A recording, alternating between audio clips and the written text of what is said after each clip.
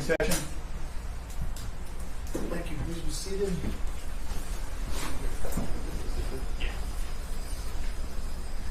Detective Allie Q, you have a swear to, is that right? Yes, Your Honor. Your right hand is raised. Do solemnly swear or affirm that the statements about to give this court are true to the best of your knowledge and information brief. Yes, Your Honor. Elijah Coleman, what do you do yesterday in the city of Roseville? Yes, Your Honor. 8/14/2025, the victim and the defendant got into a verbal altercation over a check in the mail addressed to the defendant. Both parties pulled at the check and the victim was struck unintentionally in the mouth as the defendant gained control of the check. The defendant then grabbed the victim by her hair and pulled her down the hallway inside the home. The two continued to argue outside until the police arrived. I was able to speak with the victim, who does want to pursue charges. A small cut was observed on the victim's lip, and the two parties are currently married but going through a divorce. Thank you. Is that your signature on the complaint? Yes, it is, Your Honor. Is he in custody? He is, Your Honor.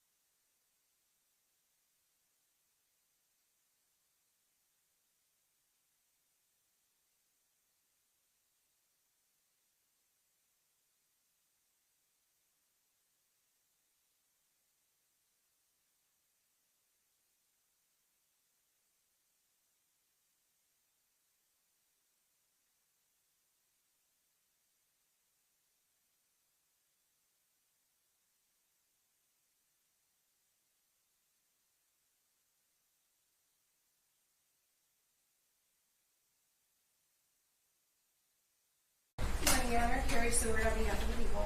Morning, Your Honor. Robbie Lang appearing on behalf of defendant. We're here today for a continued hearing on regarding Mr. Booker's charges. This is the preliminary examination hearing. I know Mr. Booker has been brought over from the jail. He's not in the courtroom. We obviously had an issue with him last week, and Mr. Lane, I asked that you talked to him this morning, and you've done that, is that correct? I have, Your Honor, and my client does wish to waive his right to be physically present and would like to have the same setup as last week Friday, where he can see and hear the proceedings, and I would ask that kind of be the same thing as we did last week. Thank you. He knows that he has a constitutional right to be present. His behavior warranted him not being in the courtroom last week. Did he tell you how he's gonna act if he is brought into the courtroom? He did indicate that there may be some disruption. I told him that I would have to, I was obligated to pass that on to Your Honor. And he also said he would prefer not to be in court. Based on those statements made by your client, then we'll proceed without him being physically in the courtroom. He is in our jail cell. He is on Zoom, although we will not bring him. We won't have him present on our screen, and he can also hear the proceedings. And I was also informed that after the court date on Friday, sometime this week, he did attempt to talk to him about the proceedings. In fact, you indicated to the court in chambers that you gave him a synopsis at least as to what took place. Is that correct? Yes, Your Honor. Even though he would not see me personally, the people at the jail were kind enough to allow me to give him a letter that I wrote. He acknowledged today that he read the letter I wrote, the summary of all the things that happened last week, and particularly, summations of the witness testimony. You know what that is? Yes.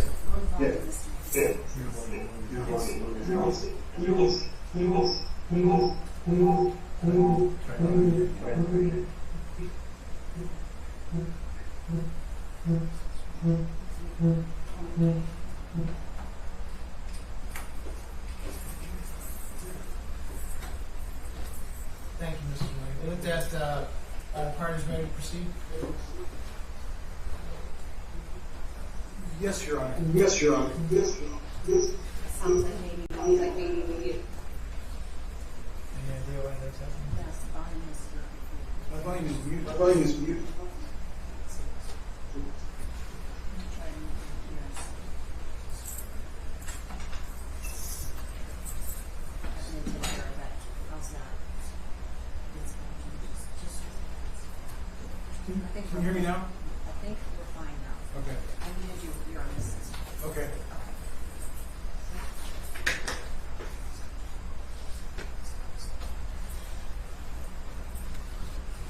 People call pain Barksdale.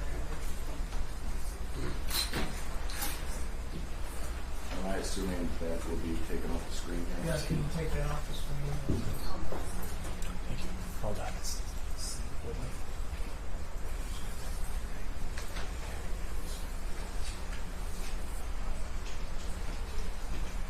Defendant's still able to view Yes. the proceedings.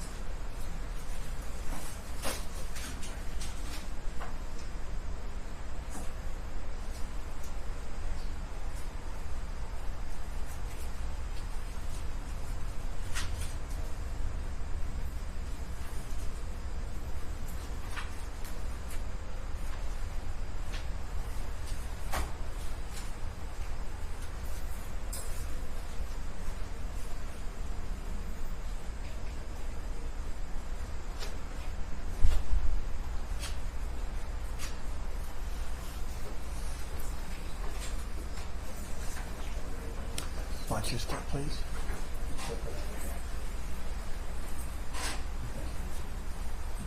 Good morning. You may have a seat. Raise your right hand, please. You solemnly swear or affirm that the testimony you're about to give in this matter will be the truth, so help you God. Say your name, please. Payne Barksdale. Spell your first and last name, please. Payne, P-A-Y-N-E, Barksdale, B-A-R-K-D, sorry, Barksdale, B-A-R-K-S-D-A-L-E. Thank you. Ms. Stewart. Good morning. Your voice is a little soft and we just all need to be able to hear you, okay? Ms. Hayne, do you know someone by the name of DeAndre Booker? Yes. I'm going to put up what is People's Exhibit 95. If you would just take a look at the screen in just a moment.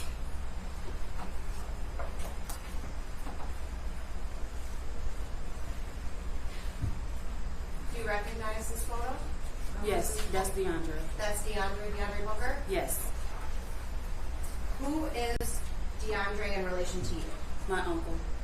Is this someone that you're related by blood? No, that's my adopted uncle. Adopted uncle? Yes. I'm sorry, I didn't catch that. That's my adopted uncle. It's going to be a little harder for us because of these fans. So Okay. you might Talk have, a little loud. yeah, you might have to feel like Okay, you're yelling, but sorry. it's okay. We need to hear you, okay? Okay. So describe your relationship with DeAndre. He's an emotional support system in my life. Whenever I need anything, I was going through a divorce. So I can call him and he's there. If I need money, if he needs to come get me, whatever. He never really came to get me for anything, but he always sent me money for food or Ubers for work, you know, whatever I may need him, he always stepped in. Were you close your whole lives? Yes. Yes. And you were in contact with him your whole Yes. life? And then maybe around my high school years, we lost touch. And then we rekindled last year in August. How long would you say you lost touch for? It's been like 10, 11 years since I've been out of high school, so yeah. About that 10 long. years you didn't Yes. talk to the defendant? Yes. And then you said you reconnected last summer. Yes, in August. So, did you talk to the defendant at the beginning of this year, January 2nd, 2025? Yes. Tell me about that. He called me and he said that he needed his friend vehicle to be removed from his apartment complex because he didn't want to get in trouble. Now, his apartment complex, had you ever been there before? No, that was my first time. Do you know the address? No, I do not. Do you know what city it's in? Roseville? So, he called you and said he needed help with moving a car, is that what you said? Yes. Yes. It was a coworker. It was a male coworker. He said that he had went to his house. The car wasn't registered, so it didn't have any plates. He had just bought the vehicle. He didn't have a license, and so with me having a license, he wanted me to drive it to his coworker's house. He said the cops was hot in the area, so with me having a license, if I was to get pulled over, I wouldn't be in trouble. Okay. So that was. So at some point on January 2nd of this year, did you go to the defendant's apartment? Yes, he requested Uber. Who requested it? DeAndre requested Uber from me, from Oh. my apartment to go to his apartment. Okay, so you took an Uber that was requested by the defendant to his apartment? Yes. What happens when you get to his apartment? I called him and he meets me outside. He asked me for a hug. And then he said, well, let me go back in and get the keys. So at the time, without giving us an exact address, where were you living? Downtown. Downtown what city? Detroit. Detroit. Oh.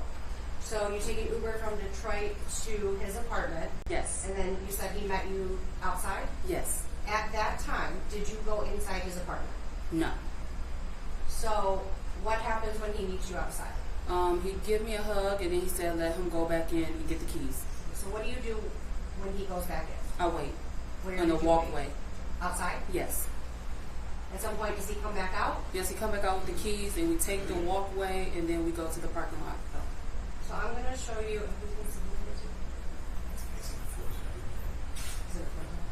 I'm going to show you with People's Exhibit 4. You could just take a look at the screen in a minute.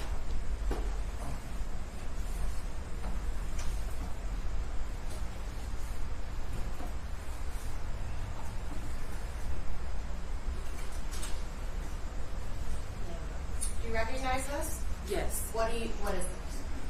This is the parking lot from the back of the apartment building. Whose apartment building? DeAndre's. Is this where you met up with him on January 2nd? Not the parking lot, no. The walkway of the front of his apartment. But this area is what I mean. This apartment complex, this parking lot, this area, that's where you met up with the defendant that day? The front of it, not the back of The front of it? it. Yes. Do you remember, was it morning, afternoon, evening, 12. 12 in the morning or afternoon? Afternoon. Almost, could be almost 1. I'm just gonna have you watch this video.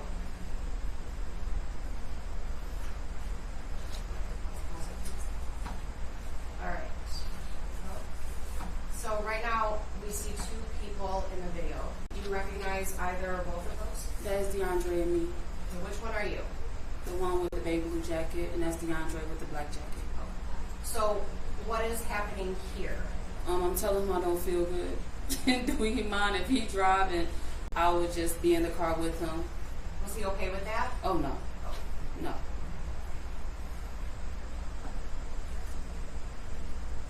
So we see you walking over to the passenger side, is that correct? Yes, That's when you were telling him you didn't feel well? yes. So what are you doing right now? Getting in the car, Which side? the driver's side. And where does the defendant get in? He get in the passenger side after he go check to see that there isn't any place, and he taps the trunk, and then he gets in the passenger. So when you get in the car with the defendant, what happens? Is he saying anything? Yes, he tells me that when I pull out, to make a left. Do you know where you're going at this time? No, So how do you know where to drive? he just tells me. So he gives you the directions? Yes. So we're watching the video. What's happening here? I'm pulling out of the parking lot, and then he's telling me to go left. And this is where I get nervous, where I almost come close to a car, and it's about to come up soon. Right before I pull out, another car is going to come. You're going to see it's going to come up in a minute. You see where I'm pulling out and that car is coming? Yeah. All right, so you make a left out of the parking lot, Yes. correct? And then does the defendant tell you where to go from there? Yes, once I get to the light to make another left. So where do you go after that? After I turn at the light, Yes. I make a left, and then I keep going straight at the next light, and then maybe 2 to 3 minutes after the next light, I turn into an apartment complex. Do you know what apartment complex that is? Is this one that goes I on? want to say golf. Is this something you remember, or are you guessing? No, Is this I what remember. it's You remember? Okay. Yes. Have you been to that apartment complex before? Not No. to work all day. Not the first time that you've ever I'll been hold there. fire Yes. if you want. Okay. What did you do when you pulled into the apartment complex? I initially parked in residence because he told me that his friend stayed there with his girlfriend, but he said that his friend wasn't on the list, so I'll have to park in visitors. So when you said you initially pulled into the residence area, did you park the car then? Yes. And then what happened after you parked the car in the residence area? He told me to pull out and park in visitors. So you had to pull out, park in a different spot? Yes.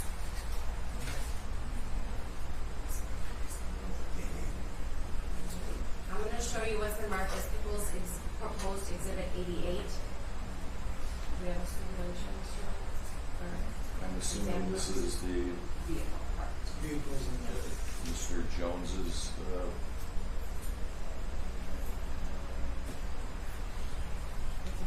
surveillance camera. No, It's a photo. these are just the photos of a car. The car. Okay. The photos, yes.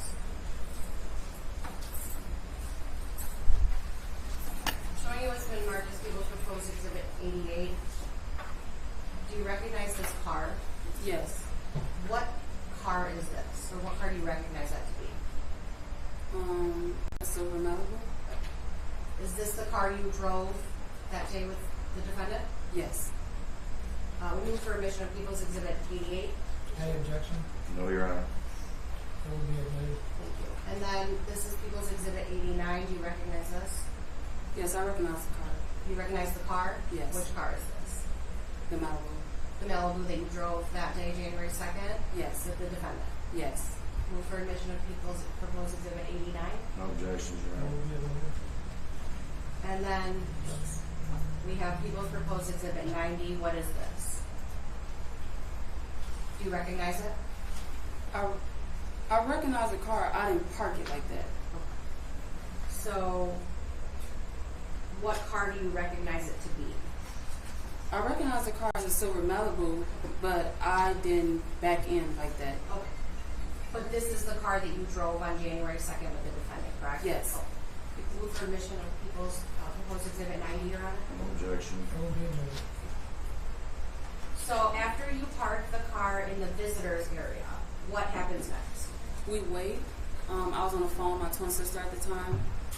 He was texting someone, and then maybe like 5 to 10 minutes later, he asked me to get off the phone with my sister, and then he said the Uber's here. And then I asked him, is your friend or your friend girlfriend going to come out and thank me for bringing a car? They don't want to know who drove their car. And he said that his friend wasn't there and the girlfriend wasn't coming down. Oh, so were you aware that he was ordering another Uber? Did you know that was going on? No. So what happens next? Once we get out the car, he told me to hand him the keys. Did you give him the keys? Yes. What happens And next? I said, so what are we going to do with the keys? He said that his friend told him to leave it on the seat. Did you ever see those I'm keys sorry, his again? friend said to leave it where? On the seat? Thank you. Did you ever see the keys again after you handed them over to the defendant? No. So what happened next? The Uber pulled up in this white Tesla. Did you get an Uber? Right before we got into the Uber, he goes to the dumpster. Who's he? DeAndre. What happens next? He put something in the dumpster. And then what happened? Then we get into the Uber. Who got into the Uber with you? Me and DeAndre, and we went back to his apartment. What happens when you go back to his apartment? Once we go inside, he shows me around. He gave me a tour of the place. What do you remember, if anything, from, let's start with the living room. Is there anything that stood out to you? Yes, the living room rug. Tell me about that. It was like a light pink peach rug. It was kind of scrunched up. It wasn't laying flat on the ground. That's the only thing that really stuck out to me. And there's 2 love seats. One was up against the wall, and one was kind of facing the front door. The love seats, do they have pillows, just general, normal looking couches? Yes, they have pillows. Was the living room neat? Was it dirty, messy? Anything that you remember? It was neat aside from the rug. What happened while you're at the apartment? After he gave me a tour, I told him I need to use the bathroom. He told me to wait, and he goes in and clean up some more. So he told you to wait before you could use the restroom? Yes. Did you think anything of that at the time? Not really. I just know I wasn't feeling good, so I'm like, I don't know if he was just trying to clean it before I walked in. I didn't think nothing of it at the moment. No. Oh. So, do you go to use the restroom? Yes. I'm going to show you what's been admitted as People's Exhibit 22.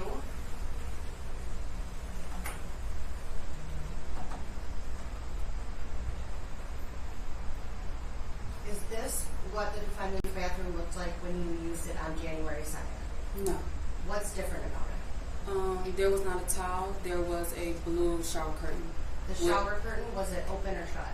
It was shut with the big bird in the middle and animals and flowers coming out from the side of the bird. Okay, so you do remember seeing a blue shower curtain that was shut, meaning covering the tub? Yes. Anything else look different? There was no bleach. Do you remember anything else that would have been different from this photo?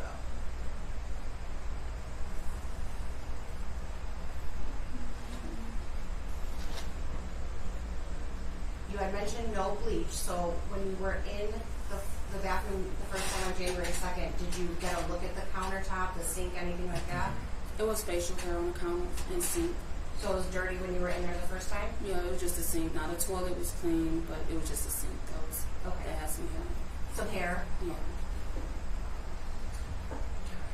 So after you use the restroom, what happens? Or strike that. You had mentioned that you weren't feeling well, correct? And then you had mentioned also that he went in before you was spraying something. Were you able to tell what he was spraying? It's not pine salt. Like pine salt? Like a cleaning solution? Yes, it was no smell of bleach at all.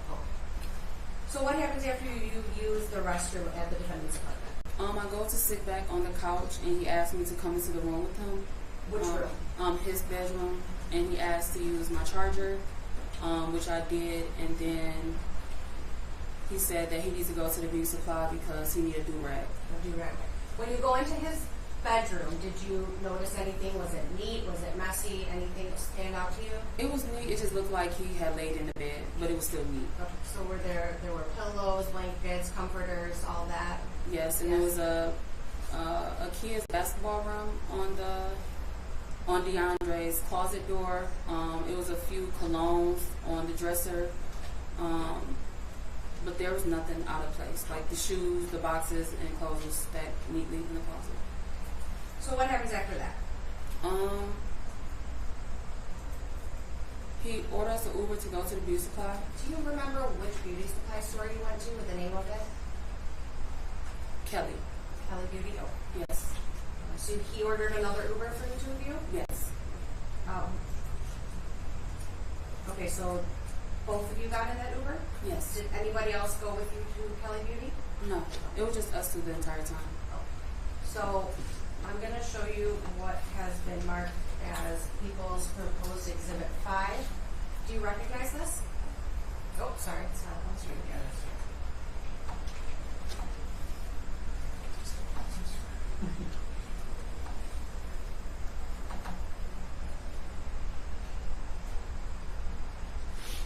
Okay, do you recognize this? Yes. What is this? Kelly Beauty Supply. This is the entrance into Kelly Beauty Supply? Yes. And is this where you went with the defendant in the Uber on January 2nd? Yes. Can I stand there for a moment? Yes, please. If that would help me see better. The Uber driver, you see the back tail light? That's the Uber driver, and that's where he was sitting in the car waiting for me. So you're indicating to the part, it would be the top of the video, Yes. just slightly to the right of the center Yes. of the entranceway? Mm-hmm. So I move for the admission of People's Proposed Exhibit 5. No objection. All right, we're going to watch this. And you had mentioned you believe that to be the Uber parked in that top area? Yes, and I initially go into Dollar General. You see me right there. Okay. And then I realize I'm at the wrong door because the Uber driver tells me and tells me that this is a beauty supply Now entrance. you're kind of pointing to someone that would be the very top of the video in the middle, correct? Yes. And is that you Yes. walking in right now? Yes. And do you remember like what time that was?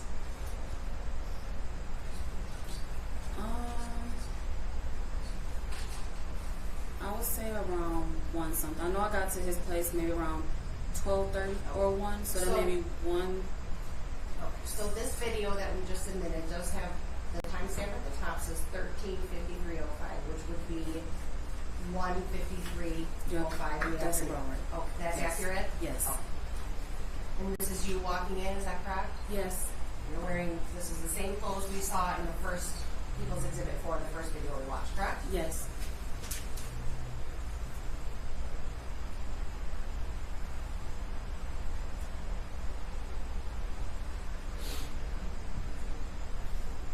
All right, now we've jumped forward to 1:57.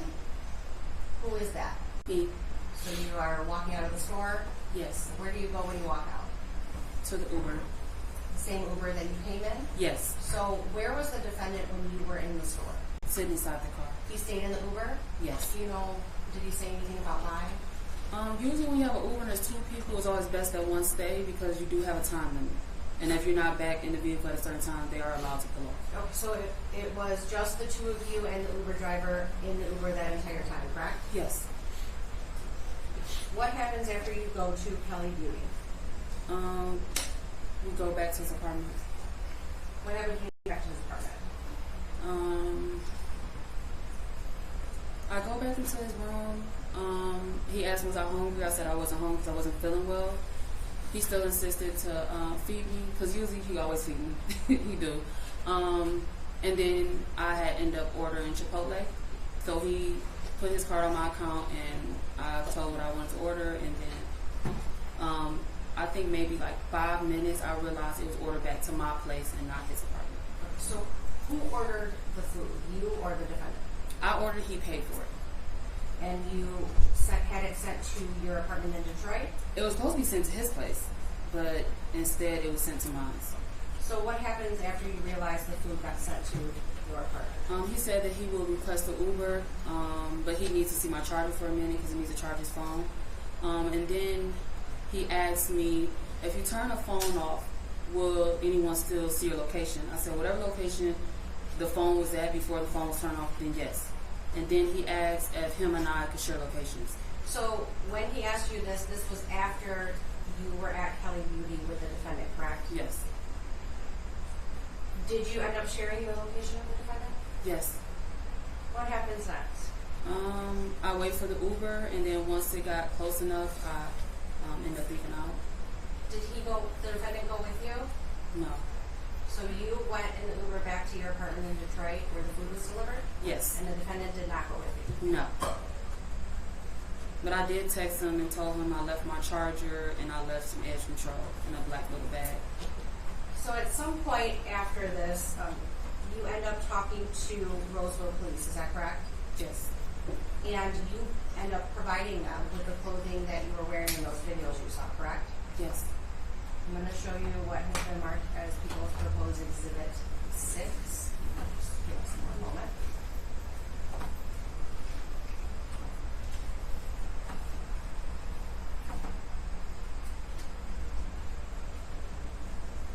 Do you recognize what's in this photo?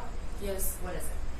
Some black shoes, a Ford hoodie, a baby blue jacket, and my polka dot pajama pants. And are these the clothes you provided to Roseville Police? Yes. And these are the clothes that you were wearing on January 2nd when you went to the defendant's apartment in Roseville, correct? Yes. Move for the admission of People's Proposed Exhibit 6. Mr. Knight? No objection. No objection. And then we have People's Proposed Exhibit 7. Do you recognize this? Yes, that's the purse I was wearing When were you wearing that purse? on January 2nd. When you went to the defendant's apartment? Yes. And did you provide that to the police as well? I think I still have the purse. Okay, but you showed it to them? Yes. And so does this accurately reflect the purse that you were wearing on January 2nd that you showed to the police? Yes. Move for the admission of People's Proposed Exhibit 7, Your Honor. No objection.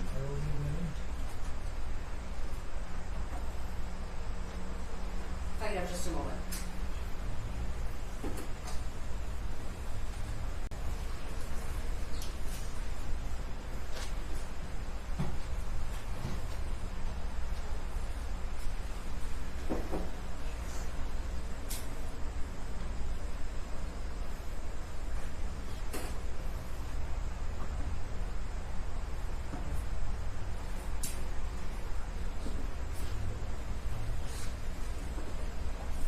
I'm showing you what has already been admitted as People's Exhibit 96. I know it is. Oh, no, we're not showing you yet. Sorry. It's just a moment. Okay. Now, this is what has already been admitted as People's Exhibit 96. It's an overhead view. Does this look familiar? I know you probably never had this exact view, but are you able to identify what's in this photo? Yes. Okay, tell me what you recognize. The apartment in the parking lot. Whose apartment? DeAndre's apartment. In Roseville? Yes. So, if you can you show us where you were initially dropped off the first time you came on January 2nd?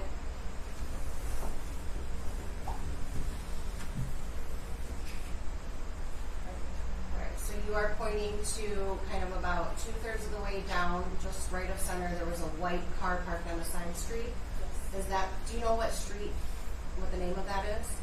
No. So you were dropped off there. Now the parking lot that we saw in the first video, is that in this photo? Okay, so that's down at the bottom center where all those cars are parked. Yes. And where did you initially first see the defendant when you got dropped off on January 2nd? So you have pointed to the opposite side of the building from the parking lot? Yes. Is that where he met up with you? Yes. What happened when he met up with you? Where did he go? He gave me a hug. He said that he needed to go get the keys, so he went back inside. Do you know which door he went in? Can you show us on there? Okay, so that would be the opposite side of the building from the parking lot, and Yes. what we're looking at is the door to the left, correct? Yes. And where did you go when he did that? I waited. You waited in that same Yes. spot? Okay. And at some point you met back up with him. Where did you meet back up with him? In the same spot, and then we ended up walking down here. Okay, so you have shown there's a sidewalk that kind of goes around the building and towards the parking lot? Yes. And then where did you go from that sidewalk? Right here, Okay. and I think the car was parking. Oh, and that's the video that we saw, the first one, People's Exhibit 4, correct? Yes. And you can have a seat. When you were at the defendant's apartment, how was he acting throughout the day? He couldn't sit down. I asked him that he made me nervous and that he could sit down because he just kept pacing back and forth. He didn't though. You didn't sit down? No. So you asked him to because it made you uncomfortable? Yeah. Why did it make you uncomfortable? Because he's walking back and forth, and I'm not sure why. I kept asking him, was he okay? Was something wrong? And he didn't really give me an answer. Nothing further at this time, Your Honor. Thank you. Thank you, Mr. Martin. Payne, now,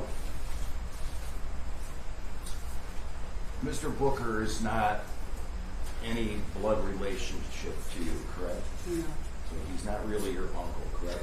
He's my adopted uncle. His sister adopted me. Okay. I would be correct in stating that his sister took you and your sister into her home as like a foster child?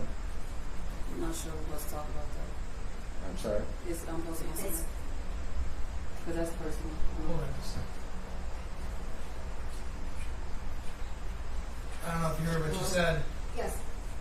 Did you have an objection? Yes, Your Honor. I do have an objection as to relevance. Well, I mean, I'm trying to get at how she knows Mr. Booker so well. And I'm trying to establish how it is they met each other and their history together. And I think that's relevant. I don't think there's anything that's secretive or confidential about that. It's not that it's secretive or confidential, but she did already testify that she was adopted. He was her adopted uncle. They grew up together, and there was Well, a period of approximately 10 years where they didn't speak, but that they were very close when they were growing Well, up. I believe I get to ask questions about that. I don't know whether there was some official adoption or not. You can ask if there's an official adoption. I'm not really going in that direction anyways. Okay, I'm trying to establish how it is they knew each other. I was adopted. I'm sorry? I was adopted. You were adopted Yes. by Mr. Booker's sister? Yes. Okay. And is Mr. Booker older than you? Yes. And he's older by how many years? I'm not sure. You're how old now? I'm 30. I'm sorry? I'm 30. You're 30. Okay. And is Mr. Booker somewhere around 35, 36? He's in his 30s. How old were you when you came to live with Mr. Booker and his sister? I'm sorry? I don't want to answer. Well, I can't hear you. Her answer I was, don't want to answer that. she said, I don't Well, want to. I don't think you have a choice but to answer my questions. This isn't proof. Ms. Seward, Because it gets more personal. just 1 second, please.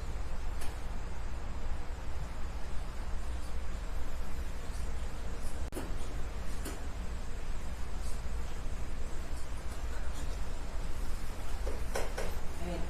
We do have an objection to relevance, Your Honor. We're going to continue objecting to delving into the intricate details of Ms. Barksdale's childhood. I don't think it's necessarily relevant as to what may or may not have happened on January 2nd, 2025. Well, I think it's relevant as to how well she knows him, how old she was when she met him, how old she was when they separated for 10 years. I believe all of that is certainly relevant to her memory, her ability to recall information. I don't think it has. And it goes to how well she knows him. I don't think it has anything to do with her memory as to what happened on January 2nd. How old she was when she was adopted has absolutely nothing to do with the events that transpired on January 2nd. I don't see any relevance in that. I'll overrule the objection, but your questions should be limited to anything that may be relevant. The reason I'm overruling the objection is because the prosecution did bring it up, the issue of adoption, how long she's known him, during direct examination. So for that reason, I'm overruling the objection. But I'm not going to let you delve too far into their relationship. Go ahead, Mr. Lyons. So I'll repeat my question. How old were you when you came to live with Mr. Booker and his sister? I lived with the sister, not DeAndre. I'm sorry? DeAndre wasn't in a home when I lived with the sister. So you're saying that you never lived in the same home with Mr. Booker? No, we didn't live in the same home. How is it that you knew him then when you say that, you only lost touch with him when you were in high school? I'm going to object again to relevance, Your Honor. You again established the nature of their familial relationship. It doesn't matter who she lived with, who he lived with. She testified they were close, they were family members, they spent time together. Okay, Well, now, hold on just a second, because I'm going to overrule the objection because you did ask questions regarding how she knew him initially, the fact that he is her adopted uncle. Again, in that they were brought up on direct, and I will go ahead. Your testimony, though, was that you never lived with Mr. Booker. Is that correct? Yes. Thank you. Go ahead.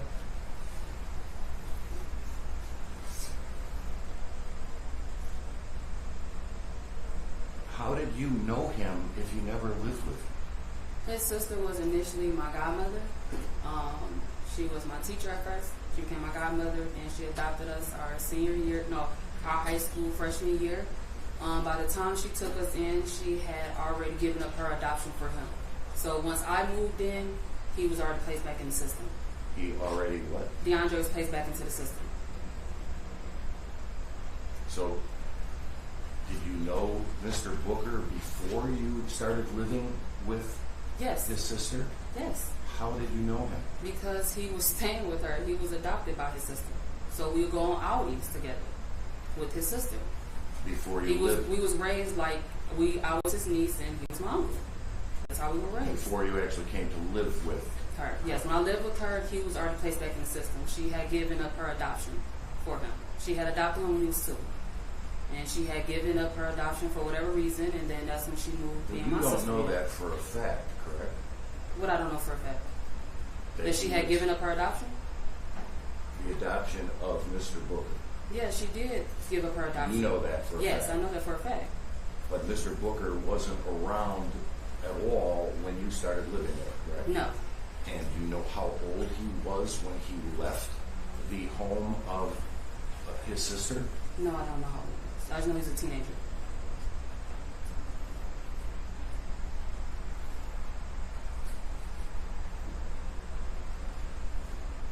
But you do know his history in terms of him living with his sister for quite some time, since he was a young child. Yeah, she I'm adopted going to us too. object, Your Honor, to both asked and answered and relevance.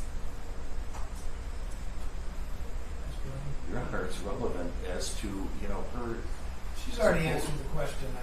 supposed knowledge of him. But she's already She answered the supposedly question. knows somebody that I'm trying to question whether she even ever met him before. I mean, Answer that question. it doesn't sound like Go it. ahead, you can ask that question. She's giving various answers. You can ask the question, did she know him at all? I believe she's already testified that she did. Yes. Right, but I think I can delve into how she knows somebody that she never lived with. You can ask that question. And again, this is a topic that we've covered. She indicated how she knows him, and just because she didn't live with him. Mr. Lang? Do you know if Mr. Booker, you said you didn't see him for, let me start that. The first time you see him in at least 10 years is on January 2nd, correct? Yes. We only communicated by phone or FaceTime.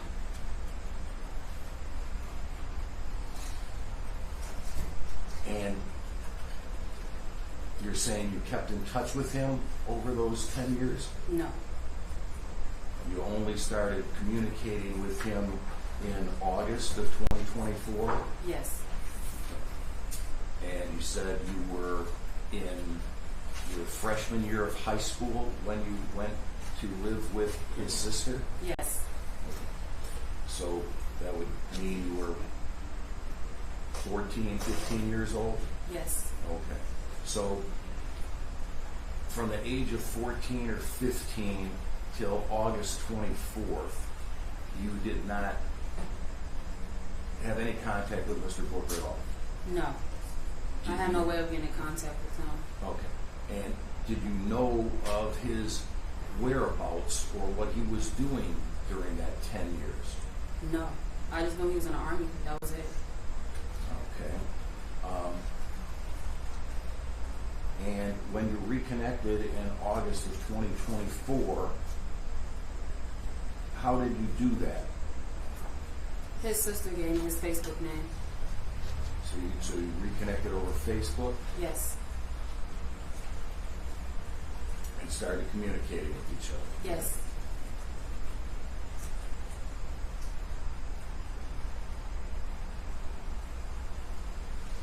Now,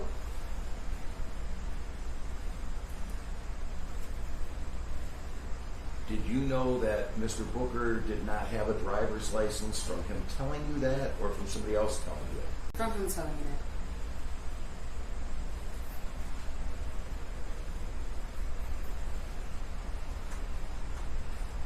You testified that he was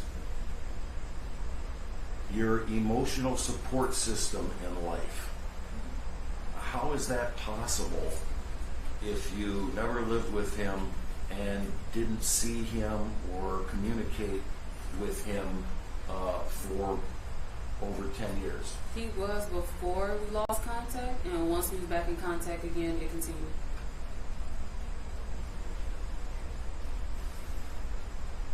So how, when you got back in contact, I take it you talked to him about problems in your own life, correct? Yes. Judge, I understand that this was I'm not something that was... dialing into and it. I'm objecting, sir. I understand this was something that was brought up on direct, but I think we're going a little bit astray as far as relevance to the intricate details of how she communicated after they reconnected. She indicated they reconnected in the summer, and now we're here to talk about what happened on January 2nd, 2025. Well, I'm not the one who brought this up. She did about Okay, this. I emotional overruled the objection. Mr. Lang also indicated he's not going to delve into any problems that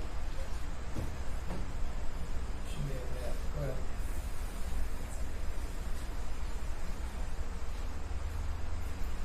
Did you talk to him about problems in your life, Yes. starting in August of 2024? Yes. Did you ask him for money during Yes.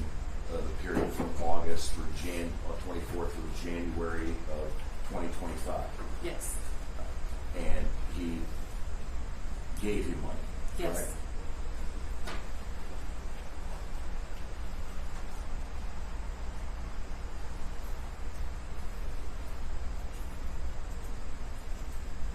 And at some point in time, on January 2nd, he calls you and asks you to do him a favor about moving a car because he doesn't have a driver's license, correct? Not because he didn't have a driver's license. His coworker didn't have a driver's license. Well, but you know he didn't have a driver's license, correct? Yes. He had told you that. Yes. And again, he asked you to move his friend's car because he didn't have a driver's license, correct? Yes.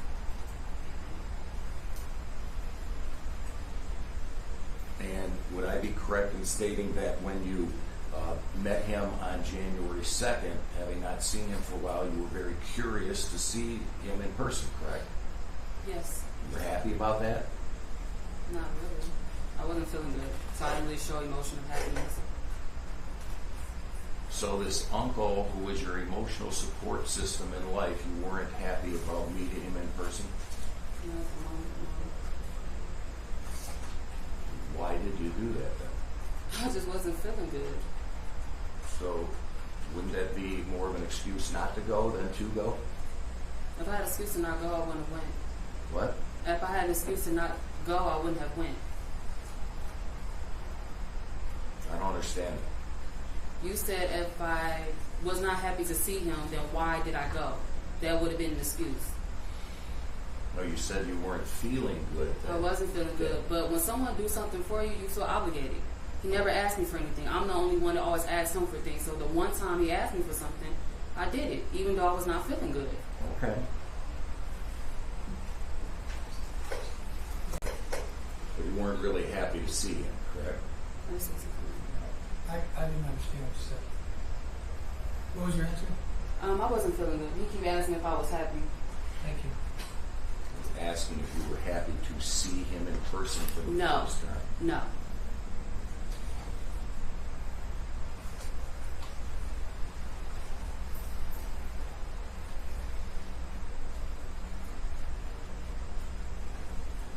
And when you drove this car, at first you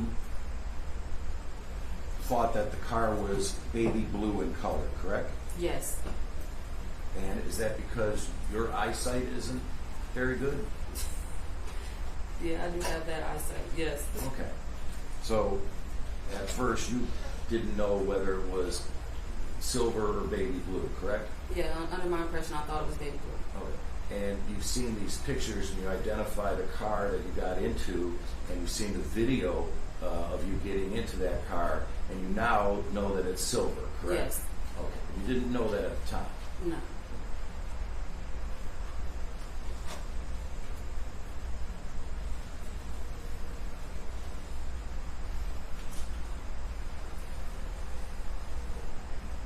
Now, when you drove the car to the apartment complex, you just don't know the name of the apartment complex, correct?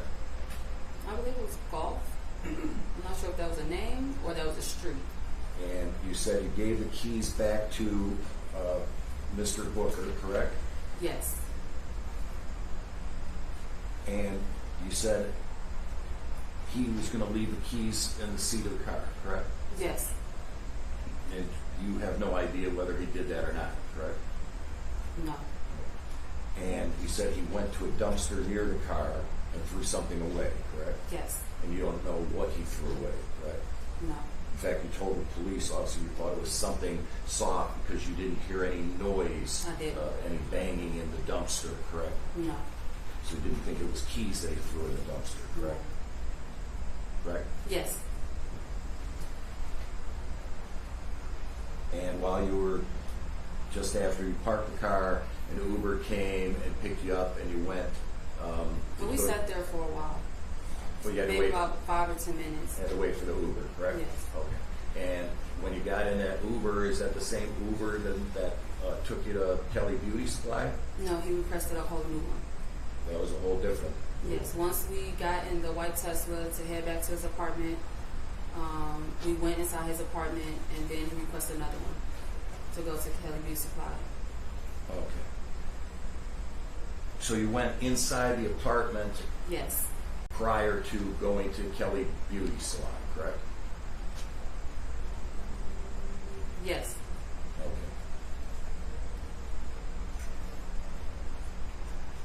That's when he gave me a walkthrough of his apartment.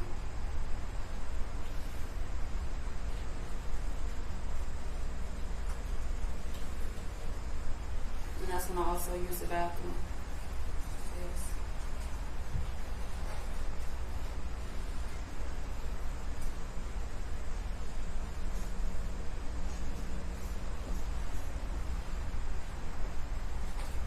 All right. And didn't you tell the police that you were curious about how he was living and you looked around the apartment to see if it was clean, neat, dirty, correct? I wasn't curious about how he was living. He offered to give me a tour of the apartment. I was Right. never curious.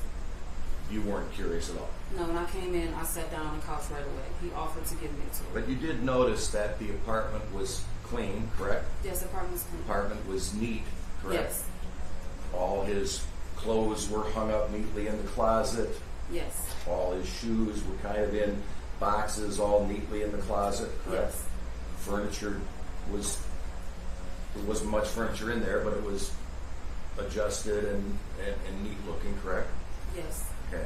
And you said when you went into the bathroom that he said, hold on, let me, clean it a little bit, correct? Yes. And he sprayed some kind of Pine Sol Yes. in there. And didn't you tell the police that the exact type of Pine Sol or thing that he sprayed around in the bathroom was the exact brand that you use in your apartment? Yes. And you even showed the police that, correct? Yes. So that wasn't anything unusual, correct? No. Okay. And then you said the bathroom was, fairly clean and neat except for The counter and sink. you thought there was some hair Facial on hair. the vanity where the sink is? Yes. And you thought that might have been either beard hair, he had a beard, right? Yes. Okay. That it might have been beard hair or pubic hair? Yes. Not sure? Yes. That was the only thing out of place in that bathroom, correct? Yes. Okay. Everything else was clean and neat, correct? Yes.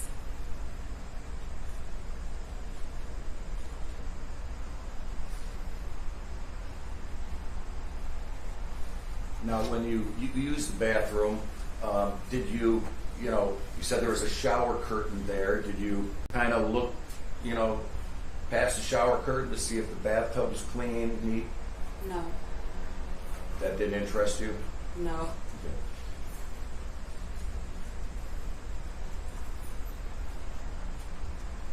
And when you talked to the police, I believe this might have been January 9th was the first time you talked to the police, correct? Yes. And that was inside your apartment? Yes. Okay. And do you remember telling the police that you remember the shower curtain, but you can't remember much detail about it? It was blue, black, or something? Yes. And that you didn't mention any animal prints or anything to the police, correct? I told them I wasn't sure if it was animal or bird prints. And you're still not sure of exactly what prints may have been on the shower curtain, correct? It wasn't prints. I just knew it was either animals or birds, but I wasn't sure as to which one. And was it the same blue color, or were the animal in black or red or any other type of color? The animals were in colors. It was in the center of the In shower colors? curtain. Yeah, the color of the animal or what they're supposed to be, they were just in the center of the shower curtain. They wasn't spread it out. They were just in the center.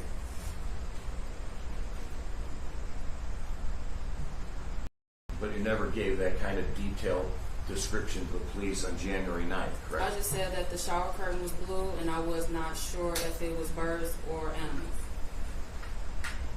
And why are you sure today than when January 9th? I said the same thing to you today that I said to them on the 9th. Have you seen any pictures of the shower curtain before you testified today? No, I still have not seen any pictures. I'm sorry? No.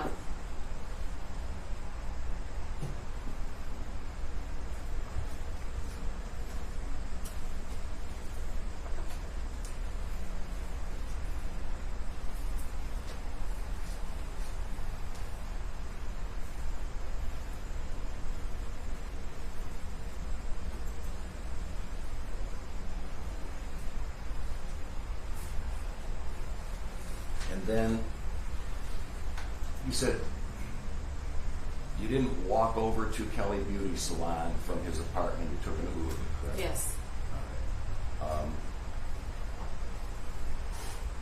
And DeAndre went with you and Yes. stayed in the Uber while you went shopping for some things that you needed, correct? Yes. And he did that so that the Uber would stay and wouldn't leave and have to call a new one, correct? Yes. Okay. You get back to the apartment and you said you ordered some food from Chipotle? Yes, from DoorDash. All right. And you ordered it from your phone? Yes, from my phone. He used his Okay. card. But you used his card to pay for it? Yeah, correct? he put the card information in. Okay. And I take it that the food wasn't delivered to DeAndre's apartment, it was delivered to your apartment. Yes. And is that because they already had your address in the application or whatever? Yes, but he had switched it to his apartment, but I think it was too late, so it had already was on the way to mine. All right. So then when you discovered the food wasn't coming to his apartment, you got an Uber to go back, or DeAndre got an Uber for you to go back to kind of get the food. Yes, into DeAndre your requested an apartment. Uber for me to get back to my apartment. Yes.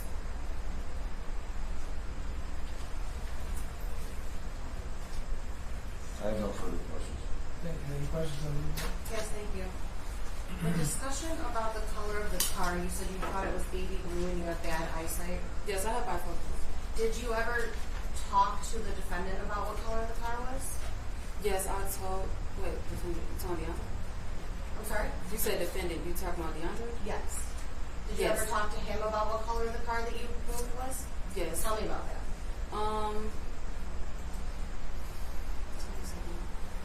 I brought the conversation up to him maybe a day after, so January 3rd. My twin sister had reached out to me and asked me about Ashley.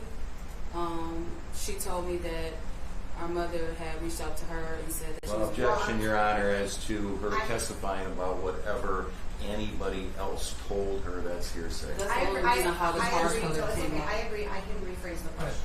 Back on January 2nd, 2025, when you were with the defendant, Mhm. did you have a discussion about the color of the car? No. So did he never told you, hey, this car is blue, this car is black, this car is silver, anything like that? No. At any point, did you have that conversation No. with the defendant about what color the car was? No, not until the day after. No. I'm sorry? Not until the day after. The day after. Okay. Yes. So you had a conversation on January 3rd with the defendant about the color of the car? Yes. And did he tell you what color the car was on January 3rd? Yes. What did he say? Baby blue. So he told you it was baby blue? Yes. Did you ever ask any follow-up questions about, is it really baby blue or is it another color? Yes. And what did he respond to that? He said no, that it was baby blue, and that I'm overthinking it. I'm thinking too much into it. So the defense was asking you questions about whether or not you were happy to see the defendant on January 2nd. And you had said that, you kind of felt obligated and you weren't feeling well. So why is it exactly that you said you didn't feel happy to see him? Is it because you were angry at him, or is it just Not just that I was not feeling the things you already mentioned? Yes. When you were at the defendant's apartment on January 2nd and you went to use the restroom, did you happen to notice if there were any towels to dry your hands on or anything like that? No. Did you notice whether or not there was a rug in the bathroom?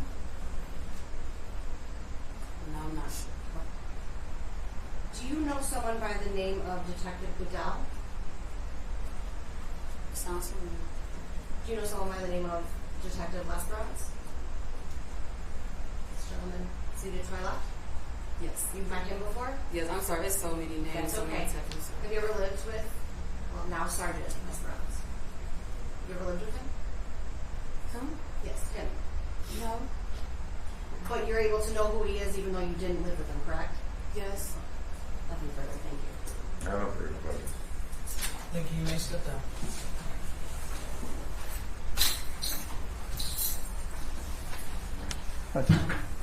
Again, watch your step. Thank you very much. We'll take a short break.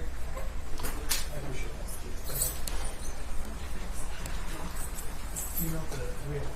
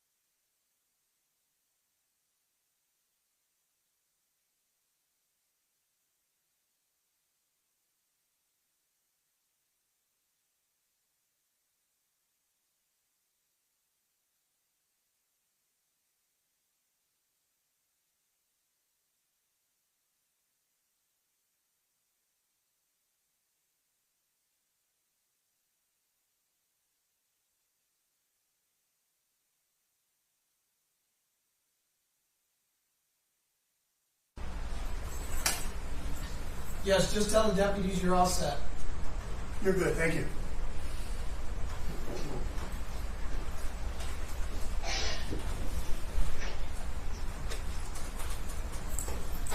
Did, Officer Foster, did somebody take Mr. Lang back? Oh, you did, Officer Yes. McManus? The deputy's gonna bring it back. Deputy's gonna bring Mr. Lang back.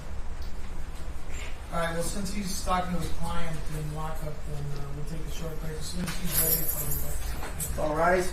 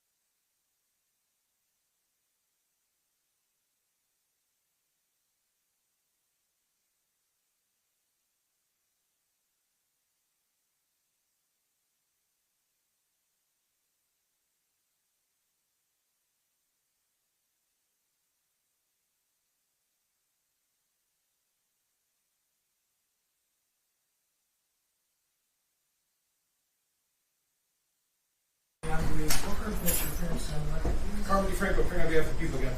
Harry Seward on behalf of the people, Your Honor. Rodney Lang appearing on behalf of defendant DeAndre Booker, who is not physically present pursuant to court order, but is has the proceedings being broadcast to him, both audio-wise and visual. Thank you. You may be seated.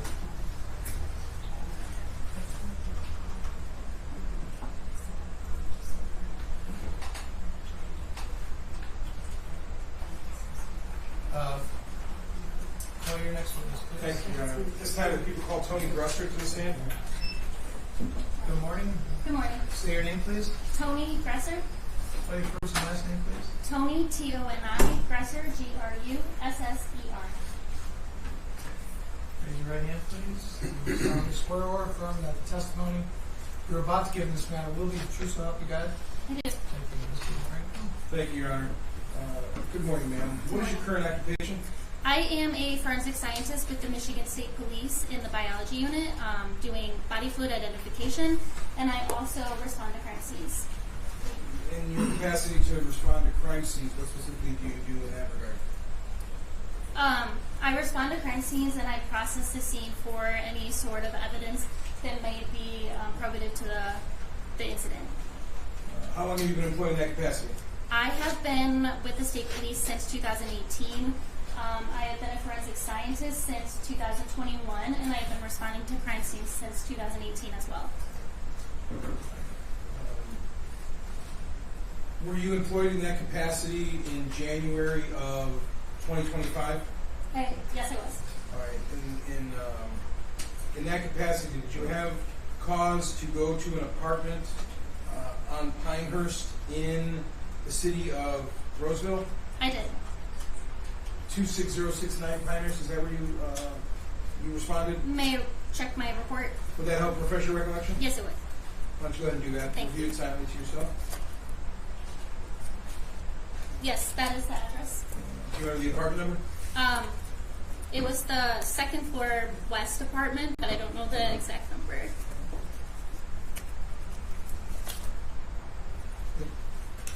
Apartment 202. Thank you. Thank you. Now, what were you called to that location to do? We were called to that crime scene to process for blood evidence. Do you have any training as it relates to the collection of and identification of blood evidence or suspected blood evidence? I do, yeah. I work in the biology unit in the lab. So we had a year-long training program which consisted of lectures, readings, practice samples, mock cases, as well as practical examinations, which I passed all of those. And then crime scene aspect, I did a few month-long training program and then went to a crime scene schooling, which I passed as well, which all included processing for blood. Do you have any education, formal education, as it relates to this, in addition to the training that you received through the Michigan State Police? I do. I have a bachelor's degree from Marygrove College with a concentration in biology. What is that degree in? Forensic science with a concentration in biology. Thank you. And in your capacity as a forensic scientist for the Michigan State Police Crime Lab, have you ever had an opportunity to testify in court as an expert witness in that field? I have, yes. You've been tendered as an expert? I have, all times, yeah, bye. Your Honor, at this time, the people would move to tender. Oh, I'm sorry, let me do it this way. Do you recognize this as well with the mark for identification purposes as People's Proposed Exhibit 183? Yes, this What- is my CV. It fairly accurately depicts all of your education and everything else that you've done as it relates to this field It does. professionally? Thank you. Your Honor, people would move for admission of People's Proposed Exhibit 183. Your Honor, I have no objections for purposes of exam only. That's the curriculum. Yes, permission to publish to the court? Yes. It will be admitted. Thank you. And at this time, Judge, I would tender Ms. Gresser as an expert in the area of forensic science, specifically as it relates to biology and blood identification. Your Honor, I usually would just say that's fine, but I haven't had an opportunity to really go over her CV. It was just handed to it this morning. And I would just like to ask her a few questions while I'm Go ahead. going through this, if that's possible.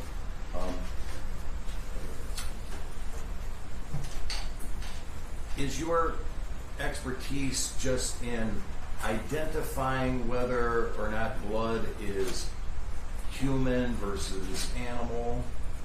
No, our blood tests are presumptive, meaning other things can cause positives. We test for blood and then we send that sample forward for DNA processing, and then they can give a DNA profile. Okay. I guess that was kind of leading to my next question. I take it if you collect evidence that you believe is blood evidence, correct? Correct. Okay. And then you collect it, you process it, but you don't take part in the actual identifying that as to the blood belonging to a person. We do have a test specific to humans. However, we only use that test in cases where there may have been an animal involved in the incident. So in this case, I did not do human blood testing. I collected samples. We sent it to the lab for another biologist to process and send forward for DNA. Okay. So you wouldn't be here to testify about DNA or the identification of any blood that you particularly processed as belonging to one person or another? Correct. Yeah, DNA is outside my area of expertise. I have no further questions, Your Honor, and yeah, for the purposes of examination only, I would stipulate that she's an expert in it. Well, Thank you. Please describe what you did then when you arrived at that apartment 202 on Pinehurst in January. Yes. So once we get to the crime scene, we meet with the officers to discuss case details and what we might need to be processing for. Once we got there, we did our general documentation, including notes and photos. And then we went into the crime scene, or the place of interest. Let me interrupt you for just a second. When you say we did this, we went in, who were you with that day? Sorry, yes. On my team, we had two other individuals. Forensic scientist, she was a forensic technician at the time, Olivia Hall, and then forensic technician, Natalie McElroy. So we all went into the scene, did our general documentation and photographs, and then after that we went outside north of the Hampton Apartments to a dumpster where we did additional processing. All right. Why were you called to a dumpster north of the apartment? Case details that we received from the agency said that a subject was seen on video leaving the apartment building following this specific trail that they walked us through to this dumpster, and he was pushing a shopping cart which appeared to have large items inside of it. So we were called to the dumpster to process it for blood evidence. All right. I'm going to show you what's been already entered into evidence, several exhibits. So let's start with Exhibit 74. Will be on the screen here. What is this here, ma'am? That is an image of the dumpster that we processed. Was that yellow tape on it when you arrived? It was, yes. Was the dumpster being guarded by anyone, or was it simply left alone? There was someone from the agency there. Agency meaning the Roseville Police Department? Yes. Thank you. Let's go to 75. What are we looking at here? This is another image of the dumpster. And now 76. What are we looking at here, ma'am? This is an image from inside the dumpster on the floor of the dumpster with apparent red-brown staining. Where is that red-brown staining? If you see the tin foil and styrofoam, it is on both of those items as well as next to it. Bottom left corner of this photograph? Yes, it is. Thank you. When you see that, what do? Once I saw that, we went inside the dumpster, or I went inside the dumpster, and I tested the sample for blood. We use a two-step chemical test that turns pink if positive for the possible presence of blood, which it did. And so from there, I collected a sample of the blood on the dumpster floor, as well as collected the tinfoil and the styrofoam from inside as well. When you say you went inside the dumpster, like you stuck your hand in and reached in? I fully went inside the dumpster from the other side, so that not to contaminate anything. So you were standing in the dumpster? I was, yes. You said you collected a sample. How do you go about collecting a sample?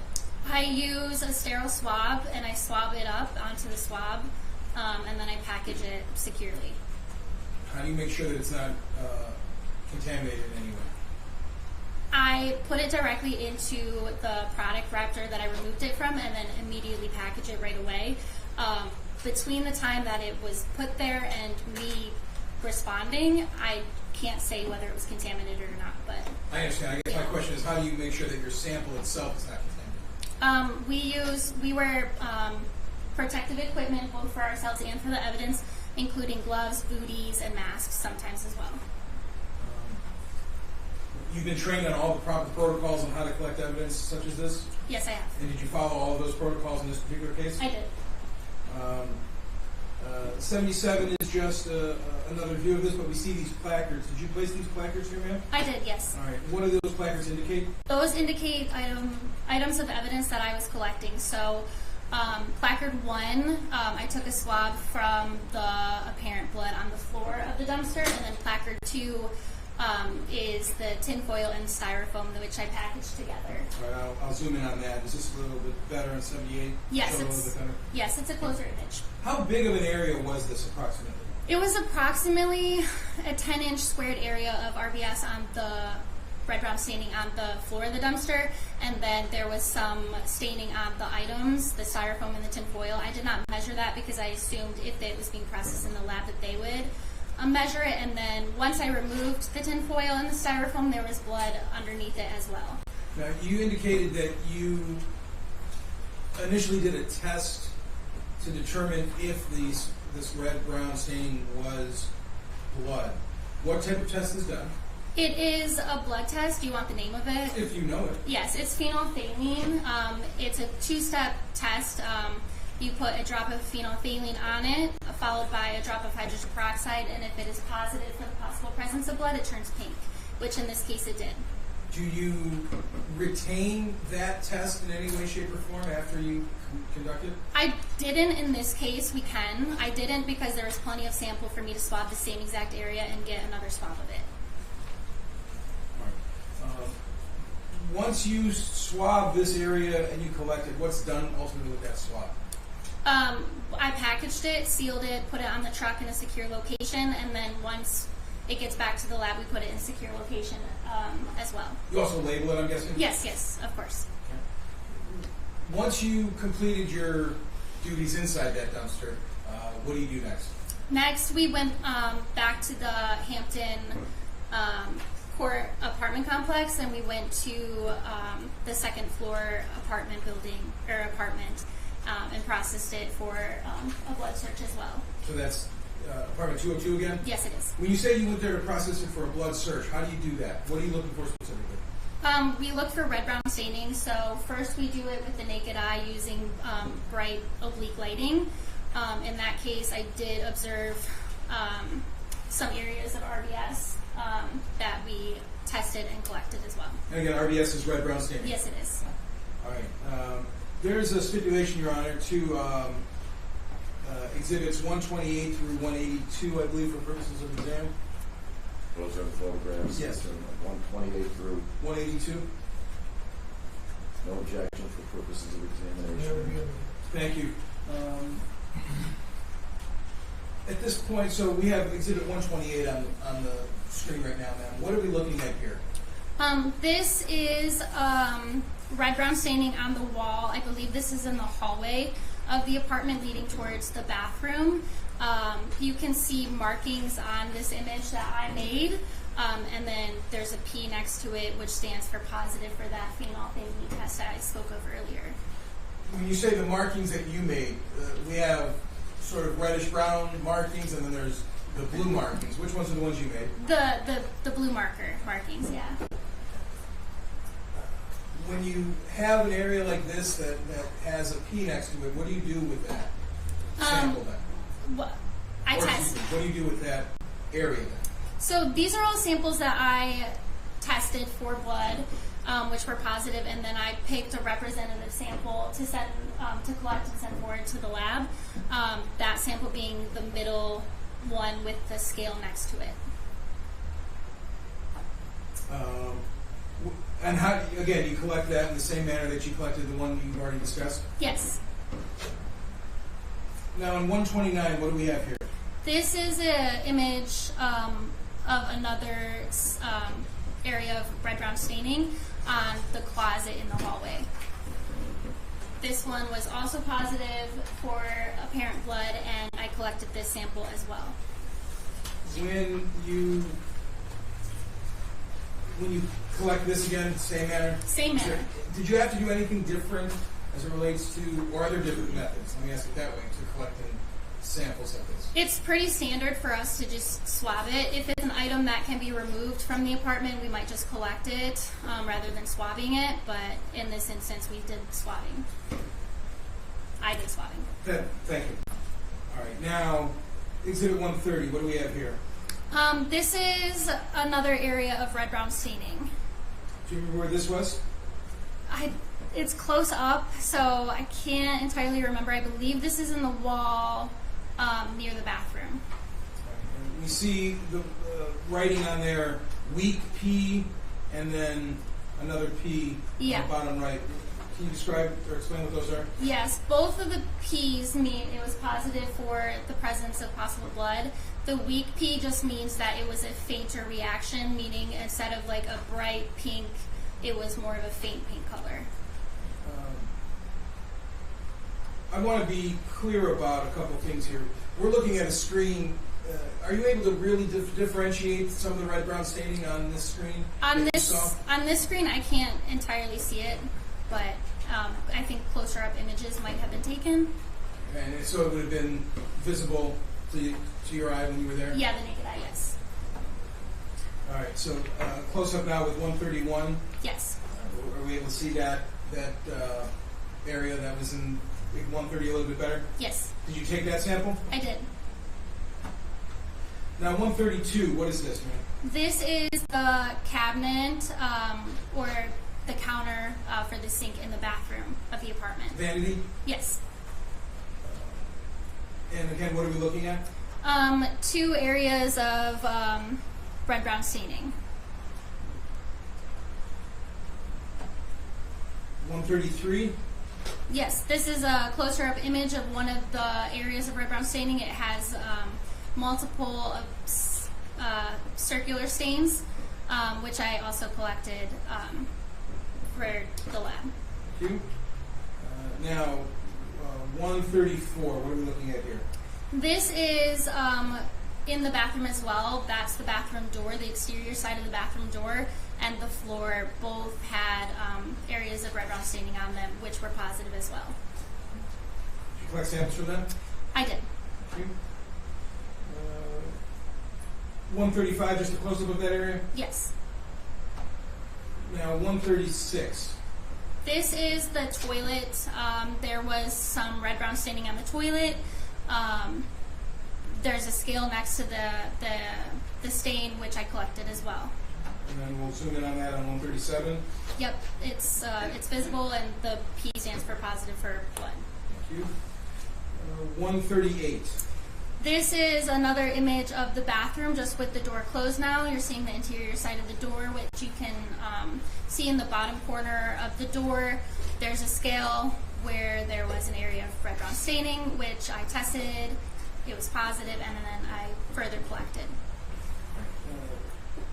So the naked eye there, were you able to notice any sort of blood or anything on the vanity itself on top? Yeah, on top there was some faint red-brown staining on it.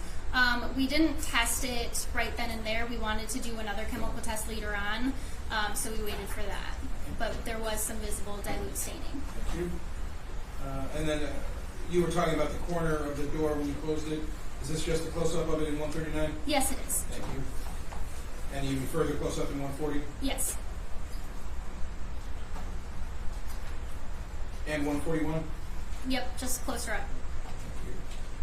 And again, 142? Yes. At 143, what are we looking at here? So this is an image of the bathroom, specifically the tub shower area, after we did a test called LCV, or leucocrystal violet. That is just a blood detection reagent that we use to find latent blood that you cannot see with the naked eye. How would latent blood show up with this LCV? It causes a chemical reaction in the blood to turn a purple color. So How do you get this chemical? How is it sent to the Michigan State Police? we order the chemicals in powder form, and then we measure them out, store them on a truck properly, and then once we get to the scene, we make it into a liquid form. Application is just spraying it with a fine mist. How can you be sure that the mixture that you've made is accurate and will give you the results that you want? So before we use it on evidence, we do a quality assurance by testing it on a positive control sample and a negative control sample, and we ensure that both of those respond accordingly before using it in a scene. And was that done with the LCV in this particular case? It was. So now as we look at 143, why did you choose this bath area to spray with that mist? We sprayed the whole bathroom. Actually, I think there's more pictures of it later, but we chose the bathroom, the tub specifically, and the sink specifically, because those are areas where latent blood might be found, because it can mix with water, become more dilute, and therefore harder to see with the naked eye. So what is it that we see here then of note?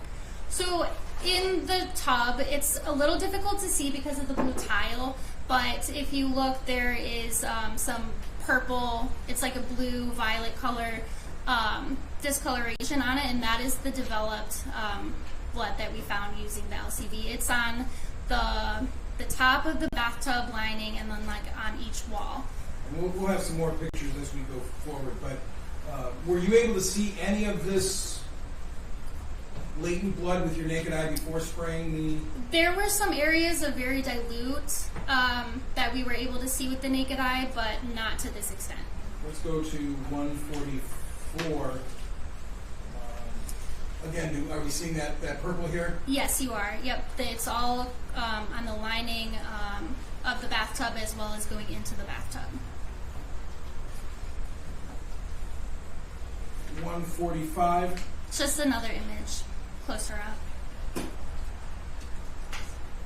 You can see some of the purple color development on the tiles in between them as well. Can I have you just step down and maybe show the court where we're looking at Yes. on this one here? So you can see the purple discoloration all right here as well as up on the wall. I think there's some better images later on in here, but there's along the window right here on the side, right here, as well as this whole area right there. Thank you. When you say this area right there, you're specifically pointing to the area where the tub meets the walls. Yes. Thank you. All right. Now as we look at 146. This is another image of the bathtub. More so the wall in there as well. You can see the violet development on as well. Just right of center of the Yes. screen on that wall, and then again where the tub meets the wall. Yes. Zoom in on that on 147. Yes. And on 148, we're looking at the front area of the tub. Yes. You can see some purple development right on like the bathtub underneath the spout, as well as going into the bathtub, as well as on the wall or the tiling above and below the handles. Right, and then zoom in on 149 again to see that same area. Yes. 150, a little bit different angle, but still the same. Yes, you can see some purple discoloration in the corner of the bathtub on like the left hand side of the image. Now 151. This is an image of the wall, the shower wall just below the window. There's a scale on there. That's an area that I swabbed and collected. And that's in the very dead center of this photo? Yes, it is. I know it's not really on this screen, it's difficult to see, but that scale is showing staining of sorts? Yes. Let's zoom in then to 152. Yes, that's a closer image of the staining that was in the last image. That area I swabbed and collected for biology. Now, when you swab an area that's already had the LCV applied to it, does that affect your ability to collect that evidence at all? No, it doesn't. We're still able to collect it and send it forward for DNA processing. 153. This is just a zoomed out image of the bathroom. It shows some staining on the outside of the bathroom tub, on the wall to the right of the image, and then there's some staining on the floor as well. Let's zoom in on some of those now. 154. Judge, I don't know, is it possible to turn these lights off? Because obviously what I'm seeing on my screen is not what's appearing on this TV, so I don't know if these lights are washing it out. I want the court to have its best ability to see this, but I can see it already. Okay. I can't tell what. and obviously we'll have it available for the court to view at I its leisure as well. can see it. All right, thank you. What are we looking at in 154, Ms. Gresham? This is the bathroom floor. It's a little difficult to see in this image because of the gray tile and the TV, but the floor of the bathroom, the entire floor, developed with purple after spraying the LCD. 155. Just a closer up image towards the front of the toilet and on the toilet as well. 156. Just a different angle. Directly in front of the toilet. Yes. And then a zoom in on that on 157. Yes. Again, even closer on 158. Yes. Now 159. Yes. This is an image of the bathroom floor and then the shower walls. And then if you look in the bottom right corner of this image, you can see some purple development on that wall as well. Officer, can you turn the lights off? Just, it may be more apparent, but it seems to me that it's very apparent. Seems like the only lights that are not off are the ones Yeah, that those are the ones.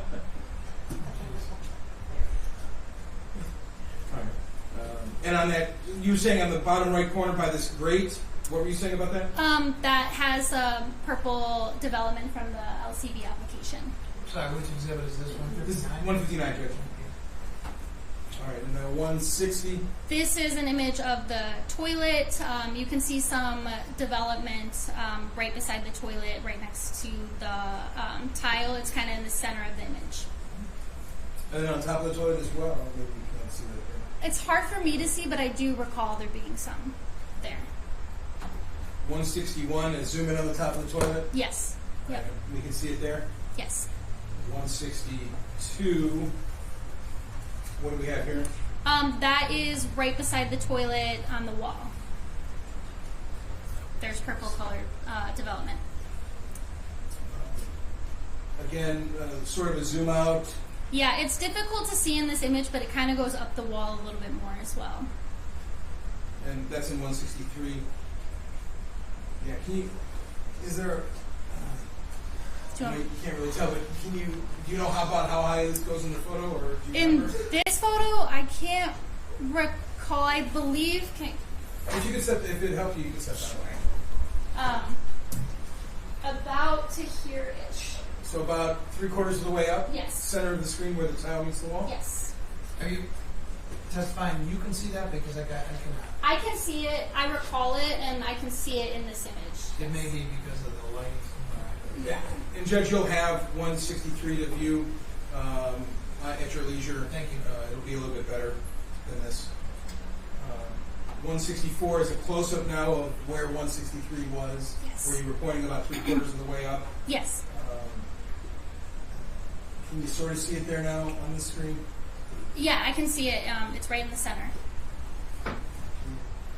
165, what do we have here? This is the opposite wall from the toilet. There's purple color development going about a foot up from the floor for the majority of the wall, but then near the bathtub shower area, it goes further up about a little more than 3/4 up the wall. Thank you. 166. It's just a different angle, same image, or same area. 167. That is the same wall we were just looking at with the bathroom door closed. You can see the purple color development further on the wall behind where the door was, and then on the floor as well. 168. You can see the purple color development on the floor in front of the bathroom door. We're starting to now turn to the door straight on Yes, in 169. yes, that's this image. You can see the purple color development on basically the entire bathroom floor. 170. This is an image of the sink and the vanity. There's purple color development on the vanity and as well as the light switch. Light switch to the left there. Yes. And 171. This is just a different angle of the same area. And then you can see some on the floor there as well. 172. This is an image of the sink area straight on. There's purple color development on basically every side of the sink. 173. This is an image of inside the sink. You can see purple color development going into the drain. 174. This is to the right if you were facing the sink, and it's purple color development. 175. This is to the left of the sink if you were looking at it straight on, purple color development. Now we're going to 176. Yes, this is leading out of the bathroom. You can see that there is some purple, bluish color development on the carpet leading out of the bathroom. And 177. Just further out of the bathroom, but there's purple color development there as well. 78. This is leading into the hallway from the bathroom. There's purple color development on the floor. Is this the same hallway that we started your inside inside the apartment testimony with? The swath on the wall that was Exhibit 128? Yes, yep. 179. This is the hallway. You can see purple color development on the carpet. And again, same hallway that was in 128, 129 in that area? Yes. In fact, we can even see on the left, well, maybe, I can see on the left, like by the door. yeah, what's on that door that you can see? The closet door. Yes. I thought you were speaking about. Let me try to zoom in on. Can you see the closet door here? Yes. What is that? That area that I'm circling in the bottom left corner? I'm not sure from this angle. It looks like red brown staining to me. Oh, can you, maybe if you step down, maybe you might be able to see a little bit better. Sorry, the image just went blurry. No. Let me ask you, if you look on my screen, does that help? Oh yeah, that's the area that I had previously tested of red brown staining that I was able to observe with my naked eye. And that's some marks, those are the marks that you made. Yes, yes it is. They're visible in this one. Yes. 180. This is the hallway leading towards the bedroom of the apartment. You can see purple discoloration on the floor. On the floor. 181. This is the area between the bathroom, the closet, and the bedroom. There's purple discoloration on the carpet. And then 182 is our last photograph here. Just more purple discoloration in the hallway. Once you... Do you have any more exhibits? If not, we'll... I don't. Thank you, Judge. Thank you. Once you complete the LCV spraying and examination, what do you do next? After that, there were a couple areas of the LCV that we collected. You were able to observe one of them with the scale in the bathroom. That was the one underneath the window? Correct, yeah. There was a couple of areas of ridge structure that developed in the LCV as well. What is ridge structure? Ridge structure pertains to fingerprints. That's outside the area of my expertise. The forensic technician, Olivia Hall, was there. She was in latent prints at the time. She took images of those, and then I swabbed it after the fact to collect the LCV positive area. And then ultimately, what are done with those samples? All the samples that you collect? All of the samples that we collect are taken back to the lab and then put in secure storage until they are ready to be processed by the specific disciplines. What discipline will you be sending these swabs of suspected blood or presumptive positive blood to?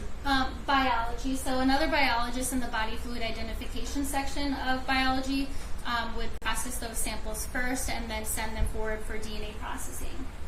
So there's still 2 more tests before we get to DNA? Potentially, yes. In this instance, I think some of the samples that we collected ended up being returned to the agency unprocessed because they had other evidence submitted. But I did not take part in that processing. After you do that, what else do you do while you're on scene? After that, I think at that point we were done processing the scene. So at that point we discussed with the agency what we observed, what we needed from them, and then we took the evidence back to the lab, put it in secure storage, and then within a few weeks we wrote a report and sent it out. May I just go on, Your Honor? Yes. Thank you, Judge. No further questions from this witness. Mr. Lyman?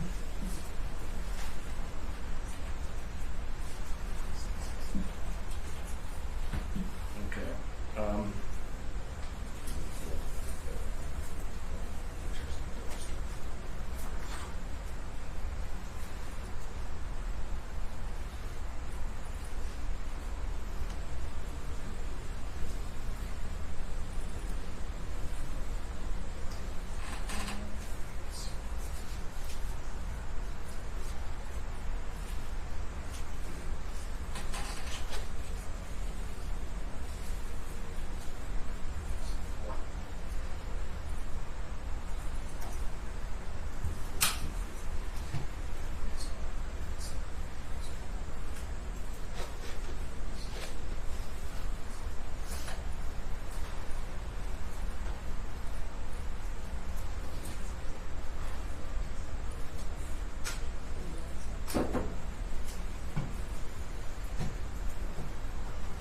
Can I help you on something? Or? Just the dumpster first. You want that? Hold on. I'll get it up. It's a Okay.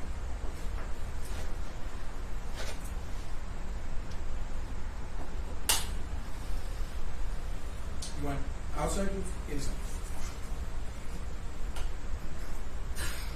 All right, Rob, I'm going to put up 77.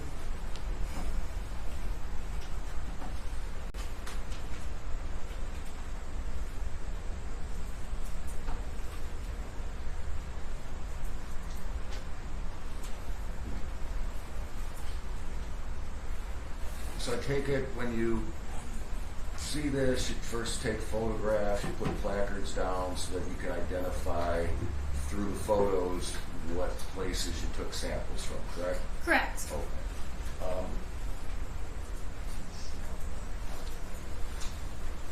Now,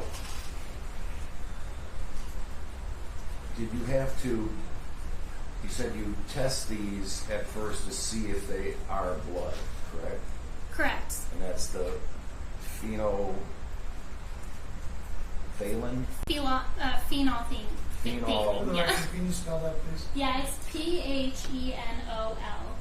PHTHELEIN. So that's the test you say kind of confirms that it's human blood, correct? That test is not specific to human blood. That is just for blood.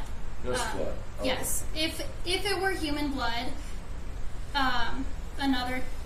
sorry, I'm misspeaking. If we needed to test it for human blood, that would be done back at the laboratory. In this case, I don't know if it was or was not done at the laboratory, but in this instance, at the scene, I tested it for pheno only, just to see if it was blood, so I could collect it. Okay. And you said when you test it, you basically swab it first. Yes. And you said you put it into some type of solution. No, I didn't put it into a solution. I put a drop of a solution on it, followed by a drop of another solution. Okay. So the solution is the Phenolphthalein, yes. And you said when it's positive, it turns the blood that you swabbed, or the suspected blood that you swabbed, into a bright pink color? Yes. All right. And do you keep that testing material or photograph it to preserve that, yes, this particular sample that I took tested positive, and here's the photograph of it turning bright pink? We don't do that, no. Or you don't keep the swab that turned bright pink? Correct. I did not keep the swab. In this instance, there was plenty of sample for me to swab in the same area and get more of the sample to collect. Okay, and then you don't save it because there's enough sample to then have it tested at the lab to see if it's human blood. Is that the rationale? Correct, yeah. We don't do another phenolphthalein test at the laboratory. At that point, they would test it for human blood if they suspected that it could be something other than human blood. But most of the time, we just send it forward for DNA processing at that point. If it was sent to DNA processing and it wasn't human blood, then I don't believe that they would get a DNA profile from it. Okay. And you said this area was approximately, 10 by 10 inch by 10 inch area of blood on the floor of the dumpster. Correct. Okay. Did you you collected samples? Did you do any kind of test or measurement of the amount of blood that you found? There's scales in the image which we use to measure the amount. If you're talking volume of blood, then I did not do that. Okay. I guess, yeah, I see your scales in terms of size, but in terms of volume of blood, you don't do any testing for that. No, there's nothing that we can really do for that. In this instance, it's spread out. We can't test the volume of blood. We don't have any training in that. I don't know that it's possible in this instance either.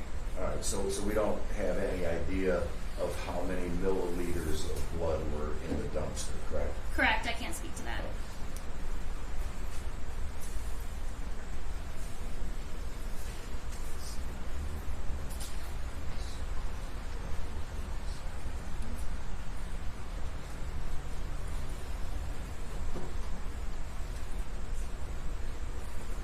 Which one do you want? Which is easy for me to do? Just tell me which one. Just back to the blood spots on the hallway closets. Right. This one? 128? That's fine, we can start here. Okay. So What is that? 128, July. Thank you.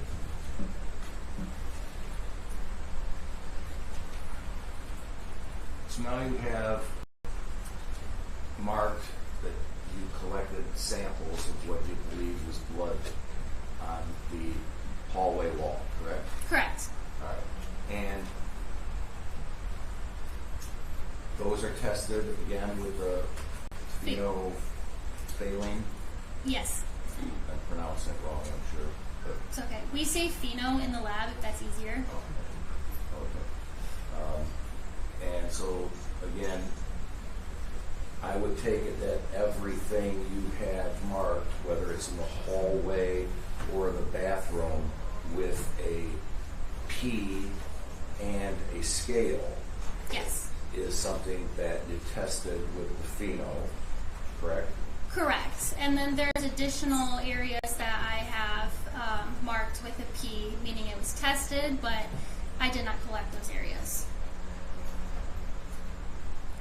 If it has a scale next to it, I collected it, yes. Okay. So you collected that for further testing Yes. at the lab. To be sent forward. So anything that is marked with a scale, that's a collection. Yes. Anything marked without a scale, even if it's listed as P, wasn't collected, but you did the pheno test to show it is positive for blood. Correct. Okay.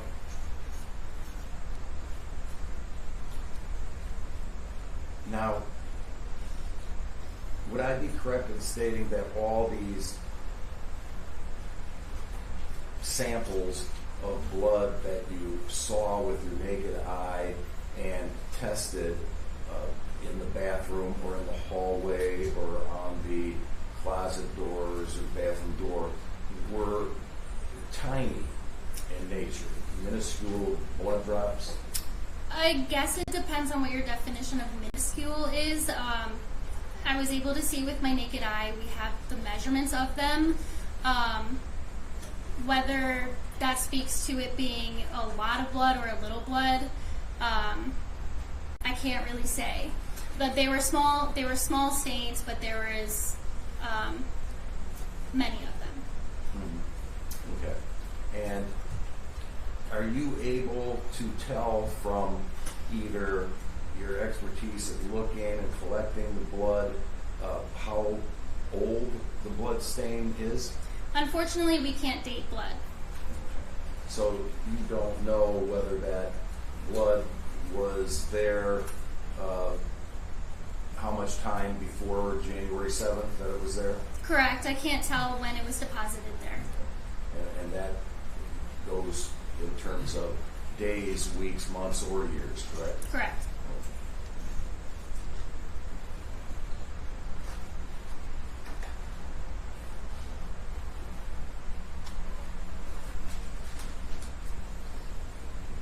Now, when we talk about and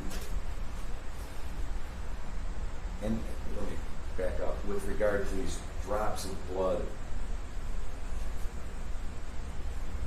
you're not an expert in terms of determining how those stains of blood got to those locations, be they on the floor, the tub, or the wall, correct? Correct. I can only speak to it as if they test positive or not for blood.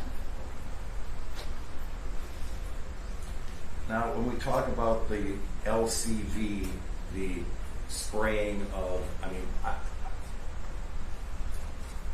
you say here it's leucocrystal vial. That's the full name, yes. Okay. But we also call it LCV. Okay. And am I correct or not correct? Is luminol kind of like a brand name or a similar name to that?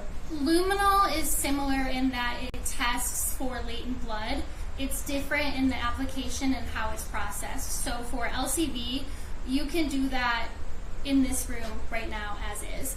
Luminol, it needs to be in a dark room because it fluoresces or chemiluminesces, and it's not a fixative, so it kind of like will spray the luminol and it can kind of flow down the wall, whereas LCV fixes to where the staining is only. So now, when we go through some pictures of the luminol, Oh, LCD. I mean, I'm sorry, the LCD, Yeah. with the bathrooms. You want to start there, or do you want? You can start there.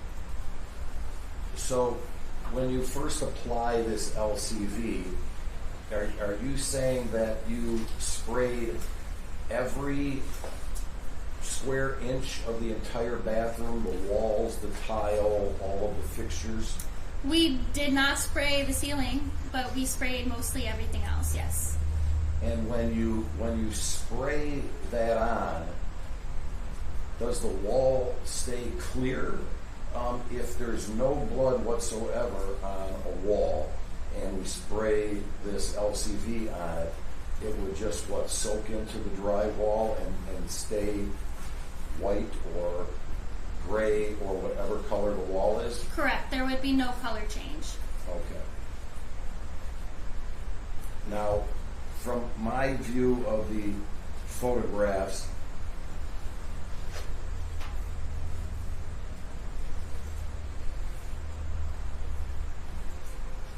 there looks like there's kind of blue markings and then purple markings. LCV turns a blue-purple color. The intensity of the color might vary based off of like how dilute or non-dilute the latent blood may be. In this case, also, I think the TV might be distorting the color a little bit as well.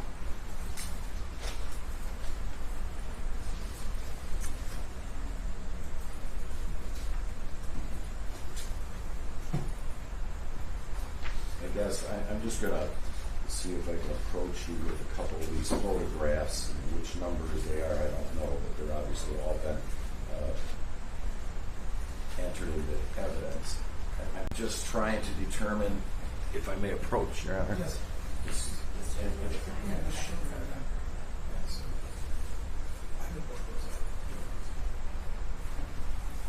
Thank you. Which is it? Give me a second, Judge. I'll tell you.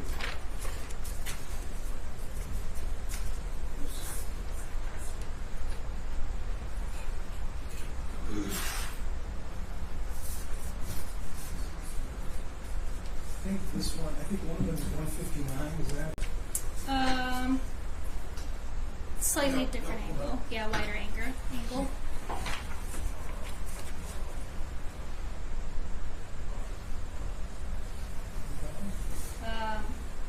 No, not that one.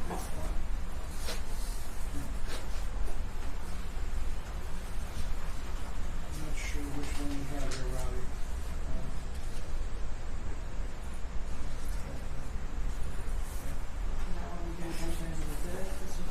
Okay, from what you're using. I know. I didn't use all of it. Either, I mean, it's not that crucial in terms of numbering. I'm just asking, what I'm seeing in my photos is Okay. that some of this is blue, some of it does look purple. I see what you're saying. To me, whether it's blue or purple, it's positive for LCV. Okay. You mean positive that there's some blood there? Yes. Okay. I also see this, like running of the color, like it's dripping down the wall or it's dripping down the bath color. Yeah, the flow. Yes. And is that like there's an absolute trail of blood, that all of that running is blood, or is it there's a spot of blood and the LCV, being, I'm assuming, wet, it eventually turns a color and starts running, gravity takes its course and starts running down the wall or the tub? It could be that we oversprayed, but in my opinion, looking at this is LCV positive areas. If there was an abundance of LCV sprayed, to where it kind of like pooled and then flowed down, the purple color change would have happened because it came in contact with the latent blood.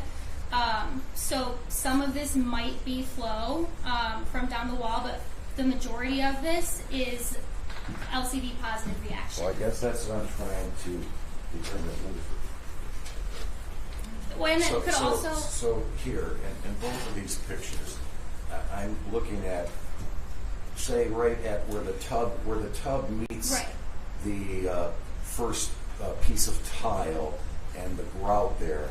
It looks like that's somewhat of a fair amount of concentration of purple, correct? Correct, yeah. Okay, and below that, I see these streaks. Yes. Like I've poured something on it and it runs down like a heavy syrup would or something, and all running through the tub. Yeah. It could also be that the latent blood there flowed down, or if it was diluted with water, if that was moved around and wet, that could have flowed down, which caused the purple color change reaction as well. This all is positive reaction. This is as well. The darker streaks might be flow, but overall, this entire area is positive for LCV. But you're saying that some of this is maybe from the overspring and it flows down, gravity does its work and it flows down. It doesn't mean that there was some blood that ran down the wall or down the tub. It could mean either. Okay, could be either, 50-50. Yeah. Okay. I noticed that on the wall, in the dry wall, there doesn't seem to be as much of the runoff. Is that because the drywall soaks it in Yeah, it's better more than the absorbent. tile? Yeah.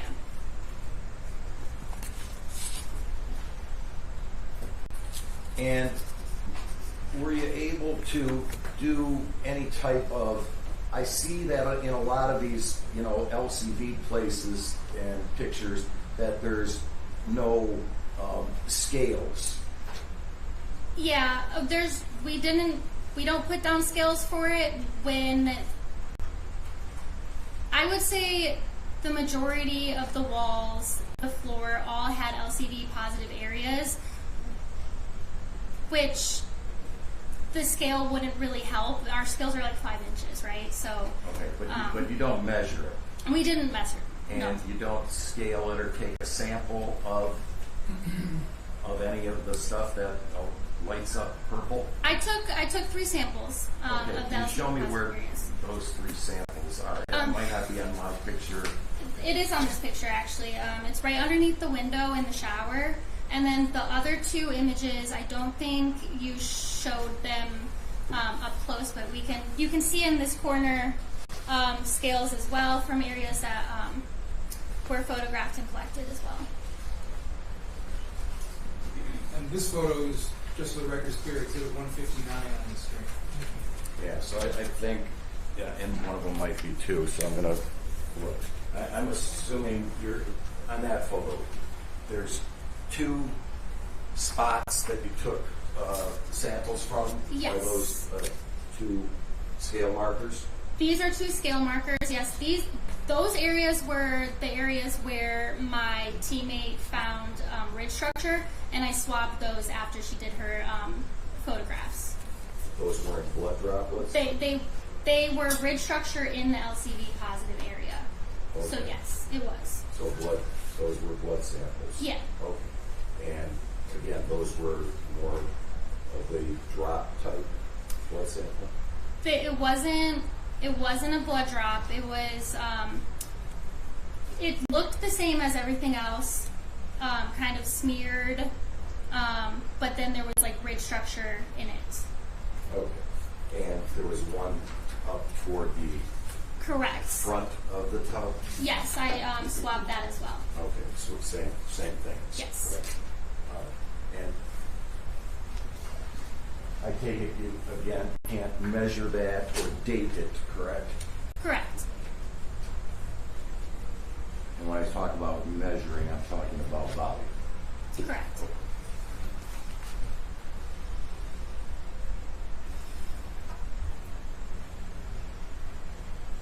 Now, when you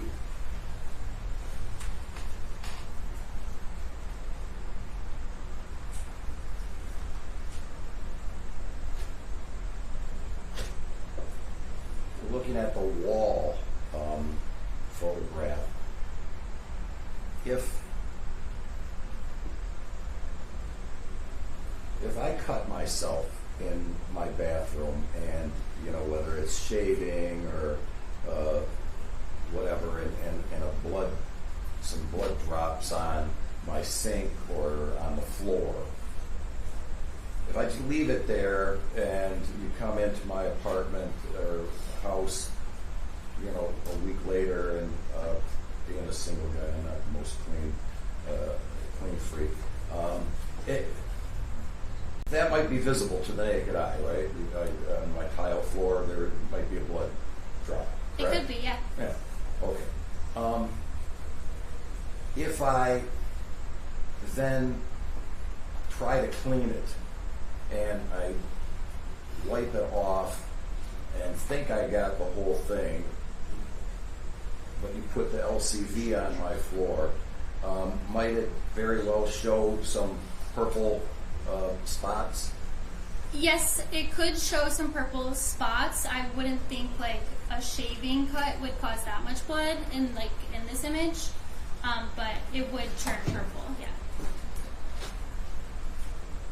And all of the red blood stains or red brown stains that you saw, Mm-hmm. all of those with the naked eye that you saw were tiny blood drops, correct? They were smaller, yes. Yeah.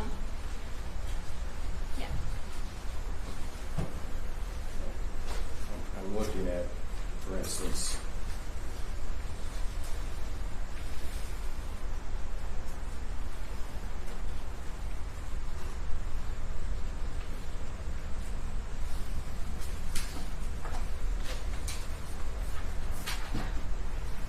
the drops that you marked. I think there might be 5 of them. Almost looks like the Big Dipper or something. Those are drops of blood. I wouldn't call those drops of blood. I would call those possible spatter stains. They're circular staining. Drops of blood look a little different than that, but So the record, I'm sorry, so the record's clear. Exhibit 133 is what counsel is showing the witness. And there's some drops, and you're not a blood spatter expert, correct? I have been trained in bloodstain pattern documentation only, so that's all I can do. I have not been trained in anything else. Oh. Yeah.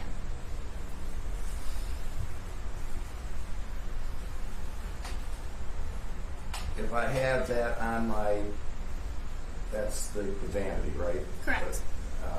And if I try to wash that off, that could possibly leave a spot where the LCD would catch that and it would look, purple, correct? Correct. But it wouldn't look purple on it wouldn't be the same pattern of purple, correct? If I tried to take those stains off my vanity and didn't do a great job of cleaning it, it wouldn't be 5 spots that look like the Big Dipper on the wall after it's sprayed with LCV. Wouldn't it show as like a smear? Yeah. Correct. And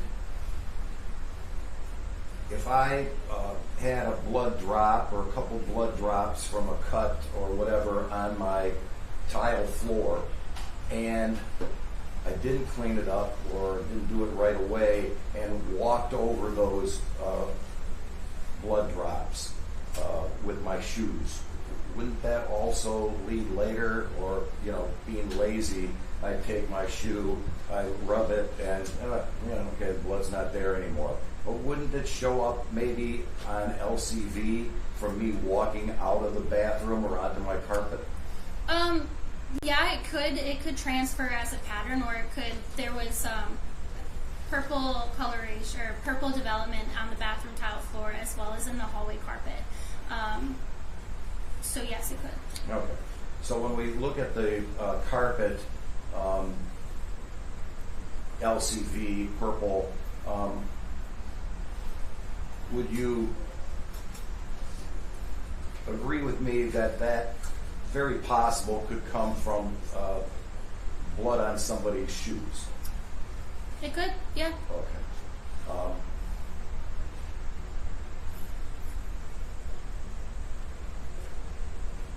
And again, that can't be dated or measured in any way, correct? Correct. Now, when you talk about these ridge structures, you're trying to, you're taking those as samples to try to like get a fingerprint, right? Yes, my teammate did that, yes. Okay. And do you know, even though you're not involved in the, I guess, analyzation of the ridge structures or comparing it to known fingerprints, correct? Correct. I've been trained in fingerprint processing for crime scenes only, but as far as the analysis, comparison, any of that, that's outside the area of my expertise, yes. Do you know if those ridge structures were good enough to be compared to known fingerprints? That's outside of my area of expertise. You don't know that. I'd have to ask that of somebody else, correct? Correct.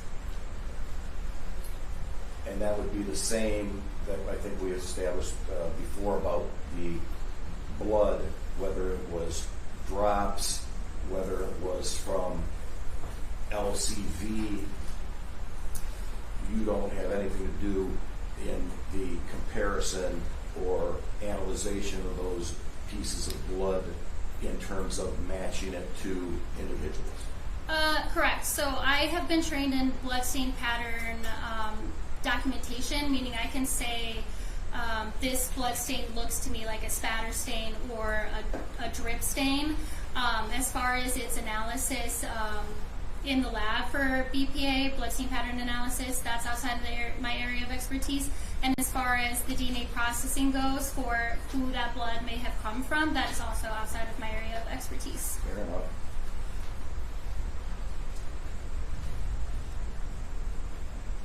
And I would be correct in stating, I mean, you, in your report, you list all of the items that you actually tested or collected with, you know, kind of item L1, L2 through L21, correct? Correct.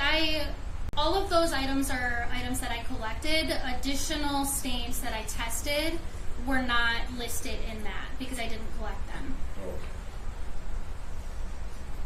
And I would be correct in stating that this list basically includes things that you took from the dumpster, correct? Correct. And the stuff from the bathroom. Correct. And the hallway and doors nearest the bathroom, such as the door, actually the bathroom door, and the little hallway door on the same side of the wall as the bathroom door, correct? Correct. Yep. There's no blood samples taken from the carpet, correct? Correct. No blood samples taken from anywhere else in the home, correct? Correct. We did collect some boots from the living room, a washcloth to be tested further back at the lab, but we didn't do any testing on scene.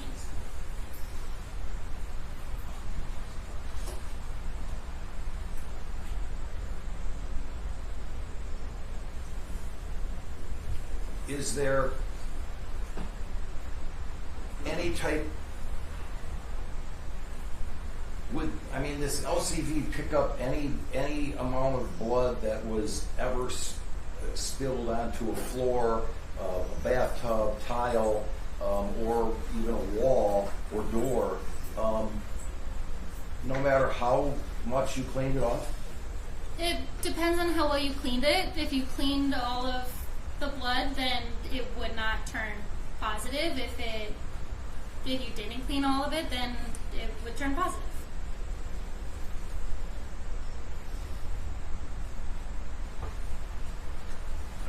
further questions. Thank you. Mr. DeBrito? Yes. Let me show you, ma'am. Well, let's. Yeah. Let me show you first. Give me one second. Let me show you what's been marked for identification purposes as People's Exhibit 127. Do you recognize this? Yes, those are a pair of boots that we observed in like the living room area of the apartment 202. And you collected those boots? Yes, we did. They're fairly and accurately depicts the boots that you collected? Yes. People would move for admission of 127 as well, Judge? No objection. And will be admitted. Now, let me get back to, I want to just ask a question about 166. Okay. If I cut myself shaving, would I anticipate this much positive LCV on the walls opposite of the vanity, on the walls of the tub, on the side of the tub, and on the floor I would not expect that much blood. from cutting myself shaving? Correct.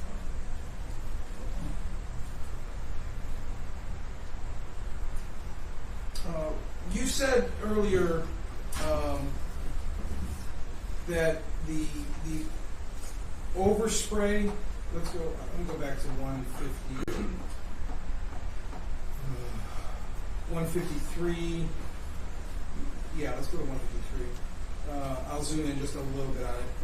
Mr. Lang was asking you questions about the drips into the tub here on 153. Yes. Do you see those? I see them. Is it, he asked you if it was 50-50, whether or not that was hitting on actual blood that went that path, or whether or not it was just cast off or runoff. Do you remember that? I recall that. All right. Do you think it is legitimately a coin flip, or is that? I don't know that you can put a percentage on it. If there was blood pooling at the top, which it looks like there might have been because you can see the dark line, when trying to be wiped off or cleaned off, then it could have flowed down the bathtub, therefore causing latent blood to be there, which turned positive. If we sprayed a lot, and let's say the pooling was just on the top, and we oversprayed because the tile and the bathtub is not absorbent, it could have flowed down and turned purple because it came in contact with blood. So there's no way either way. There's no way that I can tell which it is for that. All of this purple, though, that's on the front of the tub, that's positive. That's not a cast off or runoff. Correct. All of it that's on the side of the wall or on the floor, anything like that, Yeah. that's not runoff. That appears to be staining. The only one that might be is this small area that's on the side of the tub. In my opinion, yes. You've been trained on how much to spray? Yeah, we spray. I mean, we just need like a light layer of mist is all it takes to get a positive result. So yeah, I've been trained. And you sprayed according to your training? Yes. No further questions, Judge. No further questions. Thank you, Ms. Presser. Mr. King. Thank you. You're welcome. Please watch your step. Thank you.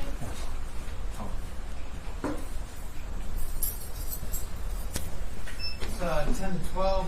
Who is your next witness and how long? Detective Les Brantz, a long period of time. Long period of time. All right, we'll break for lunch. Come back at, let's be ready to go. Well, before I say it, Officer McLean, do you know what's happening with the other people that have been walking this floor? I don't know. I believe they were going to leave, but I'm not positive. Can we approach first? Yes.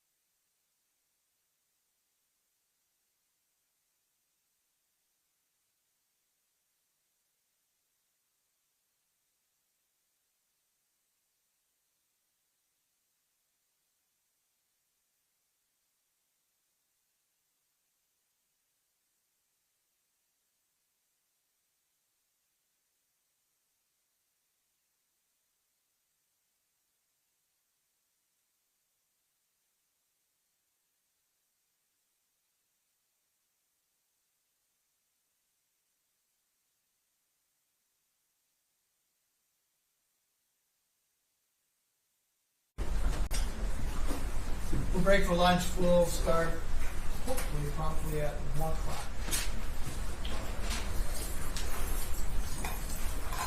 Do you want to be meeting is ready now? Or do you want to If they're ready, let's take it right. I don't know. Yeah. Yeah, yeah.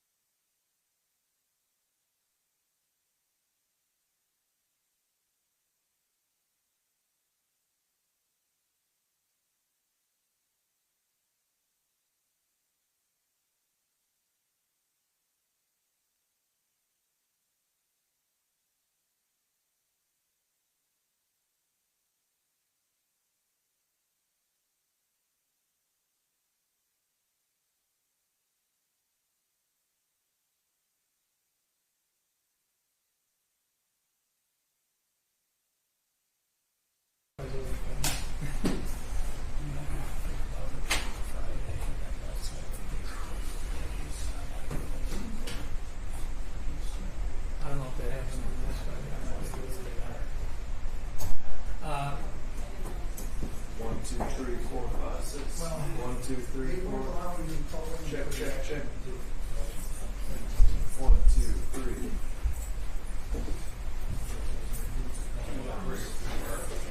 Mr. Wall, you want to just go in the jury box there? Well, I've got to take another case right now. Perfect. So, Thanks, Shauna.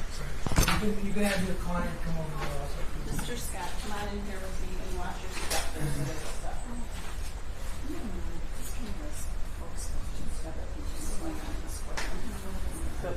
This is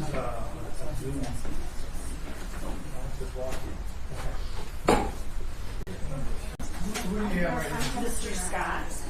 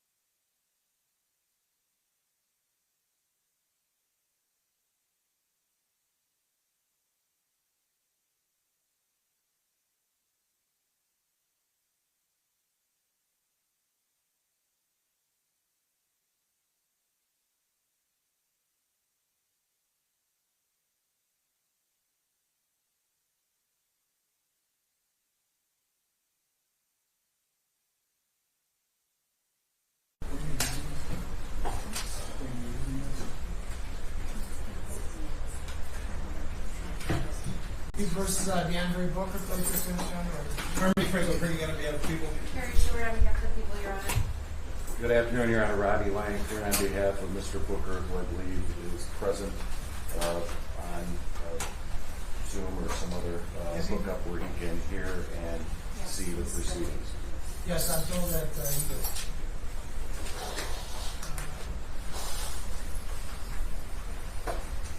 You may call your next witness. We'll call Sergeant Lestrade.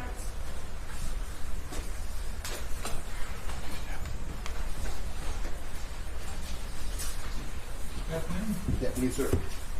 Your right hand is raised. Do solemnly swear or affirm that the testimony about to give this matter will be the truth and help you God? Yes, sir. You may have seats. State your name and address, please. Matthew Lesperance, M-A-T-T-H-E-W.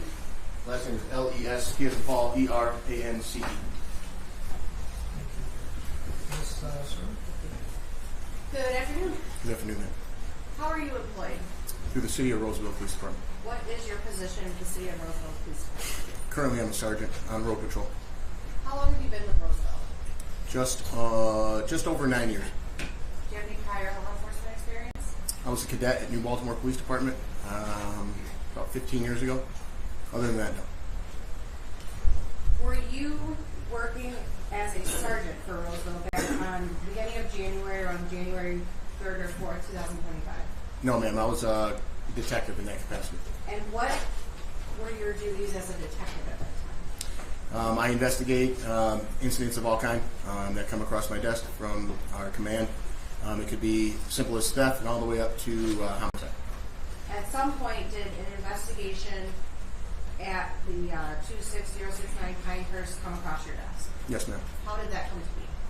I was serving as an on-call detective. I was notified by Detective Lieutenant Beamer that a search warrant needed to be done based on some suspicious circumstances that were found at the address in question. So, once that information was relayed to you, do you then become the officer in charge of the case? Yes, ma'am. So, what are your duties as officer in charge of the case? I take the case over entirely. I make sure that everything is done chronologically and to the best of the ability of the department. I start at square one, basically, ma'am. When it was relayed to you that a search warrant needed to be executed, was there already an open investigation to your knowledge that Roseville was conducting? Roseville was not. Warren Police Department was not. So the investigation in Roseville essentially began when you took it over, is that correct? Yes, ma'am. And prior to that, there was an issue that was being investigated by Warren, correct? Correct. So why did you have to draft a search warrant? Actually, strike that. Do you recall the day that you had to do that search warrant? It was a Saturday. I believe it was January 4th, ma'am. 2025? Yes, ma'am. And why did you have to do that search warrant? Officers went out to the address for a welfare check. The defendant, DeAndre Booker, called. Actually, let me go back. Officers went out there with Warren PD to do a welfare check of Ashley Elkins. Do you know what day that was? January 2nd, I believe.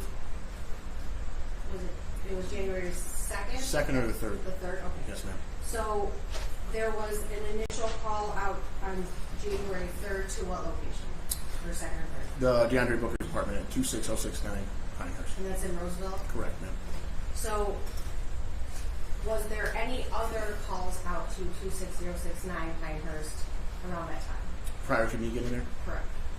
I believe they went out that next day, too, before I got there as well. That would be January 4th? Correct, ma'am. And do you know if it was Roseville or Warren or both that went out? That day was both.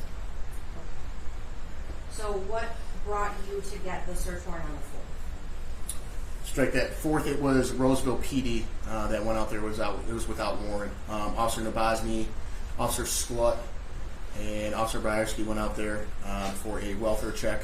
And they went up to the defendant's door, knocked on it. The door became ajar. They announced their presence. They didn't hear any voices or anything coming inside, so they did a protective sweep of the residence, and that's when Officer Nabozny found remnants of blood, what appeared to be blood. So were you present during that search on January 4th? No, ma'am. But as officer in charge, all of the information that is part of a case is relayed through you, correct? Yes, ma'am. So when they went on the 4th, that is when Officer DeBosny found what he believed to be suspected blood. The officers exited, they contacted you for a search warrant, correct? Yes, ma'am. So were you ever given any indication about whether anything was found on January 3rd when the officers went in? No, ma'am. To my knowledge, there was nothing observed or found on January 3rd. So in the January 3rd search, it was both Roseville and Warren. What was relayed to you as officer in charge was that officers went in, took a look around, and found nothing and left, correct? Correct, ma'am. So going back to January 4th, did you in fact type a search warrant? Yes, ma'am. And that was signed by a judge? Yes, ma'am. And then what happened? We executed the search warrant, Detective Lieutenant Beamer and I, along with Officer Byerski, Officer Nabozny, and Officer Kimber. So you were there when the search warrant was executed? Yes, ma'am. What happened when you went in the apartment after the search warrant? Officer Nabozny pointed out where he observed the suspected blood, and we began our initial search of the apartment for any signs of foul play or suspicious circumstances. So we obviously went through the whole list of everything that Officer Nabozny found, collected during the search. I want to draw your attention to what's marked as People's Proposed Exhibit 86.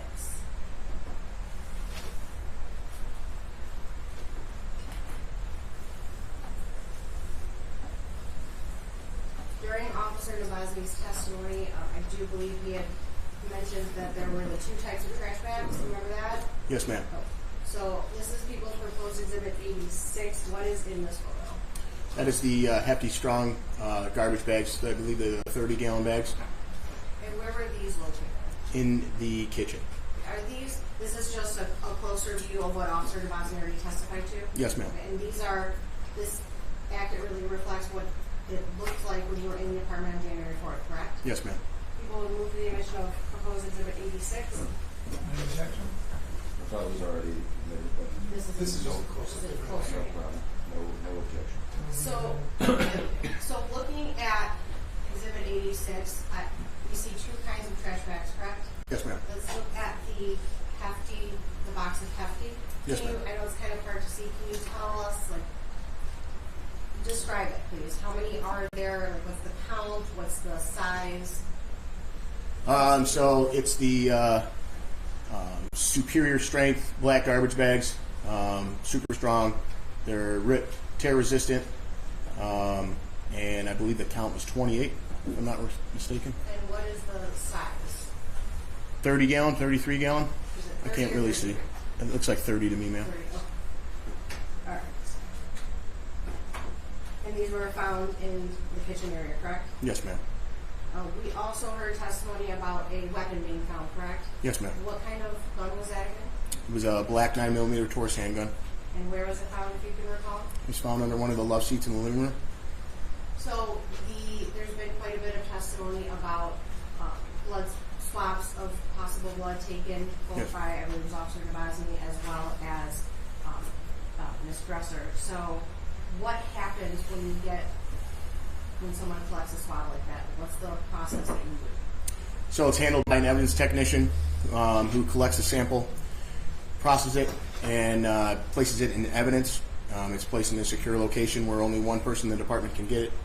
And then once I deem it reasonable enough, and at that time, I would submit it over to the Michigan State Police Crime Lab for further analysis. Is that something that you did ultimately do in this case? Yes, ma'am. So before we get to that, when you're in the apartment on January 4th, you do the search warrant, you collect all the evidence that we found. What do you do after that? Where is your investigation taking? So once the search warrant is complete, we document everything that we take from the apartment, and then we bring it back to Roseville Police Department where it is properly secured and packaged and then placed on evidence.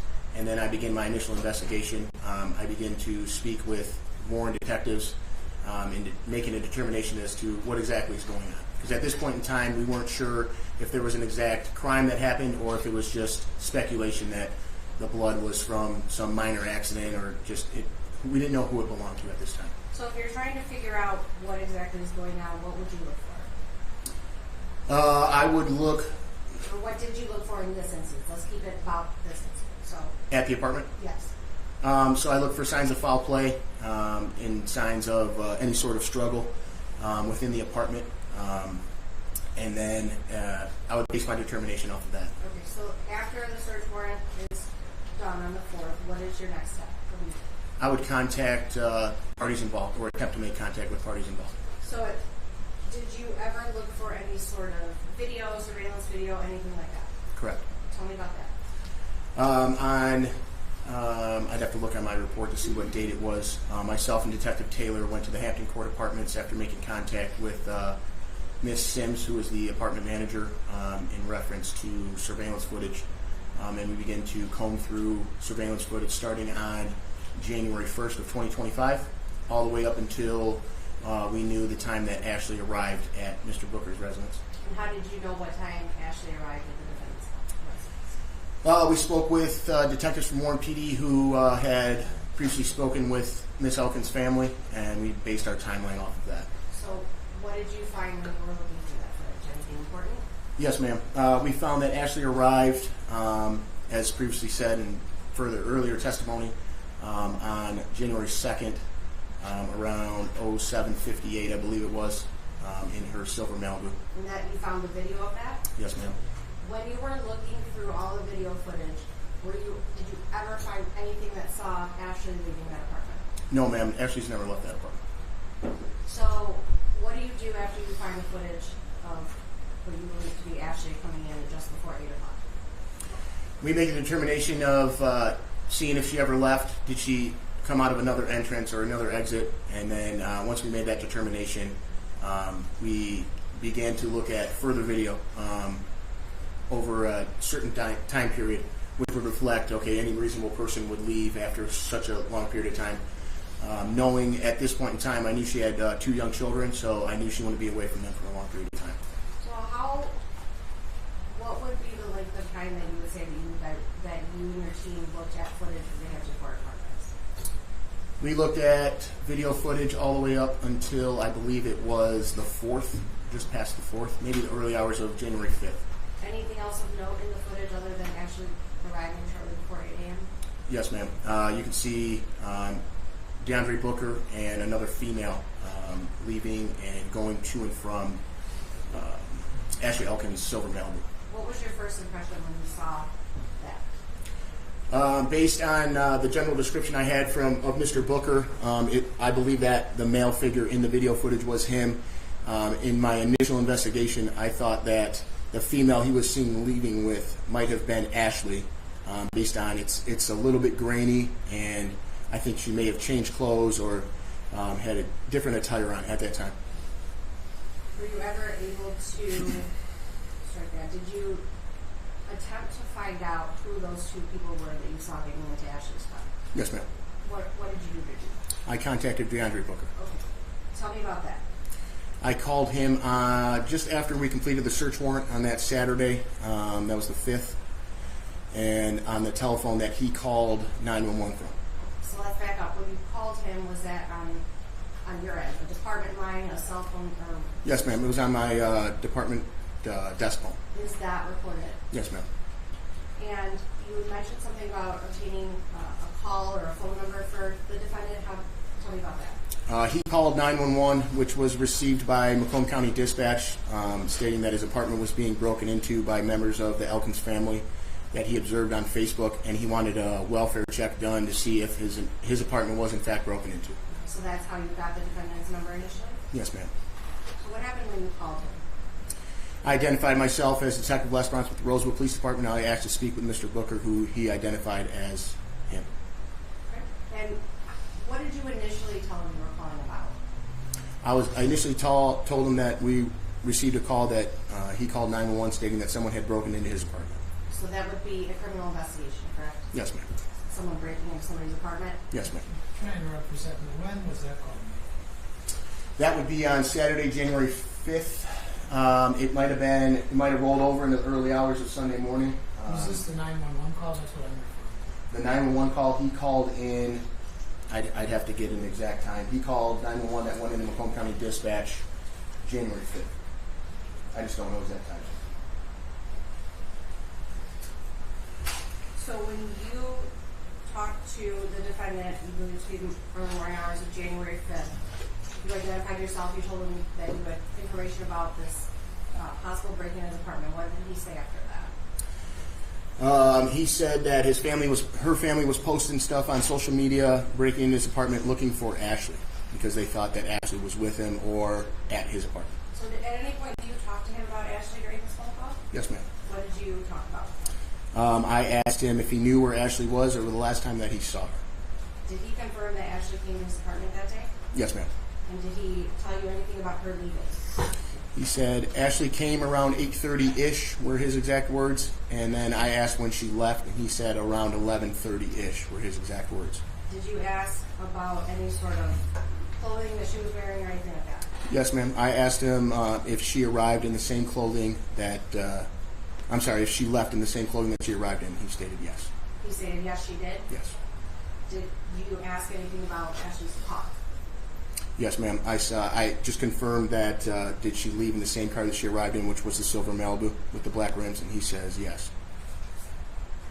Does he say anything to you, anything else that you can recall in that first phone call about Ashley being in his apartment, leaving, anything like that? I'd have to refer to my report if that's okay. If that would refresh your records. Yes.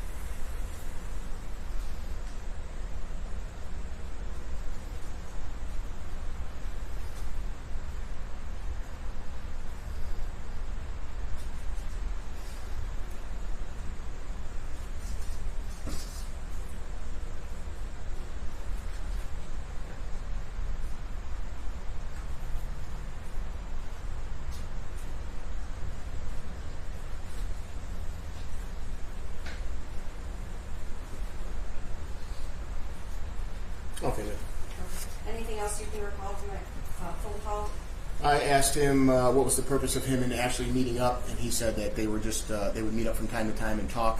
I then asked him, as I reiterated before, does Ashley still drive that silver car? And he states yes, too. From what he knows, yes. And that he made comments that he believed Ashley's family is accusing him of stealing her car and her phone. At any point during that first phone call, do you ever tell him that you are investigating her disappearance yourself, or are you still saying it's Warren? I believe at that time I'm still saying, I informed him that Warren Police Department was actively looking for her as a missing person. Okay.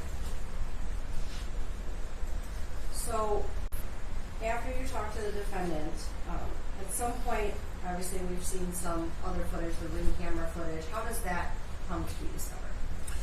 Once Detective Lieutenant Beamer and I left the residence after completing the search warrant, we were canvassing the area, the surrounding area, for any sort of CCTV footage, which we found the cameras affixed to the apartment building in question that DeAndre Booker lived at, and then we came across the Ring doorbell on the porch pillar that was previously introduced for earlier testimony. So at some point, as part of your investigation, Ring camera footage for the surrounding areas is checked, correct? Yes, ma'am. And then you find the video of the shopping cart. Yes, ma'am. Any other ring camera footage of note that you can recall other than what's already been introduced and played? To my knowledge, no, ma'am. Do you ever talk to the defendant again as part of your investigation? I do. Tell me about that. If you're okay, if I can, I know there's a lot of phone calls between him and I. I'm sorry, there's just a lot of information that exchanged between I. If I can reflect. Let's say this. How many phone calls total were there between you and the defendant? 3. Three. Okay. So, yes, do you recall when the second phone call was? On the 6th. Okay. And do you recall the contents of that conversation, or do you need to look at your? I would have to refer to my report, ma'am. Please do so. Okay.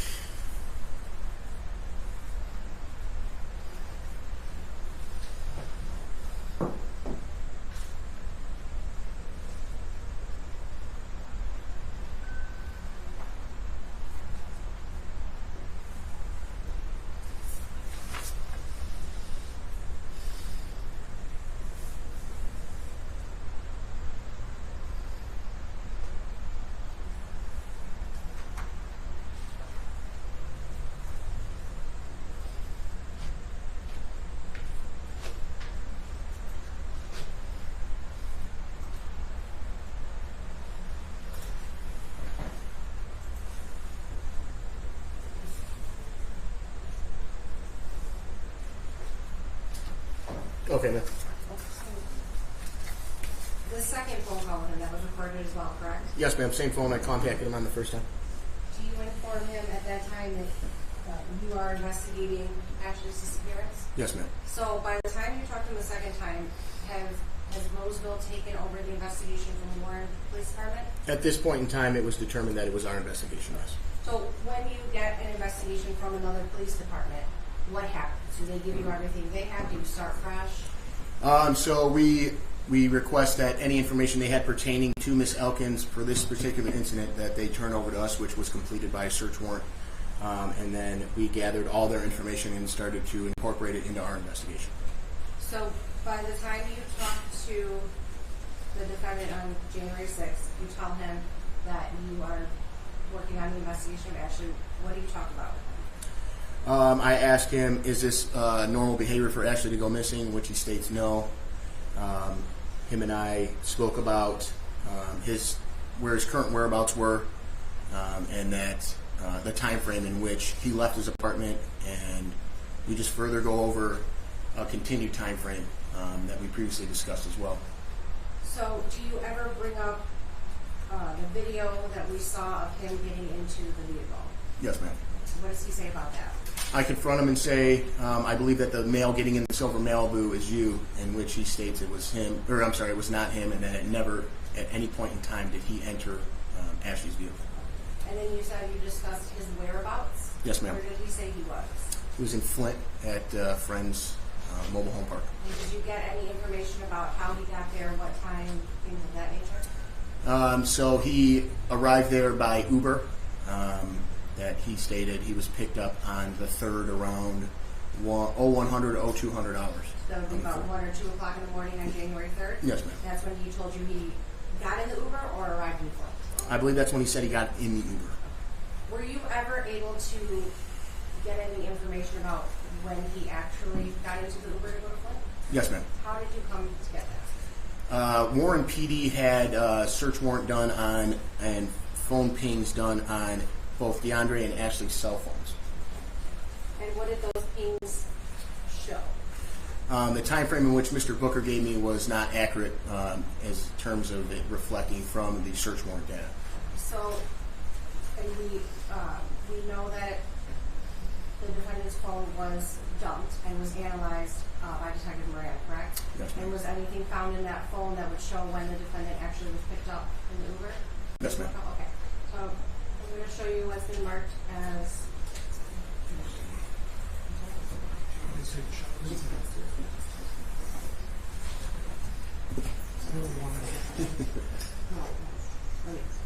So I'm sorry, this was already admitted. I believe it was People's Exhibit 84 through Detective Moran. This was a screenshot that was found in the defendant's cell phone, correct? Yes, ma'am, it was. So what information is in this screenshot? This is the vehicle that picked up DeAndre Booker from Glendale and crashed it to take him to Flint. And it shows a time, correct? Can you see that? 5:11, ma'am. Is that the one on the top left? Is that what you're looking at? Yes. And then it says what time he's going to be picked up, correct? It says pick up in 6 minutes? I got a glare on my... Yes, ma'am. Oh, so that would mean he was picked up by the Uber at approximately 5:17 a.m. Yes, ma'am. in the area of Glendale Street. Yes, ma'am. What day is it? Do you recall what day that was? That would be January 3rd. Okay. So once you get this information, do you ever get any official records from Uber or anything like that? Yes, ma'am. Tell me about that. The records from Uber reflected 3 accounts, all confirmed to be DeAndre Booker's. So how do you get those? Do you do a subpoena? Search warrant, ma'am. Search warrant? Okay. So you do a search warrant for the defendant's records for Uber? Yes, ma'am. And you get, they send you back a return with results, correct? Yes, ma'am. So I'm showing you what's been marked as People Proposed Exhibit 85.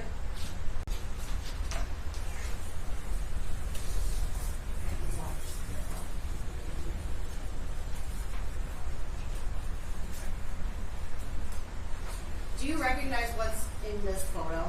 Yes, ma'am. What is in this photo? That is the Uber data from the search warrant that we sent over to Uber itself. And this accurately reflects what Uber sent you in response to your search warrant regarding the defendant DeAndre Booker's Uber account and his rides over the last few days. That's correct? Yes, ma'am. You move for the admission of People's Proposed Exhibit 85. No objection, Your Honor. It'll be admitted. Was 84 admitted? That was admitted through Detective Moran. So, looking at Exhibit 85, the Uber record, we're going to draw your attention to the screen at the top. What do we have here? Are you able to see that? Yes, ma'am. Okay. So, what do we have here at the top as far as the record is? You have the service in which it was used, which is UberX, the country, United States, the customer's name, which is Devin Bakes, which we already verified was an account used by DeAndre Booker based on his cell phone records. The ride share, which was completed as the status, and then the pickup and drop-off times. There's also, it looks Yep. like, what else? The pickup and drop-off locations is referred to in longitude and latitude. Perfect. So, looking at the pickup time for the box one at the bottom, Yes, what ma'am. do we see here? January 3rd at 5:17 a.m. And what's the name attached? Devin Banks, which is, as we discussed earlier, is an affiliate of, or an alias of DeAndre Booker, as previously found in his cell phone records. Found in his cell phone, great. Where can you see the pickup location? Are you able to see what it says? Are you talking in terms of the latitude, longitude, ma'am? Correct. 42.49186, ma'am. And the longitude, the next one. Longitude is 82.9381. Negative, correct? Negative, there's a negative? Negative, yes. Okay. Yes. So, sorry, now we're gonna go to People's Exhibit 127. Right? Yep. Nope, not 127. Yes. This is People's Proposed Exhibit 126.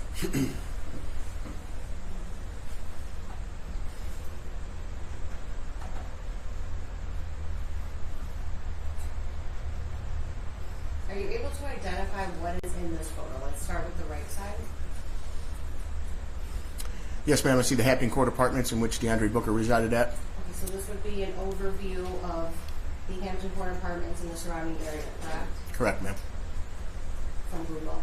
Yes, ma'am. Are you stipulating to the admission of this? I don't know if it's shown to you. So I believe there's a stipulation to the admission of People's Proposed Exhibit 126 for exam purposes only. Is that right? No objection, Your Honor. It will be admitted. So we see in the top, just right of center, there's like the little dot. Yes, ma'am. Indicating a location. That's the pickup location in which DeAndre Booker was picked up by the Uber to go to Flint. Okay, and what would be the latitude and longitude of that? Latitude and longitude is on the left side here, underneath, which accurately depicts the information that we received from Uber search warrant. So this location lines up with what we found in the search warrant. Now, where on this map would that be in relation to the defendant's apartment? The defendant's apartment is just south of the red bubble, if you will. If it helps, if you want to come down and maybe show us around. So this is where are Hampton Court Apartments? Hampton Court Apartments are right here, where the silver bubble is. This is Pinehurst Street, as pointed out by Payne Barksdale, where she was dropped off the first time when she originally arrived. Pinehurst Street right here. DeAndre Booker's apartment is right here. And then Glendale Street right here, where this red bubble is where he was picked up to travel to Flint, where we found him. So we previously seen videos and had testimony about dumpsters that the defendant visited in the evening hours of January 2nd, early morning hours of January 3rd. Do you see those on that map? The dumpsters themselves, no, but the area, yes. The area? Okay, show us where they are. So there's Hampton Court right here, and then the area in which the dumpster would be is over here. And then there was also testimony about Motor City Pawn in some video. Where is the Motor City Pawn? Motor City Pawn is right here, this building that runs along Gratiot Avenue, northbound. And Marquette, right here. This is Motor City Pawn, in which we observed DeAndre Booker running along the side of in earlier surveillance footage. And that would be the early morning hours, the approximately 5:17 a.m. is when we watched him go past Motor City Pond. Yes, Or ma'am. around that time. That is correct. And that would be, his route would essentially be heading towards the Yep. building location, correct? So he comes along Marquette Avenue, goes northbound on Gratiot, and then goes eastward on Glendale Street where he's picked up by Uber. He's picked up by Uber. And where does he go once he's picked up by Uber? He goes to the Flint address where we originally found him.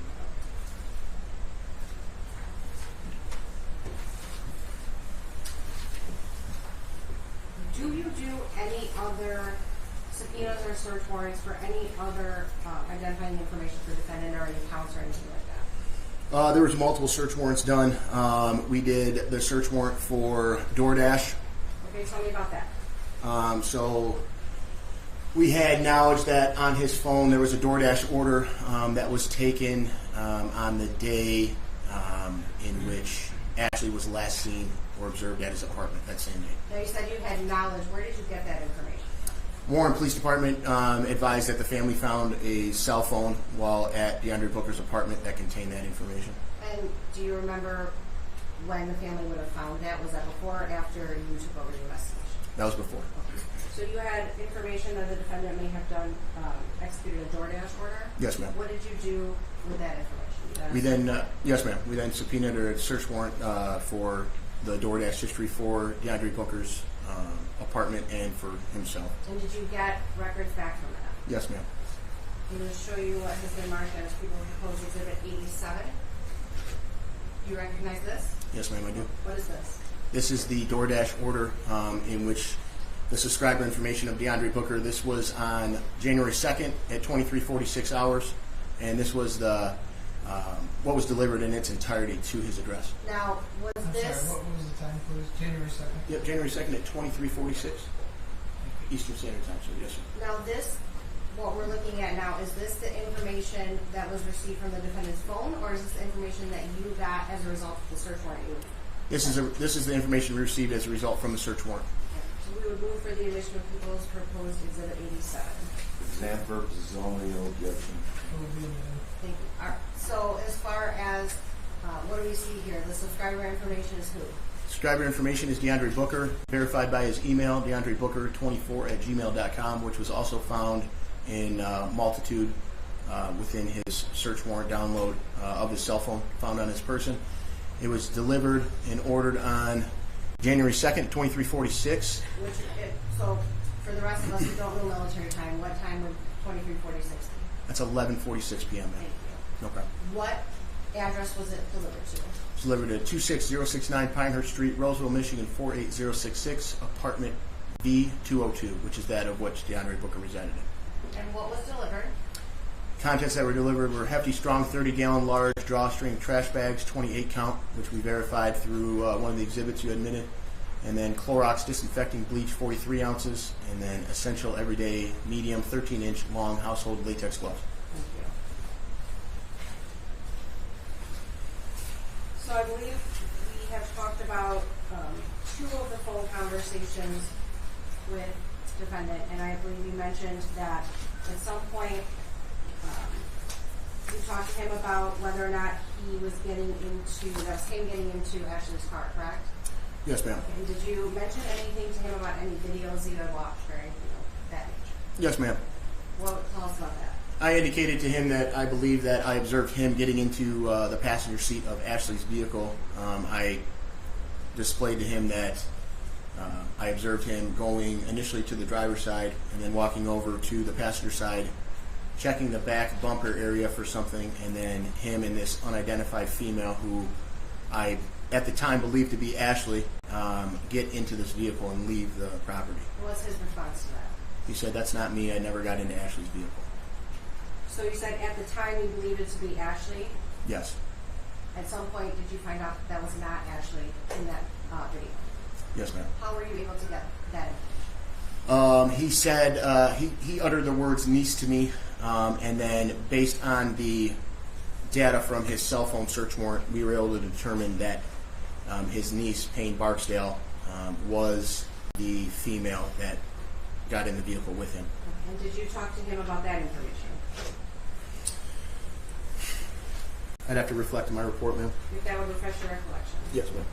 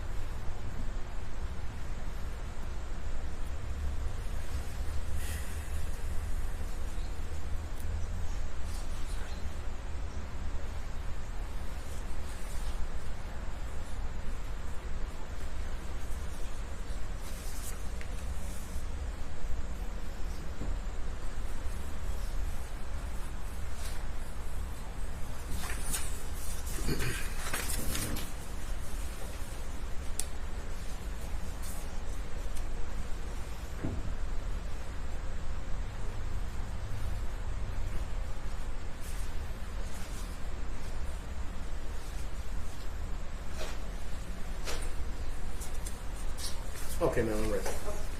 What do you recall him saying about that? So in terms of him leaving the apartment, he's stating that he's never gotten into the vehicle. They never left in the vehicle together at any point in time. He is picked up and uses Uber as his primary mode of transportation. I then request a screenshot or some sort of data that would be consistent with his story in which he's given me. Do you ever get a screenshot from him? No, ma'am. So the screenshot we just discussed, was that, he never sent that to you, correct? No, ma'am. That was found in his phone? Correct. Anything else that you discussed with him that you can recall? I asked him where he goes and if he remains on the premises. He creates a story in which he stated he went to, which was later learned to be Payne's address in Detroit, which we found to be untrue. At no point in time was he ever found to be in the vicinity of Payne's. He used the information in which Payne got her DoorDash order delivered to her residence as kind of a story that he conjured to make it known that he was possibly not at the residence in the times in which he stated he was. Okay. Now, the time that he stated he went to the apartment in Detroit with Payne, were you ever able to find any video footage or anything around his apartment showing that he was in fact still there?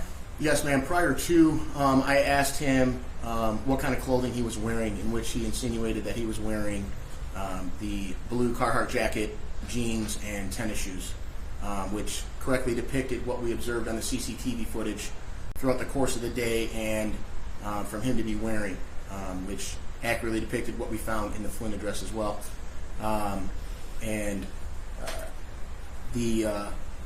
Which would corroborate, or I'm sorry, not corroborate his story. He was found to be on CCTV footage at the property almost the entire day. Now, you had mentioned something about, I believe it was Warren Police Department pinging the defendant and Ashley's phone. Yes, ma'am. Tell me a little more about that. So we had confirmation between us and Warren PD that Ashley's phone was currently pinging all the way up until the Sally Beauty Supply. And then the phone was either turned off or destroyed in some manner. And the phone. So I'm just going to jump in. You Yep. mentioned the beauty supply. You said Sally. Sally Beauty Supply, yes, ma'am. Kelly? Cali Or is Beauty, that yes, something- sorry. something different? Cali Beauty, yes, ma'am. So, and is this the video and the discussion that we've already had with Payne? That's what you're referring to, correct? Correct, ma'am. The trip to Kelly Beauty Supply that Payne testified she took with the defendant? Yes, ma'am. That is the last time that Ashley's phone accurately had a ping to it, and the location was able to be found. Okay, and so Ashley's phone was pinging to Kelly Beauty Supply? Yes, ma'am. Were you able to get the defendant's phone location pinging at the same time? Yes, ma'am. And where was that at the same time that Ashley's was at Kelly Beauty Supply? At that place, too, at Kelly Beauty Supply. Do you recall what time it was that those two phones were pinging together at Kelly Beauty Supply? I do not. I don't know if it's depicted in my report or if that's another officer that handled the exact time frames. If it is, I can look if it's okay. Sure.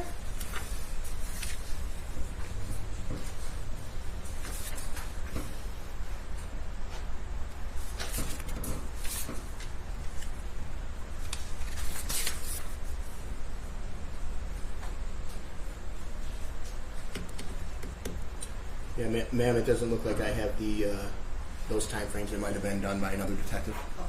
So the I'm not last, gonna get into this side. yes. Just taking down notes about Detective Sergeant Westbound. You were asking Mr.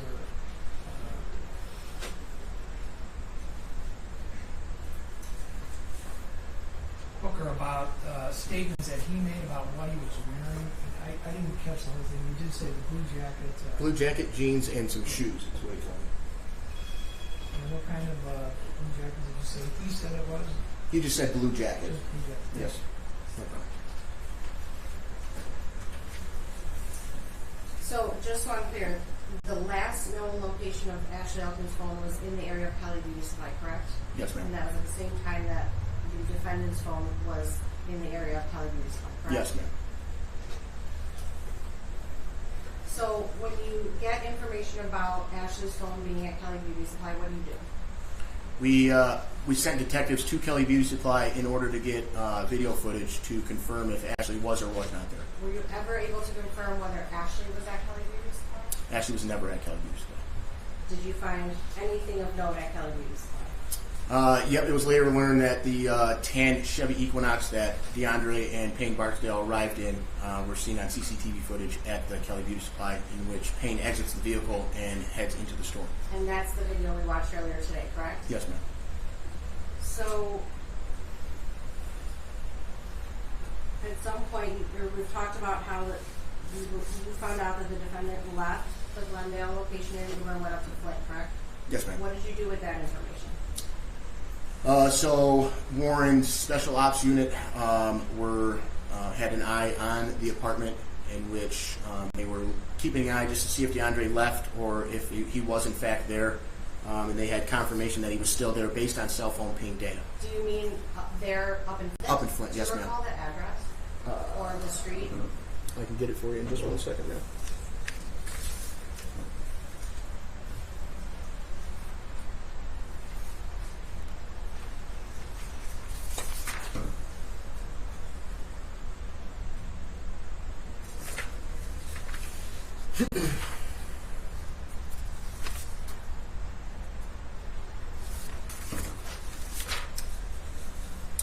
(4479) Rainbow Lane, Flint, Michigan 48507. At some point, do you go to that location in Flint? Yes, ma'am, I do. Okay, tell me about that. So we, based on my investigation, it was determined that a serious crime had taken place inside of DeAndre Booker's apartment, and we did a evidentiary search warrant at the Flint address on Rainbow Lane, as I previously mentioned. And the search warrant entailed any clothing that we viewed on CCTV footage, or the car keys to the silver Malibu, DeAndre Booker's cell phone, Ashley Elkins' cell phone, or anything deemed appropriate or evidentiary value in pertains to this incident in this case. So what happened when you went up to Rainbow Lane in Flint? Myself, along with members of the Roseville Police Department and Warren Special Ops Unit, executed the search warrant at Rainbow Lane, which we found DeAndre Booker, his current, I guess you could say, girlfriend, and her children inside of the trailer home. So I'm showing what has been admitted as People's Exhibit 5.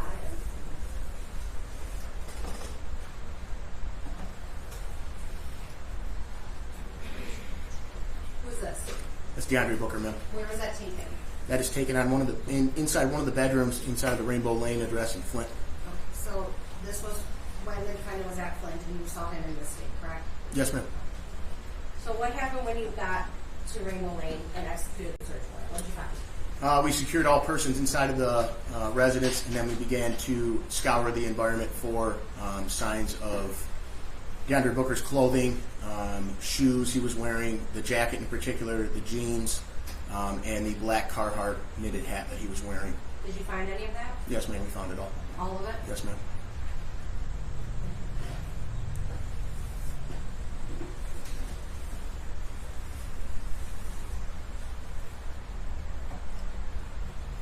This is Exhibit 112. What's this? That is a jacket that DeAndre Booker described to me of him wearing. That's the same jacket that he was seen wearing in the CCTV footage at multiple times during his duration at the Hampton Court Apartments on CCTV footage going to and from the dumpsters, and that's inside of the bedroom in which he was staying at while at the Flint address. Okay, so this was located in Flint, correct? Yes, ma'am. And then on Exhibit 114, this was previously admitted and was testified to that was, I believe it was the stain above the zipper, correct? Yes, ma'am. What drew your attention to that? We believed it to be suspected blood. So what did you do with that? Evidence technicians on scene secured the jacket and placed it into evidence for further analysis. Was it swabbed or tested in any way? Yes, ma'am. And that would have been sent to the lab as well? Yes, ma'am. What do we have, and this is Exhibit 115, was this found at Flint as well? Yes, ma'am. And why was that important to you? So this shows that it's the same pants in which DeAndre Booker was wearing on the CCTV footage that we observed at the Hampton Court Apartments. And Exhibit 116, why would this be important? That is the same Carhartt hat that DeAndre Booker is wearing, also again in the CCTV footage we found at the Hampton Court Apartments. So after you execute the search warrant, you find, oh yes, sorry, I'm going to pull up one more exhibit.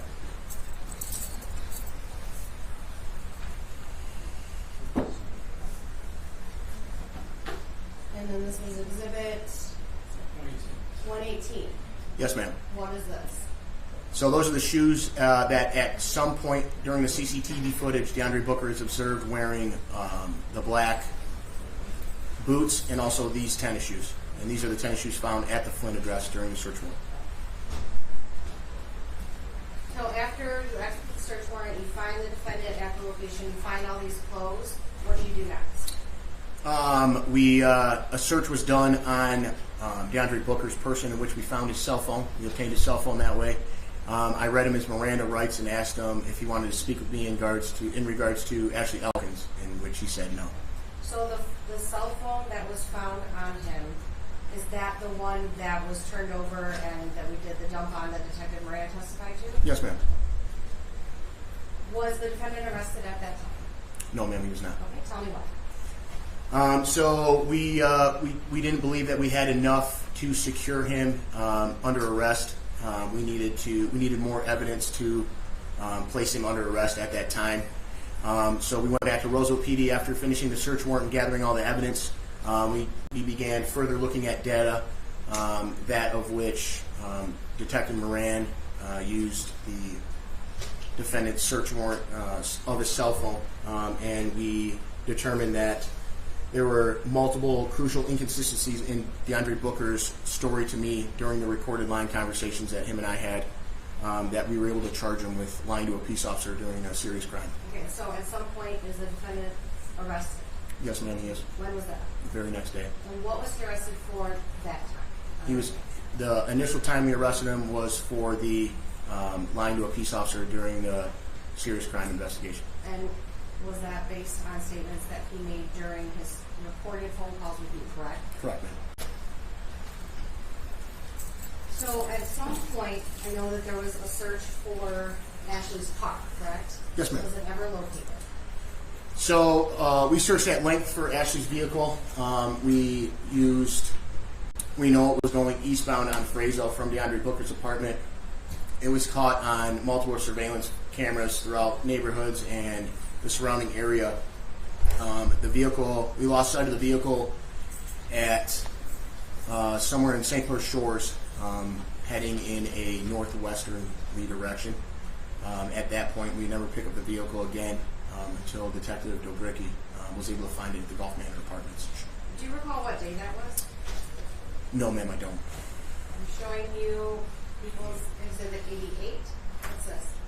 That is Ashley Elkins' vehicle on the day that Detective Dobricki finds it in the Gulf Manor Apartments. So this is People's Exhibit 89. This was just the front view of Ashley's car. Yes, ma'am. I'm just going to direct your attention. You see a blue air freshener hanging from the rearview mirror? Yes, ma'am, I do. Okay.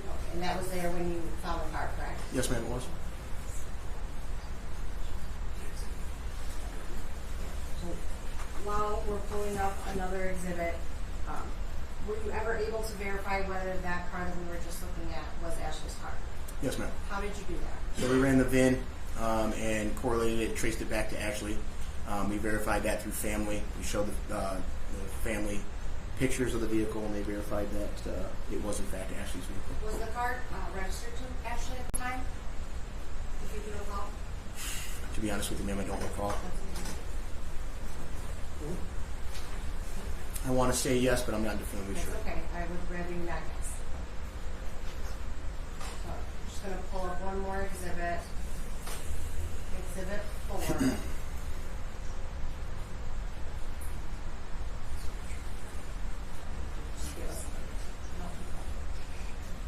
It's probably hard. Are you able to see whether the car that is believed to be Ashley's in that parking lot has that same air freshener hanging from the rear end? It's kind of hard to see from this view. I see something hanging from the rear view, ma'am. It's hard on this angle and the pixelation of the TV. But I do remember her car having that blue air freshener, yes, ma'am. Okay. So we had talked about the fact that there was suspected blood found in various locations that was swabbed and sent to the lab. Did you ever receive any sort of results back from that? Yes, ma'am. And as the officer in charge, all lab results would come back to you, correct? Correct, ma'am. So they're funneled through our, we get a notification through the Michigan State Police Crime Lab, in which our Detective Bureau Secretary also gets a notification. She takes the documentation from the Michigan State Police Crime Lab that is sent over to us and attaches them to the report, and then notifies me as well. So we have People's Exhibits 91 through 94. There are 4 separate lab reports. We're going to move the admission of them under MCL 766.11B for purposes of preliminary exam. Probably have no objection. Can I just make sure that they're the same ones? Exhibit stickers on the back.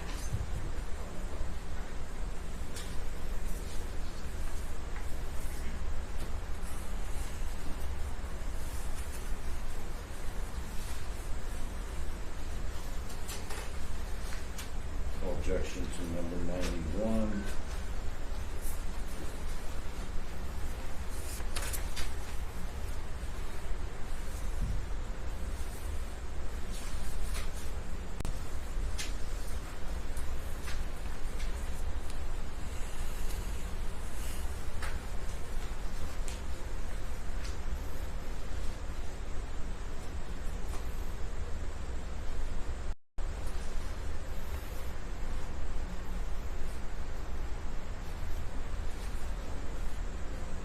Objection to 92.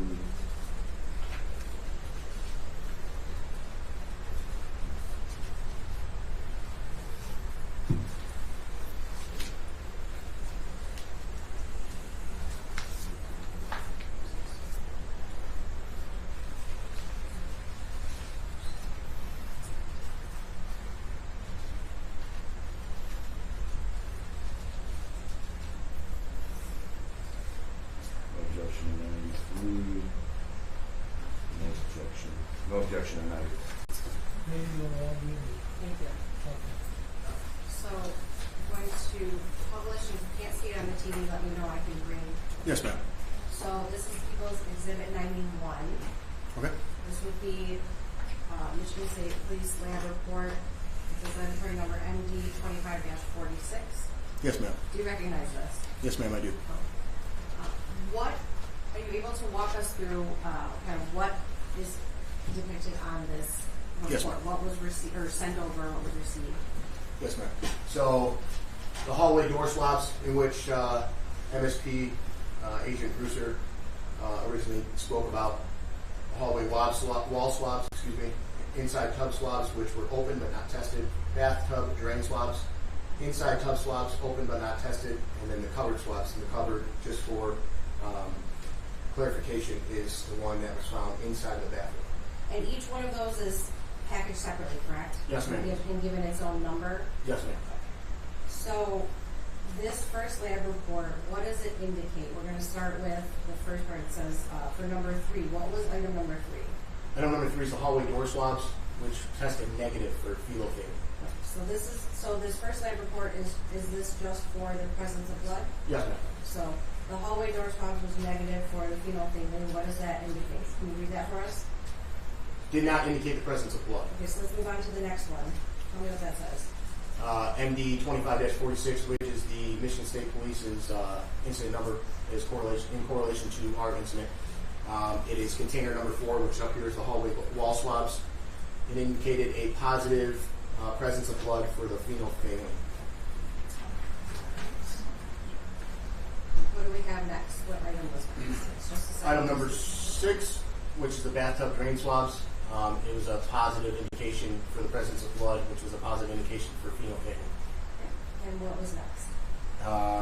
That was item number 8, what was the covered swab, as I originally indicated, were the from the vanity inside of the bathroom.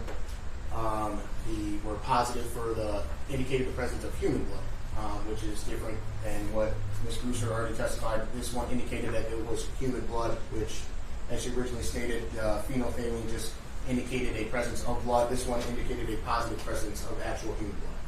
So when you receive a report like this, what's the next step? So I document it, attach it to the report, verified it's attached properly by our Detective Bureau Secretary, and then I kind of put it in layman's terms so it's easy to understand once it's being read inside of an actual police report. Okay, so do you ever, well, let's just move over to Exhibit 92. So this is the Michigan State Police Lab report, same number, MD 25-46, record number 2. Yes, ma'am. What is documented in this report? So this one contains multiple things. This was container number 10, which is the blue jacket, same one we found at the Flynn address that DeAndre Booker was confirmed to be wearing on CCTV footage and during his statements to me over recorded line. The dumpster floor stain swabs, which Agent Grusser spoke of, that would be the dumpster where the spread of blood was found. The impressions A and B, the bathtub stain swabs that were originally found by Officer Nabozny. A buccal swab of DeAndre Booker. A buccal swab is a DNA swab. A buccal swab of Monica Elkins. A buccal swab from Alexis Elkins, which is the sister of Ashley. And then a buccal swab of both of Miss Ashley Elkins' children as well. And the toothbrush of Miss Elkins as well. Now, you mentioned that the buccal swab is a DNA swab. Can you tell us how it's obtained? Yep, so there's a certain tool that we were given in which you swab the individual's cheeks on both sides. So one swab to the left side and one swab to the right side. And those were all submitted in that order to the Michigan State Police Lab? Yes, ma'am. Okay. Did you do the swabs or did somebody else do them? Detective Sergeant Karasi completed the buccal swabs. All right, so we're going to go to the next page of this report and walk us through as we get to it. All right, so starting at the top under interpretations, what do we have? So this is item number. Sergeant, one moment. This is page 2 of. 2 of report number 2. You got it?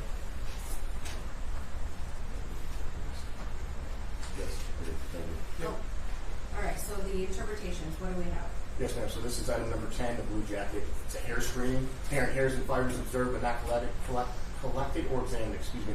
Positive for phenolphthalein. Indicated the possible presence of blood. Additional areas on this item were tested that did not indicate the presence of blood. Additional stains were observed but were not tested. Wearer ID, which that is the person that ultimately wears the jacket on a consistent basis, was in this place, in this circumstance with DeAndre Booker. That item was swab. Swabs of the item collected for subsequent DNA testing. And what would be the next one? L1. L1 is the dumpster floor stain swabs, the dumpster in which had the presence of blood in it. Portions of the item removed for subsequent DNA testing. This was done by Ms. Grusser. And what is the next one? Impressions A and B, as originally spoke about by Ms. Grusser, for the bathtub stain swabs. Previously tested by crime scene response team, which Ms. Grusser is a part of. Portions of this item removed for subsequent DNA testing. Okay, what's the next one? Next one is DeAndre Booker's buccal swab, which was reference for DNA, also cut for DNA. Portions of this item removed for subsequent DNA testing. And what about 15? 15 is Monica Elkins' buccal swab, same as DeAndre Booker's. It was a reference for DNA. It was cut for DNA, which means it was being tested. Portions of this item removed for subsequent DNA testing. The next one? For Let's do 17 and 18. 17 and 18 are the buccal swabs of Ms. Elkins' children. It's a reference DNA standpoint, and they're both cut for DNA for future testing. And number 19.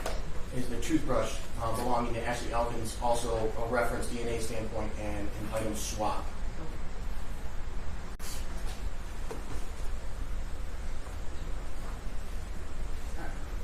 Yeah. Okay, so moving on to exhibit number 93. What do we have here? 93, record 3. I'm sorry, 3, yeah. Yes, ma'am. So this is the results of the examination of the evidence depicted above here: the hallway stain swabs, bathtub drain stain swabs, cupboard stain swabs, all the ones I mentioned before, ma'am. Okay. So what does the result of the examination say? A DNA profile was obtained from item MD 25-4614B, which was the buccal swab of DeAndre Booker, and it was determined that it is sufficient for comparison purposes, meaning that they had enough DNA on that to compare it to other things. On to the next page. Alright, number 2. Number 2 says a DNA profile was obtained from item MD 25-4619D, which is the toothbrush swab with Ashley Elkins, and it was determined that it's sufficient for comparison purposes. So what's number 3? Number 3 is the interpretation of the hallway stain swab performed assuming that the DNA profile originated from 2 individuals, at least one of which genetically types as male. So let's just skip down to where it says results. Yes, ma'am. Based on the DNA typing results obtained from the hallway wall stain swabs, it is approximately 980 million times more likely that it originated from DeAndre Booker and 1 unrelated unknown contributor than if it originated from 2 unrelated unknown contributors. Okay. And what is the This analysis, yeah. yes, ma'am, verbal scale. So just put it in layman's terms. This analysis provides very strong support that DeAndre Booker is a contributor to the hallway wall stain swab. Okay. So we're moving down to the box below. Yes, Can ma'am. you tell us what that result is? Yep. So this is the toothbrush of Ashley Elkins. The results, based on the DNA typing results obtained from the hallway stain swabs, it is approximately 5.8 octillion times more likely that if it originated from Ashley Elkins and 1 unrelated unknown contributor than if it originated from 2 unrelated unknown contributors, basically stating that this analysis provides very strong support that Ashley Elkins is a contributor to the hallway wall stain swab. Can you back up for just a moment? Yes, ma'am. I'm sorry.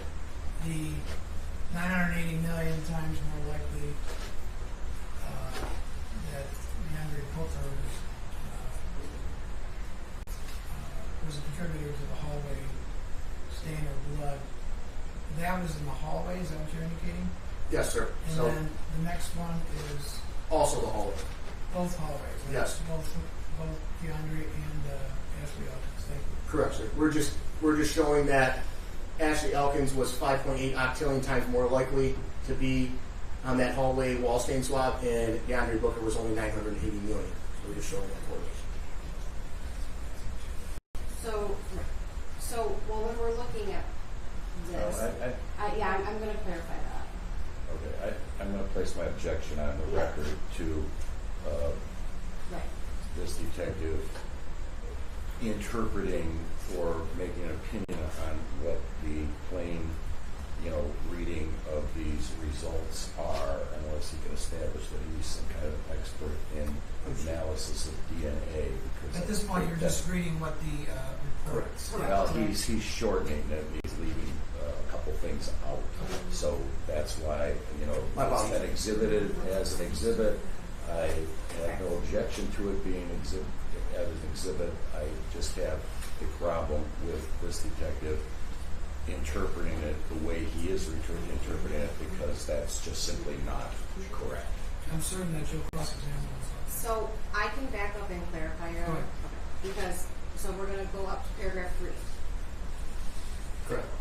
Can you just read that whole statement for us, please? Yep, can you, Mr. DeFranco, can you scroll Oh, down? yeah, scroll down. Yep. So number 3 says interpretation of item MD 25-464D hallway wall stain swabs was performed assuming that the DNA profile originated from 2 individuals, at least one of which genetically types as male. Okay. And then under that, we see a box that says hypotheses. Yes, ma'am. You see that? Okay. Could you just read everything in that box, please? Yes, ma'am. H1 MD 25-46-14D DeAndre Booker buccal swab and 1 unrelated unknown contributor. Hypothesis 2, 2 unrelated unknown contributors. And then the results from that is what you previously read, that it was 980 million times more likely if it originated from DeAndre Booker and 1 unrelated unknown contributor than if it originated from 2 unrelated unknown contributors, correct? Yes, ma'am. And then we move down to the box below and the hypothesis. Could you read us that test, please? Hypothesis 1, MD 25-46-19D, toothbrush swab of Ashley Elkins, alternate known, and 1 unrelated unknown contributor. Hypothesis 2 is 2 unrelated unknown contributors. And then what is the results of that? The results read, based on the DNA typing results obtained from the hallway wall stain swabs, it is approximately 5.8 octillion times more likely that if it originated from Ashley Elkins and 1 unrelated unknown contributor than if it originated from 2 unrelated unknown contributors. Thank you. Yes, ma'am. So let's move down to number 4. Please read us number 4. Number 4, interpretation of item MD 25-46-6D bathtub drain stain swab was performed assuming that the DNA profile originated from 1 individual that genetically types as female. So just to clarify, this is the bathtub drain swab, correct? Yes, ma'am. Okay. What is the hypothesis that they compared for that? Hypothesis 1, MD 25-46-19D toothbrush swab of Ashley Elkins, alternate known. Hypothesis 2 is an unrelated unknown contributor. What are the results for that? The results, based on the DNA typing results obtained from the bathtub drain stain swab, it is approximately 15 octillion times more likely that if it originated from Ashley Elkins than if it originated from an unrelated unknown contributor. And what does the verbal scale say? This analysis provides very strong support that Ashley Elkins is the contributor to the bathtub drain stain swab. And what does it say under the verbal scale? Exclusions. DeAndre Booker is excluded as a contributor to the bathtub drain stain swab. Moving along to paragraph 5. Interpretation of item MD 25-46-8D covered stain swab was performed assuming that the DNA profile originated from 2 individuals, at least one of which genetically types as male. What's the hypothesis? Hypothesis 1, MD 25-46-14D, DeAndre Booker, buccal, and 1 unrelated unknown contributor. Hypothesis 2, 2 unrelated unknown contributors. And what are the results of the testing for the covered stain swab? Based on the DNA typing results obtained from the covered stain swab, it is approximately 1.1 thousand times more likely that if it originated from DeAndre Booker and 1 unrelated unknown contributor than if it originated from 2 unrelated unknown contributors. And what is the verbal scale indicate? This analysis provides moderate support that DeAndre Booker is a contributor to the covered stain swab. All right, we're moving down to the next box, the hypothesis. Hypothesis 1, MD 25-46-19D, toothbrush swab of Ashley Elkins, alternate known. And 1 unrelated unknown contributor. Hypothesis 2, 2 unrelated unknown contributors. And what were the results of that for the covered stain? Based on the DNA typing results obtained from the covered stain swab, is approximately 7.6 octillion times more likely that if it originated from Ashley Elkins and 1 unrelated unknown contributor than if it originated from 2 unrelated unknown contributors. And the verbal scale for that? Verbal scale reads, this analysis provides very strong support that Ashley Elkins is a contributor to the covered stain swab.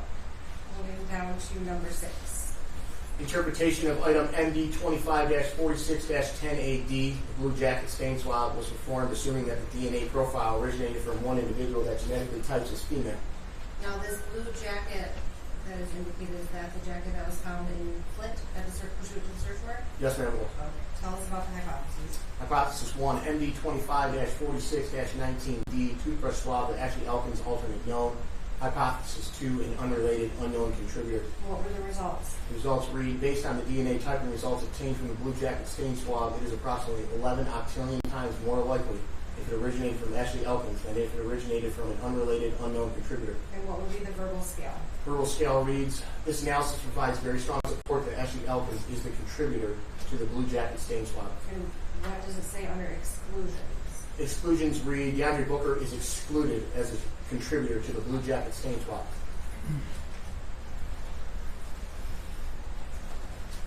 Moving along to number 7. Interpretation of item MD 2546-10BD, Blue Jacket cuffs and collar swabs, was performed assuming that the DNA profile originated from 3 individuals, at least one of which genetically types as male. Tell us about the hypothesis. Hypothesis 1, MD 25-4614D, DeAndre Booker, buckle, and 2 unrelated unknown contributors. Hypothesis 2, 3 unrelated unknown contributors. And what would the results be? Based on the DNA typing results obtained from the Blue Jacket cuffs and collar swabs, it is approximately 920 septillion times more likely that if it originated from DeAndre Booker and 2 unrelated unknown contributors than if it originated from the 3 unrelated unknown contributors. And the verbal scale for that? Verbal scale reads, this analysis provides very strong support that DeAndre Booker is a contributor to the Blue Jacket cuffs and collar swabs. And again, this is the jacket that was found in Flint pursuant to the search warrant? Yes, ma'am, it was. So what's the next box, the hypothesis? Hypothesis reads, Hypothesis 1, MD 25-46-19D, toothbrush swab of Ashley Elkins, alternate known, and 2 unrelated unknown contributors. Hypothesis 2, 3 unrelated unknown contributors. And what were the results? Based on the DNA typing results obtained from the Blue Jacket cuffs and collar swabs, it is approximately 500 trillion times more likely if it originated from Ashley Elkins and 2 unrelated unknown contributors than if it originated from 3 unrelated unknown contributors. And the verbal scale? This analysis provides very strong support that Ashley Elkins is a contributor to the Blue Jacket cuffs and collar swabs. And number 8. Interpretation of item MD 25-46-L1D, dumpster floor stain swab.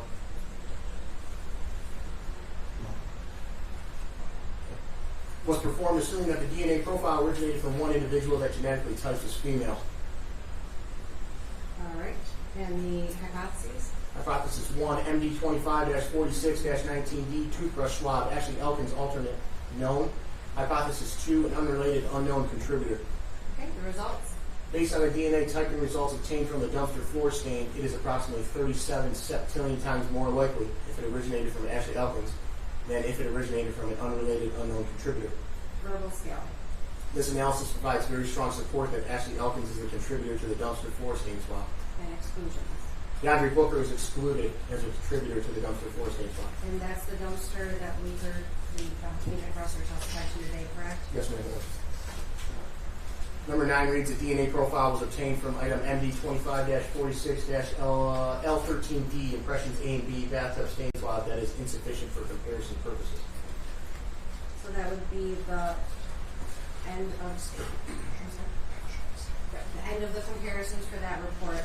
So I'm turning to the last page. What do we have here? Can you tell us what this box is?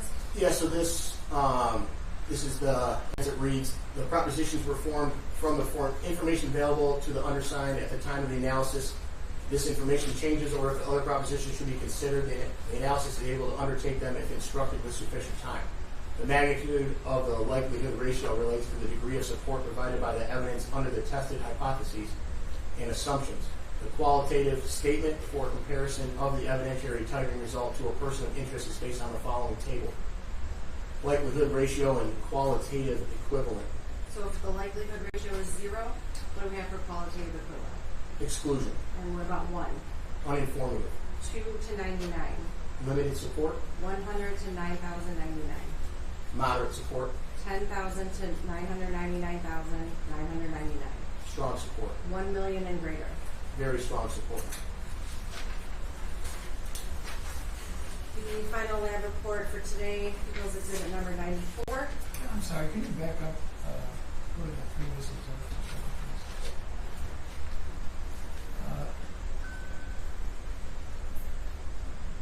One of the tests was on the jacket, correct?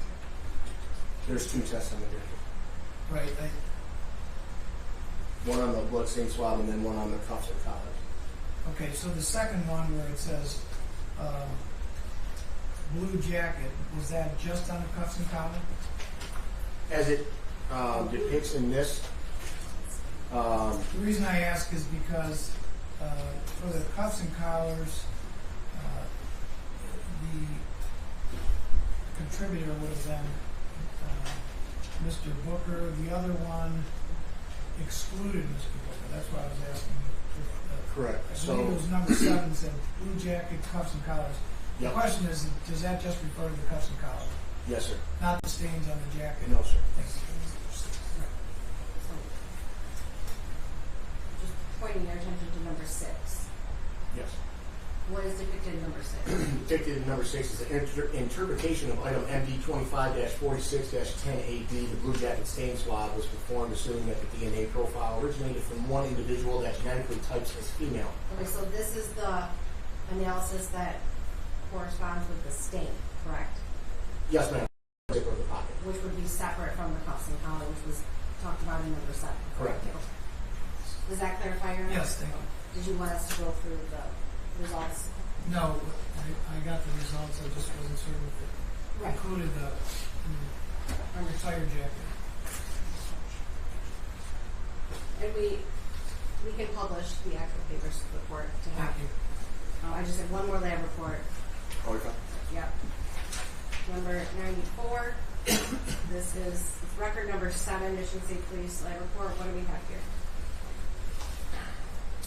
Evidence received, container 20, sealed cardboard box containing swabs of the Taurus pistol belonging to DeAndre Booker, and a sealed plastic package containing trace materials removed from the pistol. Item 20 is a 9mm Luger caliber Taurus model G3X semi-automatic pistol, serial number ADG 538604. And is this the gun that was found in the defendant's apartment? Yes, ma'am, it was. So that was submitted to the lab? Yes, ma'am. Okay, what is in container 22? Container 22 is a sealed envelope containing swabs of the fired bullet found in the drain. Item 22 is one of the fired bullet. And it says evidence generated during examination. Container TF-20, heat sealed plastic bag containing test shot envelope containing test shots from item number 20. One fired cartridge, case and fired bullet, and then another fired cartridge, case and fired bullet. And what were the results of the physical and microscopic examination? Item 22, fired bullet and test shots from item 20 were physically examined and microscopically compared using light comparison microscopy. Item 22, fired bullet, is inconclusive as having been fired from item 20, the pistol. These items share agreement of class characteristics but lack consistent and reproducible individual characteristics. Item 22, again, fired bullet is consistent with being a 38 or 9mm caliber class fired frangible bullet displaying conventional rifling specifications of 6 lands and grooves with a right twist. Item 20, the pistol functioned in the condition it was received. Test shots from item 20 will be returned to the submitting agency. So the item 22 fired bullet result does say it's consistent with being a 38 or 9mm caliber. Is that the same as the caliber of the gun that was found? Yes, ma'am, it was. But it's and it has the same class characteristics. That's what you just read, correct? Yes, ma'am. But they could not conclusively. It was inconclusive as to whether or not that one was actually fired from that specific weapon. Yes, ma'am, that's correct.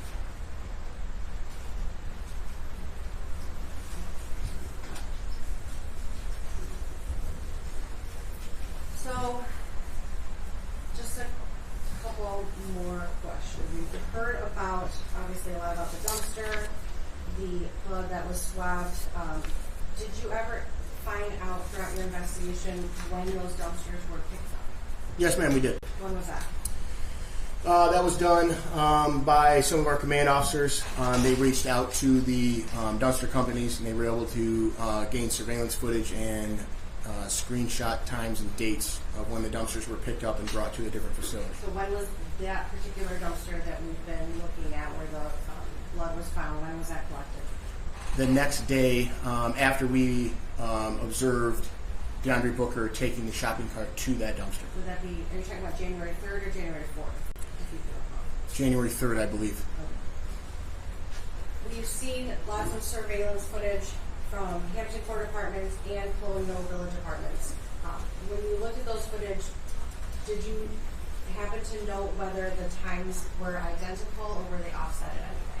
They were offset. They were in UTC time now. Okay. I'm sorry. Not all of them were in UTC time, but they were not exact. Okay, so tell me about that. So there was some of the times on the CCTV footage were not exact to the times in which were originally depicted. There's some are faster, some are slower. I believe it was by 9 minutes and 7 minutes. Now you mentioned UTC time. What is UTC time? UTC time is like used globally and is the most accurate depicted time that is available to humans, I guess you could say. So is UTC time used in the United States? Yes, ma'am. So we're in Eastern Standard Time Zone? Yes, ma'am. Do you know what the difference is between Eastern Standard Time Zone and the UTC time? Yes, we're off by, I believe it's 4 hours in the summer and 5 hours in the winter in terms of UTC time. Okay. So we're looking at People's Exhibit 82A. So if there was a search at it says 1/2/25, 12:48:00 p.m. UTC. Do you know what time approximately that would be for Eastern Standard Time? So that would be in correlation to Eastern Standard Time. You'd have to add 4 to 5 hours. So in this case, with winter, I believe it's 4 hours. It could be 5. Don't quote me on that, but it is not correct in that is not accurately depict what time it is in terms of Eastern Standard Time.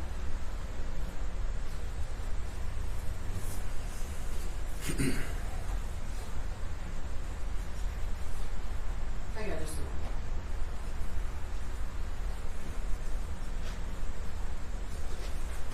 I have nothing further at this time, Your Honor. Thank you, Mr. Ryan.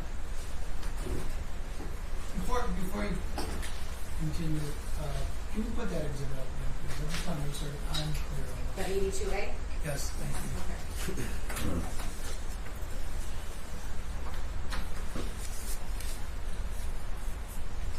This was a Google search, is that correct, of his phone? Correct. These were the timestamp searches that were found in the computer on his phone. This is just a short summary of that. Okay, Sergeant Esperon, so the top one, December 22nd, 2024, 12:35:31 p.m. Are you indicating that the actual time would have been 4:35 p.m.? 4 or 5:35 p.m. Yes, sir. It's at least 4 hours. It's the other way. You guys go backwards.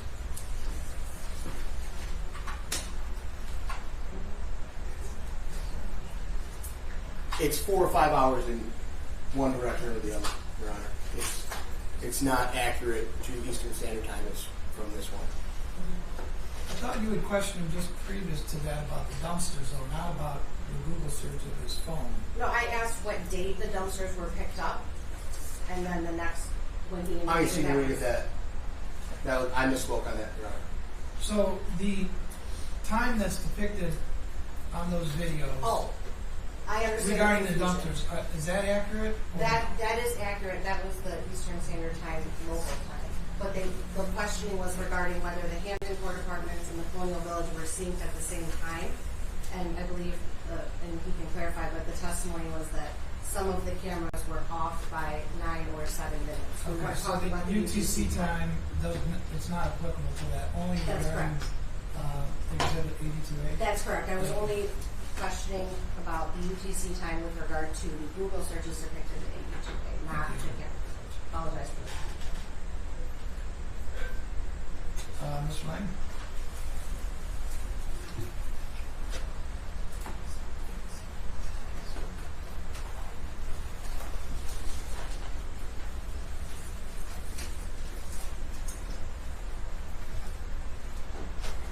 Detective Lefsbras, I want to try to go in as much of a chronological order with my question as I possibly can. I have a report from you. It's really lengthy, so I'm kind of going off a lot on that. I have an entry on your report dated January 2nd, 2025. Okay. It might be maybe the first page or so of your report.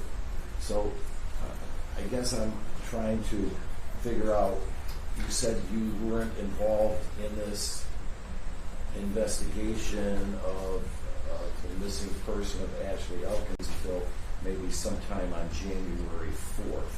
And I just was wondering why there's information contained in your report about January 2nd. So that's to reflect why Warren Police Department, we're in the city of Roseville, kind of tying everything together as to why we got involved with DeAndre Booker's apartment.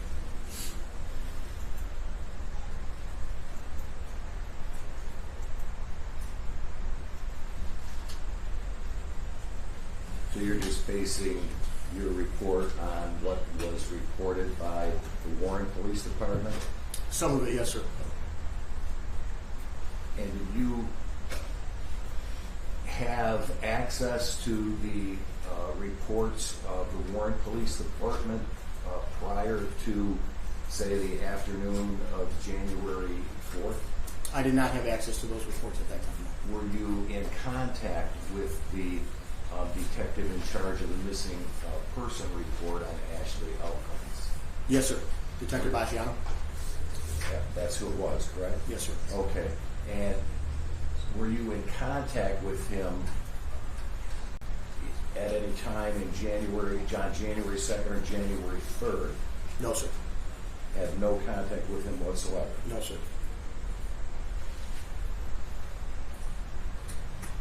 It's my understanding that on January 3rd of 2025 that your department took part in going to Mr. Booker's residence to do a welfare check or to see if Ashley Elkins was actually in his apartment on January 3rd, correct?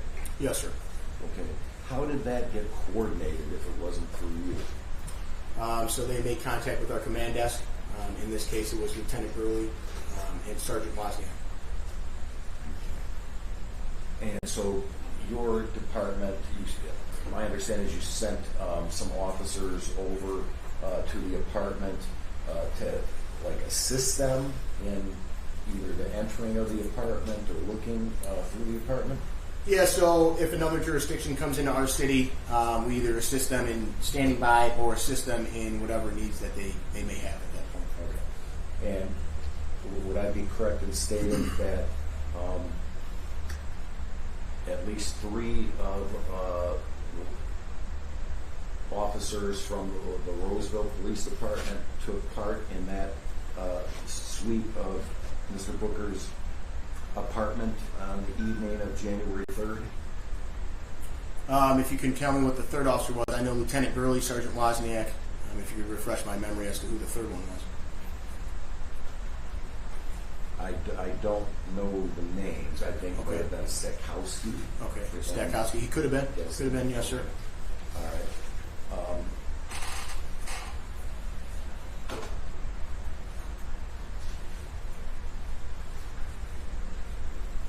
Now, had you been aware prior to the Roseville police officers assisting Warren in that search of the apartment that Warren had received information that from a cell phone that they had given to Warren that belonged to DeAndre Booker? Are you asking that if I knew I had knowledge of that prior to? Yeah. Yes, sir. Okay. And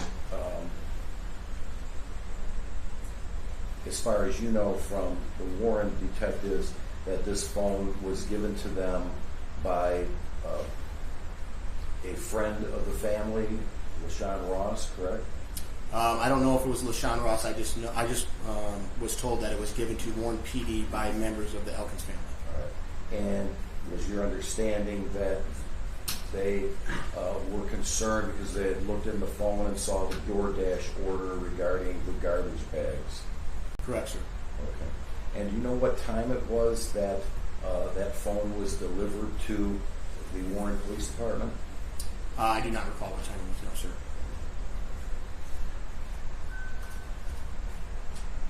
And I'm assuming that Detective Baggiano would know that? Yes, sir. Okay.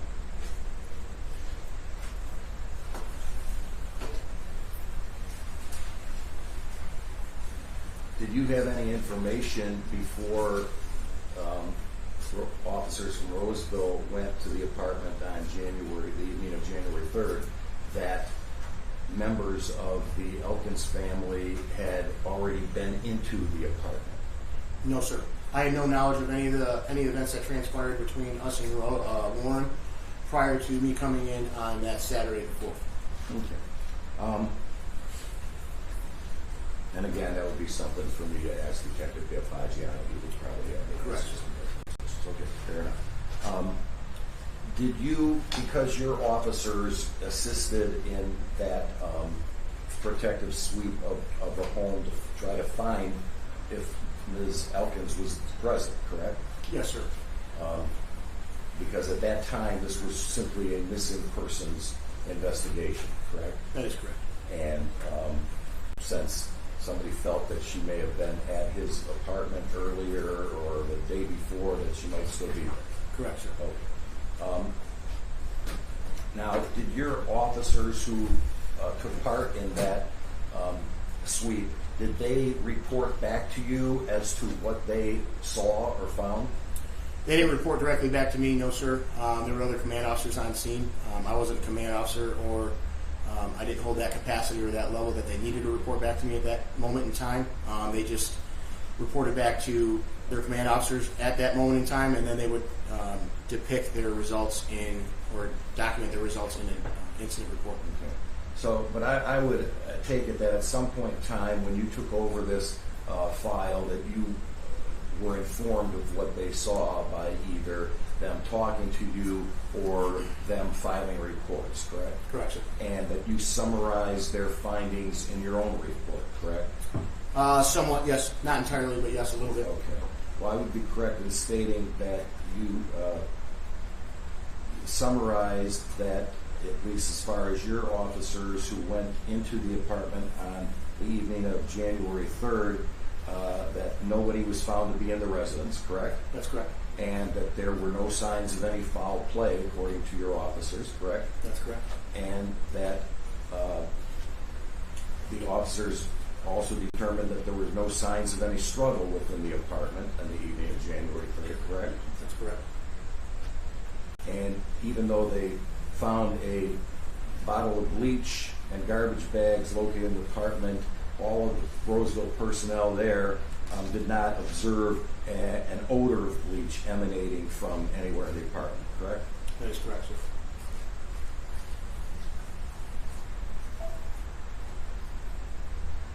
And as far as you knew, the door to Mr. Booker's apartment was open when they did this protective sweep, correct? Correct, sir. It was unsecured.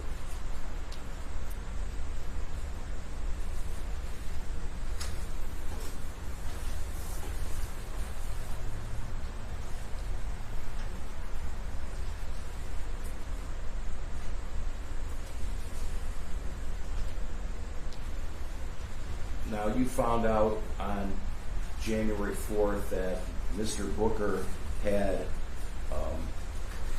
called the Macomb County Sheriff's Department about a complaint regarding people going in and out of his apartment, correct? Yes, sir.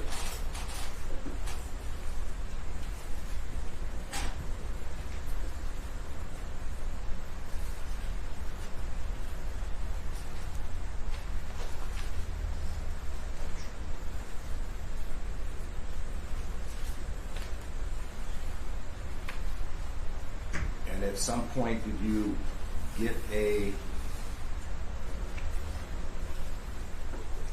recording of that conversation that he had with dispatch at the Macomb Sheriff's Department? I don't recall.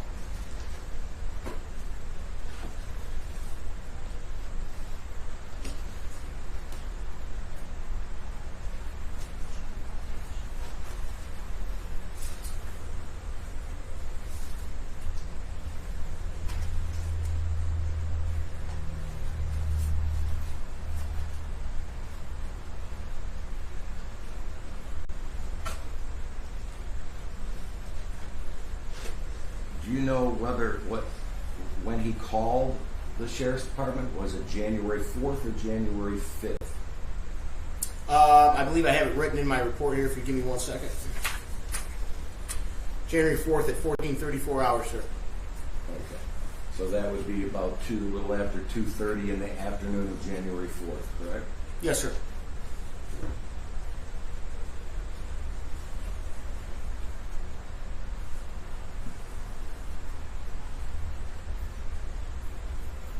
And in your conversations with Mr. Booker, did he also tell you that he had called a maintenance person at the apartment complex to go check and lock his door Yes, because sir. of these people coming in and out? Correct. And he had told you that he had saw this posted on Facebook, people coming in and out of his apartment on January 3rd or January 4th. Yes, sir.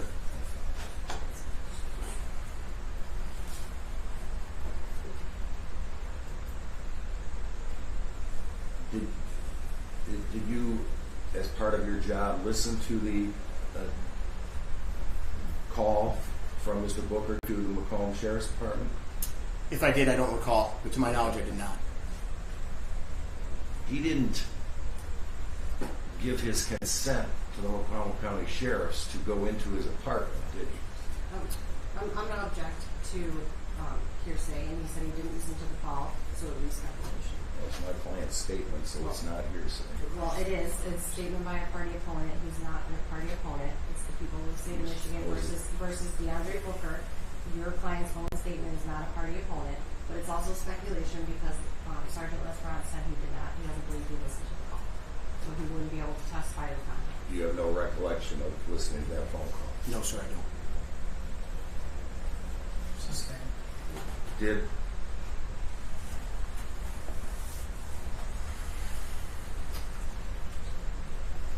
when did you exactly become involved in this investigation? After Officer Nabozny, Officer Bayarsky, and a few other officers went in the second time when they knocked and announced their presence, the door became ajar. They performed it would now be the second protective sweep of the residence. That's when Officer Nabozny located the blood stains and spatter and drops. They notified Sergeant Chuella, who was the OIC at the time, of what they had and what their findings were, and then Sergeant Chuella advised them to back out of the apartment, in which then I was notified and contacted by Sergeant Chuella and Detective Lieutenant Beamer. Who was it that gave the order to the officers from Roseville to go into his apartment to do a protective sweep on the afternoon of January 4th? I don't know that anybody gave them permission per se, but it's just standard protocol that we do a secondary search for people that may be unable to seek for help or call for help, or someone that may be in dire need of police assistance. Okay, but your officers had been in there the night before, Correct. And they found nobody in the place, and they also found no signs of any struggle or any foul play, correct? That's correct, sir. Okay. So why would they go into the apartment again the next afternoon? They had a police-run dispatch call for service there. Who made that run for service? This was based on Mr. Booker's call to the Sheriff's Department? Correct, sir. He asked, per my report, he asked that officers go and check his residence for a break-in. DeAndre requested officers check his residence for a break-in. The Macomb County Sheriff's Office transferred the call to Roseville Police Dispatch Center, and officers were again dispatched to the residence of 26069 Pinehurst Street, apartment 202, building V. And you don't remember the phone call, correct? Correct, This is sir. your interpretation of what you were told by somebody else? No, that was per Officer Navazny and per the command staff that notified us on that day that there was a When you policeman talk there. command staff, who would that have been? Sergeant Chihuahua. So Sergeant Truella was the Command officer that told other officers to go see if there was a break-in at No, sir. Mr. DeAndre Booker asked us to go to his apartment. Well, who did he ask? Our dispatch. He said, "Can you send officers to my apartment to check his residence for a break-in?" He called. The call was transferred from Macomb County Dispatch 911 to Roseville Sarisa Dispatch 911. So it was a Roseville dispatcher who actually talked to him, not the Macomb County Sheriff's Office? They both did. Macomb County Sheriff's 911 dispatchers originally took the call, routed it to Roseville dispatchers, just because they're not in the city of Roseville and we have our own dispatch. And is there a tape of this phone call to Roseville as opposed to the tape I have from the Macomb County Sheriff's Office? I'm sure there is. I don't know if it's still available or not, or not. I don't recall ever having it.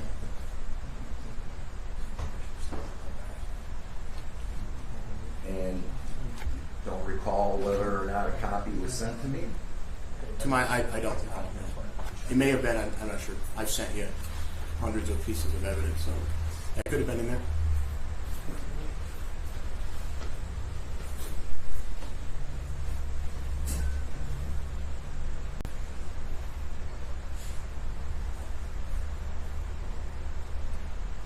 But since you didn't hear it yourself or don't remember it, you don't know for sure whether he said to go into my apartment specifically or to just lock the door. No, sir, I don't know.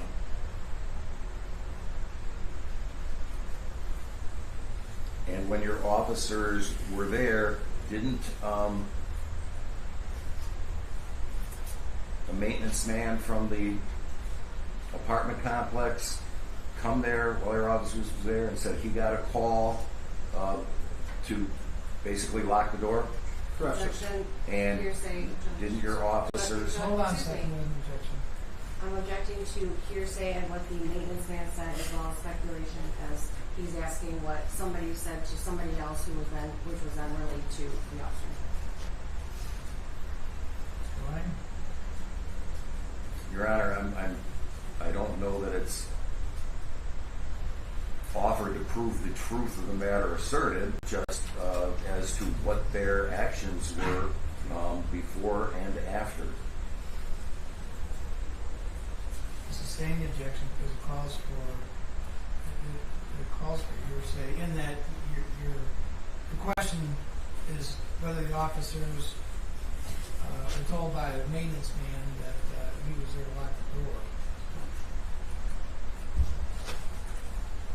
Go ahead.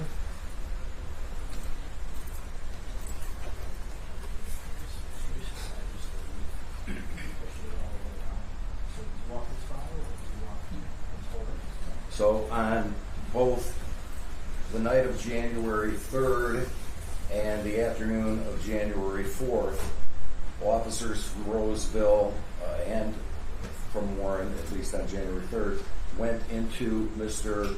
Booker's apartment without a search warrant, correct? That's correct, sir.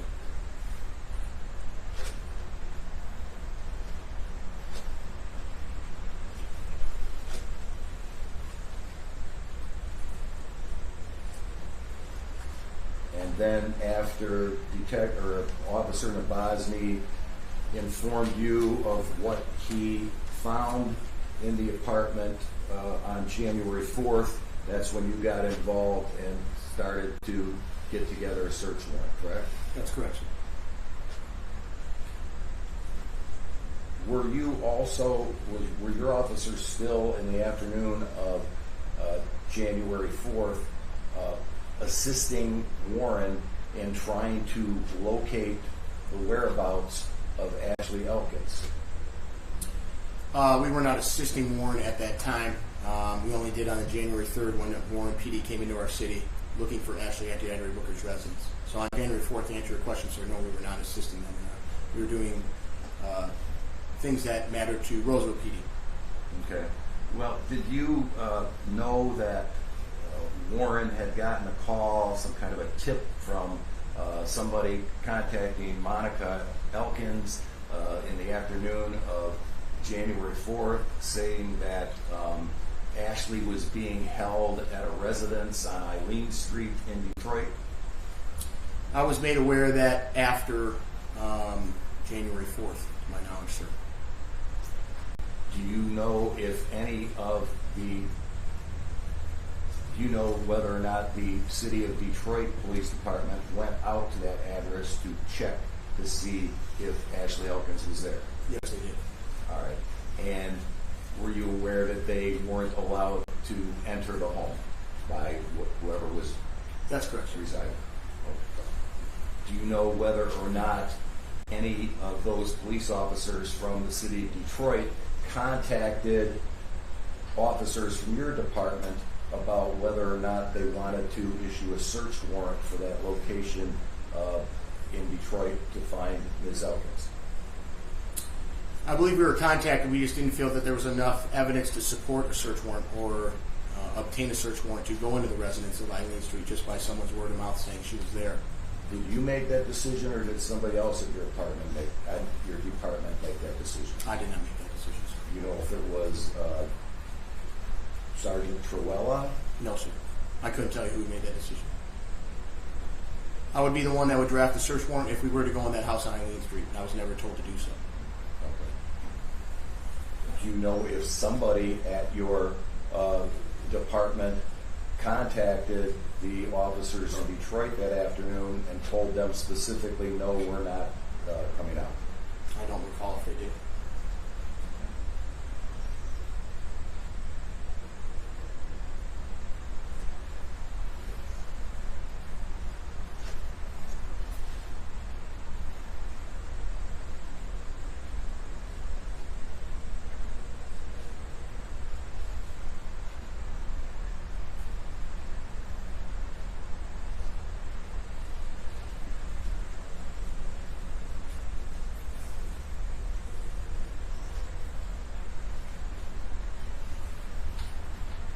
Now, I'm looking at your report, and it looks like it's written in chronological order.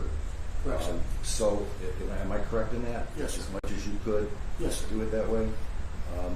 And I see that after you,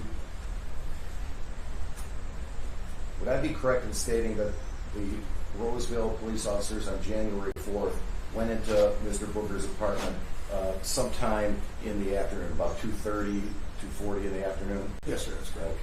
Okay. And that you went in with a search warrant on January 4th sometime around 8 o'clock that evening, correct? I couldn't tell you the exact time. I just know it was the evening of January 4th. That's it. All right. And after you had, you were present when the officers were executing the search warrant, correct? Yes, sir. All right.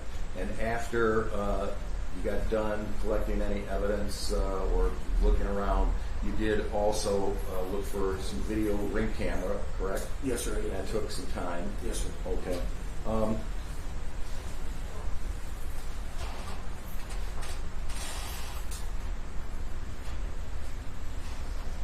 Now, watching some video from that evening, it looks like you leave the apartment complex sometime close to 9 o'clock at night on January 4th? To be honest with you, sir, I don't remember the time. It could be 9 o'clock. I'm not entirely sure. Okay. And then you went back to the Roseville Police Department, correct? Yes, sir. After the search warrant was completed, we got done speaking with the neighbor who held the ring footage. Myself and Detective Lieutenant Beamer went back to the Roseville Police Department. That is correct. All right. And is that when you first called DeAndre Booker? Is that your first call to him? Correct. So it was sometime later in the evening, after 9 p.m.? Yes, sir. Okay. And that call was recorded, correct? Yes, sir. It's recorded.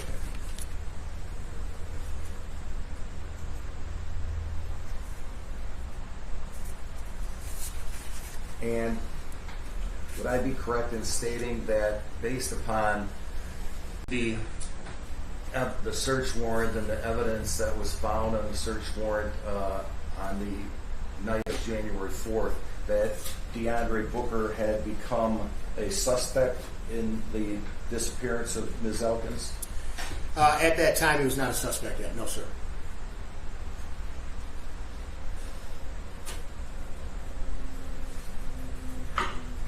And when you called him on January 4th, you were calling him in response to his call to the Macomb County Sheriff's Department earlier in the day, correct? Yes, sir. That's correct. And in fact, one of the first things you say on that recording is that I'm calling about, you stated someone may have been broken into your apartment. You think it is your ex-girlfriend's family, correct? Yes, sir. That's correct.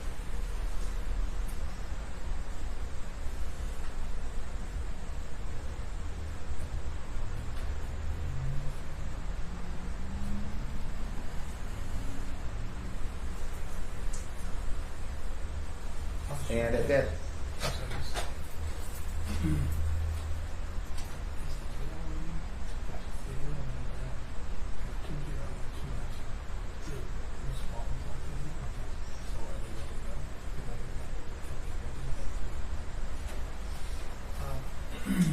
we're going to take a break from this case at 3 o'clock. I have 2 other matters I have to take, so 5 more minutes. And when you had this first conversation with Mr. Booker, he was complaining to you about all these people coming in and out of his apartment, correct? Yes, sir. All right. And he told you specifically that they went inside his apartment without his consent, correct? Yes, sir. Okay. And then you started to question him about Ashley and what time she may have come over and what time she may have left, correct? Yes, sir. All right.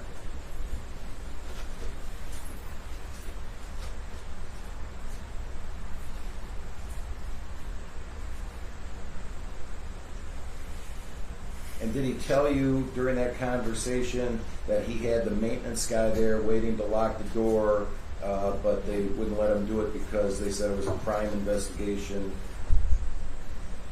He did make that utterance to me, yes, sir. And you asked him if, to his knowledge, and you asked him where he was, correct? Yes, sir. In that first conversation? Yes, sir. And he told you that he was in Flint? Yes, sir. Okay.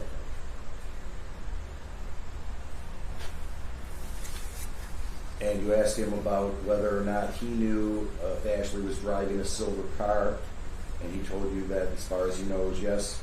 Correct.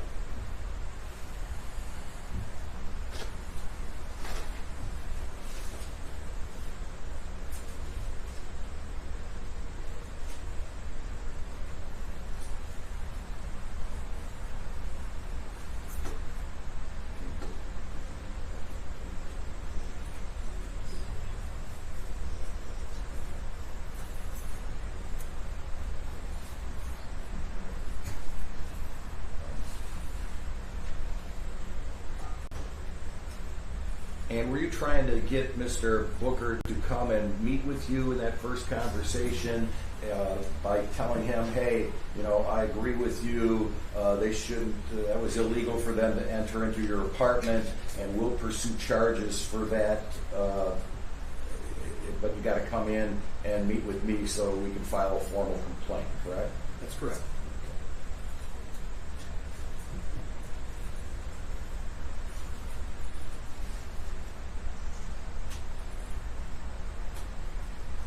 Did he also tell you during that first conversation that he was leaving his apartment because he was getting evicted because he had been laid off and hadn't paid rent in a couple months?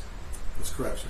And is it true that some of your officers found an eviction notice in his apartment when they searched it? I believe they did, yes, sir. And you also let Mr. Booker know in that conversation that you guys had found some blood in his apartment, correct? That's correct, sir. And you told him that there's little bits of blood drops at the bottom of the cabinet in the bathroom, correct? Yes, sir. And look, there looks like a little smear on the wall, correct? Yes, sir. And you told him that the blood looks old to you, correct? That's correct, sir. Mr. Money, we're going to take a break. Just because I have the jail waiting for us and a few others. So That's we'll fine. come back in 10, 15 minutes. Okay, also.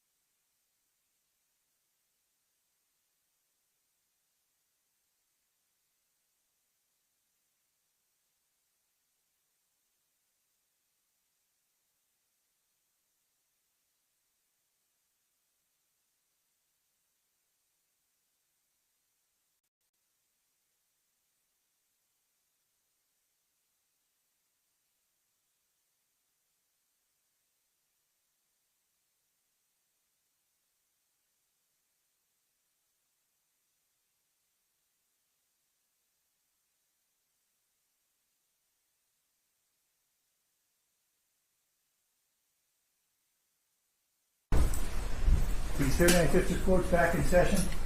Thank you. Please be seated.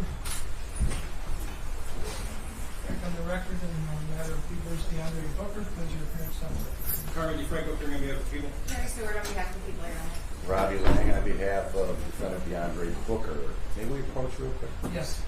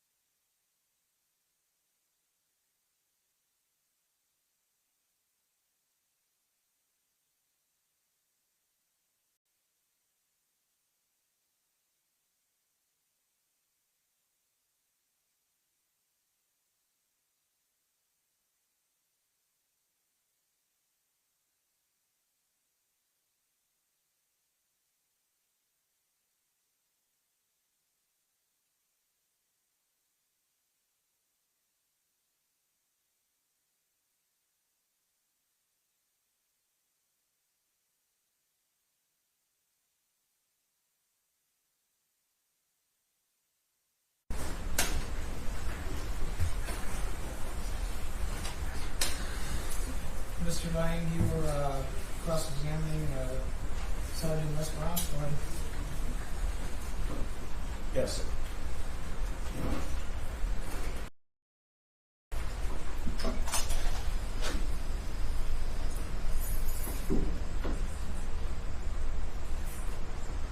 That there was a download on the phone of Mr. Booker that was provided to the Warren Police Department, that the Elkins family or somebody associated with them had given to the Warren Police Department?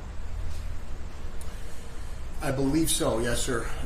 There was a search warrant completed for the phone. Do you know what that phone was, or the phone number to that phone versus the phone that you may have, or your department may have downloaded upon his arrest? I don't believe that was a working phone or had a working phone number to it per se. I think all of his accounts were linked to that phone via Wi-Fi, and that's how they were corresponded.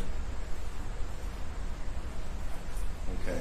But my understanding is that the phone that the Elkins family found or took from Mr. Booker's apartment on January 3rd was the phone that had the DoorDash information on it, correct? That's correct, sir. Okay. And that's different than the phone that he had on him when you took it from him on, did you say January 7th up in Flint? In Flint, yes, sir. Two different phones. Two different phones. Yes, sir.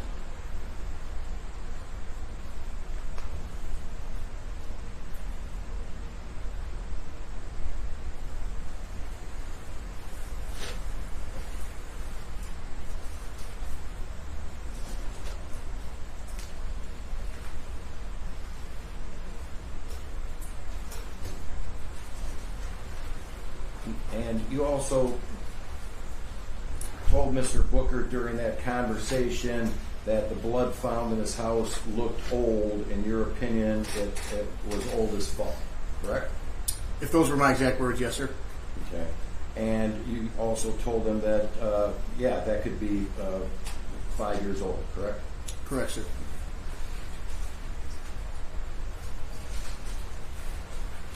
You also told him a couple times that there was no sign of a forced entry into his home, correct?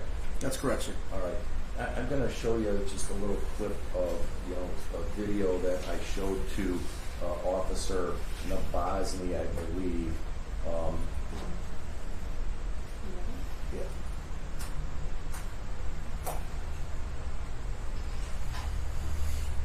And this is, I believe, from the afternoon of January 4th. You just want to hold it there.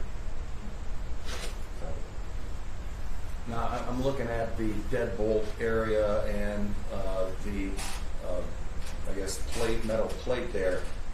That looks like it's unhinged and broken, correct? It looks broken. The door does, yes, sir. And the wood on the door looks like it's split right there by the deadbolt, correct? It does, sir. Okay. So that would be evidence of that door being possibly kicked in or forced open, correct? At some point in time, yes, sir. Okay. Well, according to your report, the door was ajar and open on the evening of January 3rd when officers from Roseville first went into the apartment, correct? Yes, sir, that's correct. And according to the officers who went in the afternoon of January 4th, same thing, correct? That's correct, sir.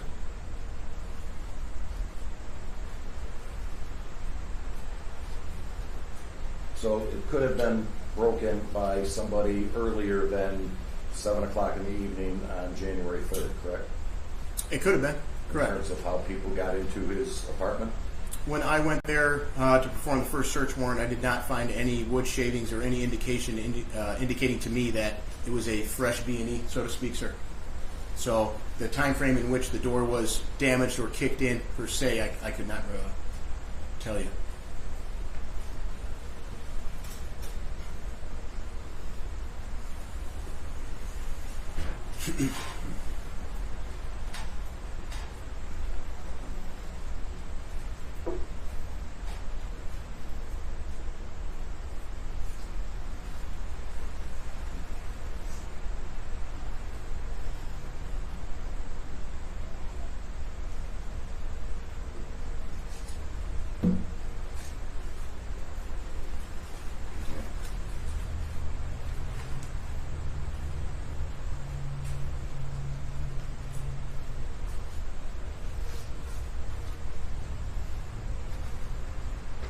And you looked around the apartment pursuant to the search warrant in the evening of January 4th yourself, correct? Yes, sir, that's correct.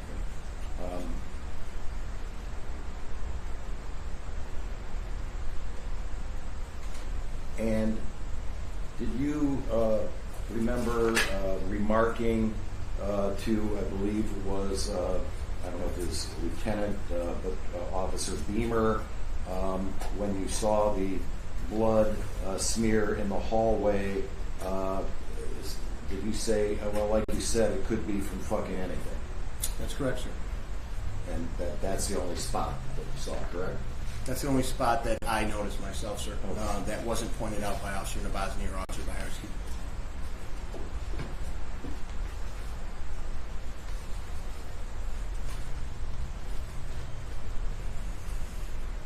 And when you talked with Mr. Booker the second time, would I be correct in stating that your call to him was at approximately 6:25 in the evening on January 6th?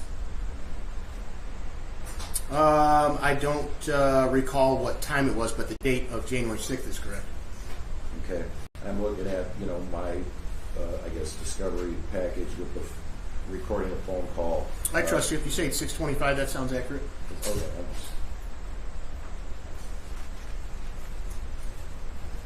And he told you that I don't know if you mentioned it, I think you said where did he leave it? You asked him where did he leave his gun, correct? Correct. All right. And he told you that he usually keeps his gun next to his bed, correct? That's correct. But that's not where it was found. Correct. It was found underneath his couch in the living room? Yes, sir. Okay.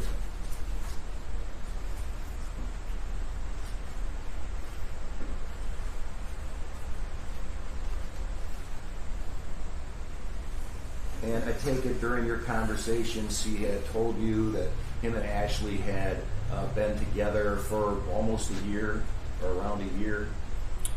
The time frame, I'd have to refer to my report, but it wasn't a long relationship, correct? Yeah, sometime a year. He said that they had broken up in September. Correct, sir. Of 2024. Correct? Yes, sir. Okay. And he also told you that she was boyfriend, girlfriend. That she spent time at his apartment. Correct? That's correct, sir.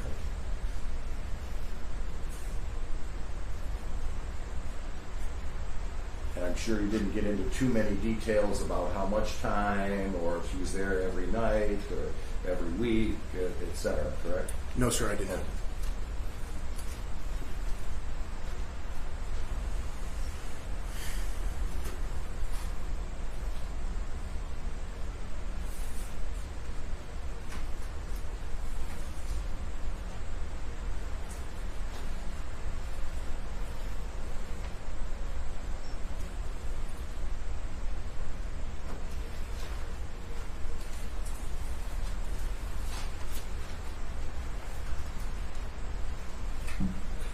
Now, when you started looking for, like you said, Ring cameras and also some Ring doorbells, you found something that showed somebody who looked like Mr. Booker, correct? That's correct, sir. And you thought that some of the clothing of the person in these surveillance videos, particularly the apartment videos, matched kind of the description of the clothes that you found on him or in his possession in Flint, correct? That's correct, sir. Okay. But I would be correct in stating that at least in the videos that I've seen, whether it be Motor City Pawn, well, for instance, let's start at Motor City Pawn, you can't see the person's face at all, correct? No, sir, you can't see his face. You can't tell if the person in the Motor City Pawn videos is white or black, correct? I would say that the person in the Motor City Pond video is black. He's a black male. That you believe that. But Correct. You can't really see that in the actual video, correct? In my training and experience in working with Motor City Pawn and reviewing video footage at their facility before, I can depict between a white and black male on their video footage, yes, sir. Okay. And you think that's the same with the video from the apartments? You can tell it's a black male, correct? Correct, sir. Okay. But there's not enough of a facial there to conclusively, when you looked at it, to conclusively conclude that it's DeAndre Booker, correct? That's correct, sir. And I'm assuming that you piece it together as being DeAndre after you collect the clothes in Flint, correct? Clothes, his pinging of his cell phone, and the inconsistencies in his stories to me that would depict him being at the Hampton Court Apartments. Now, I think it was Detective Moran who was testifying earlier last week or whatever. He said that the pings on the phones, they're not exact locations, correct? Certain pings have certain radiuses than others, correct? Right, and I know he said that some pings of whether it was Ashley's phone were around the 11 Mile and Gratiot area with different radiuses ranging from 500 meters to over 3,000 meters, correct? That's correct, sir. And when you say that Mr. Booker's pings on his phone were showing that he was at his apartment, it just shows that he's in that kind of range of his apartment, correct? I would say yes and no, sir. So Detective Moran would be better to speak with on that in terms of like the radius. But as far as in a pinpointed exact location, a cell phone ping would not give you that. Okay.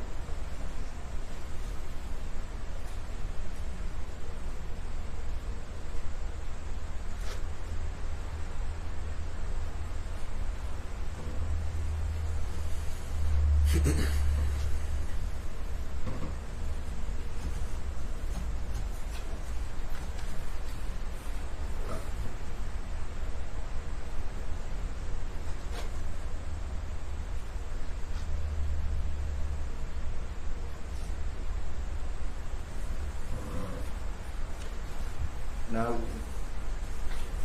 you also testified that there were active pings to Kelly Beauty Supply from Mr. Booker's phone and from Ashley's phone at the same time.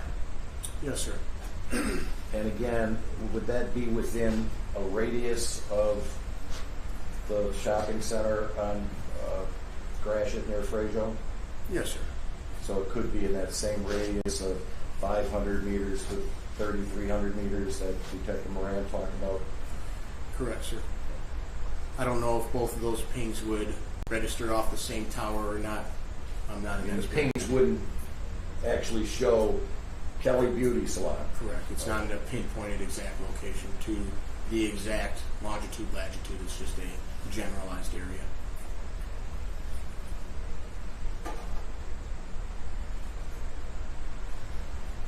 When you said that at some point in time, Warren police had an eye on the apartment up in Flint. Correct, sir. Do you know when that kind of like surveillance started? It probably started the moment that Warren PD obtained the search warrant for the cell phone pings of DeAndre Booker. If I had to definitively say, I could not tell you exactly. But Mr. Booker had told you as early as, just sometime after 9 o'clock at night on January 4th that he was in Flint. Your first phone call? First phone call, yes, sir. That's correct. Is that when you or the Warren detectives started trying to find his cell phone location? Warren PD already had it prior to Roseville PD having it, so they already obtained his cell phone pings through a search warrant before. Okay, so they can when he told you that he was in Flint, you kind of checked with Warren and confirmed that they had him in that location. Yes, sir. Too. Okay.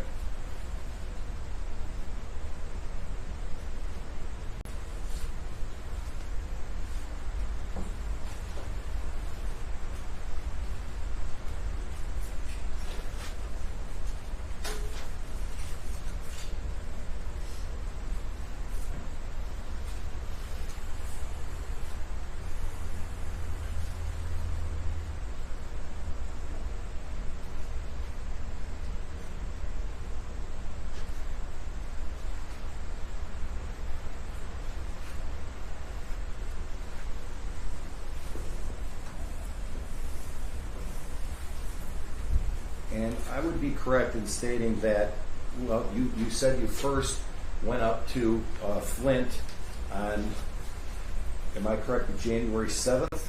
That's correct, sir.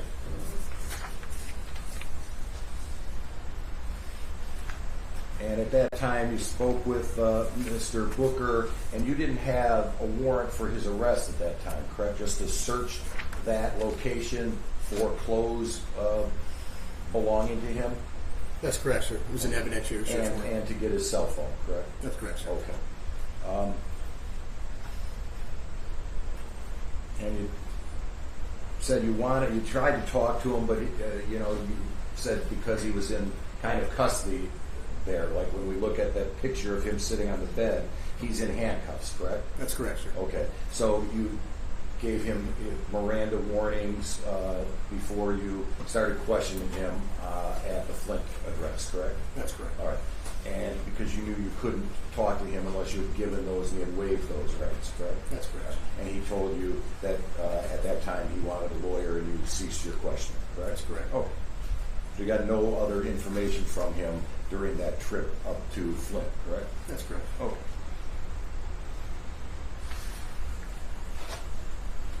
Now, I assume that these reports that we have regarding the DNA, blood analysis, the analysis of the bullet, those don't come until way after Mr. Booker's arrested, correct? That's correct, sir. And in fact, you kind of, after your trip up to Flint, you left him at the Flint location, correct? The first time, yes, sir. Yeah. And but people were watching to make sure he didn't leave that location, right? Warren and some officers from either Flint or Genesee County were there to make sure that he didn't take off from that location, correct?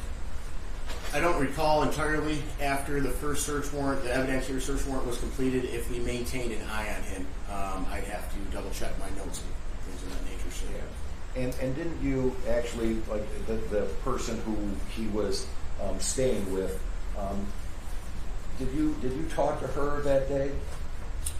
I did not speak with Brandy other than on the phone the one time. There was other officers or other members of the Roseville Police Department that spoke with Brandy. Would I be correct in saying it was like, I don't know if it was Detective or Officer Sadler had a conversation with Brandy that day? That's correct. Okay. And it was the next day, January 8th, that you obtained a warrant for his arrest for the charge of lying to you. Correct, sir. Okay. And that's when you went back up and arrested him. That's correct, sir. And then it was sometime after January 8th that you got a warrant to arrest him for the charges, the main charges of being involved in the disappearance of Ms. Elkins, correct? That's correct, sir.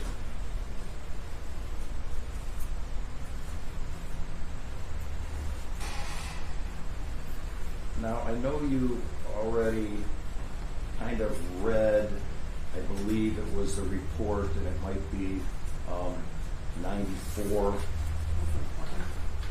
That was the one about the bullet. Oh, yeah. And could you pull that up, please? What do you want me to pull it? If you could. Or did you want to just give them?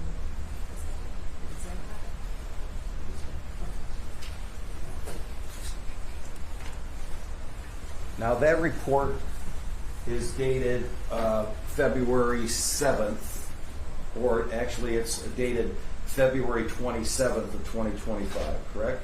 That's correct, sir. Okay. And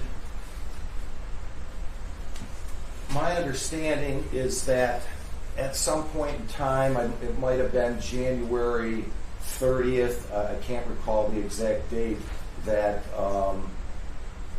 one of the prior officers who testified said that they had went in there to Mr. Booker's apartment with a plumber to take the drain pipes, kind of out to see if there's anything caught in like the J, what do they call it? J trap or whatever? Yes, Is that sir. correct? That's correct. Okay. That was sometime at the end of January.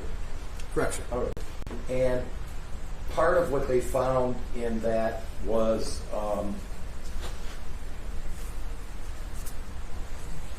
make sure I get this right.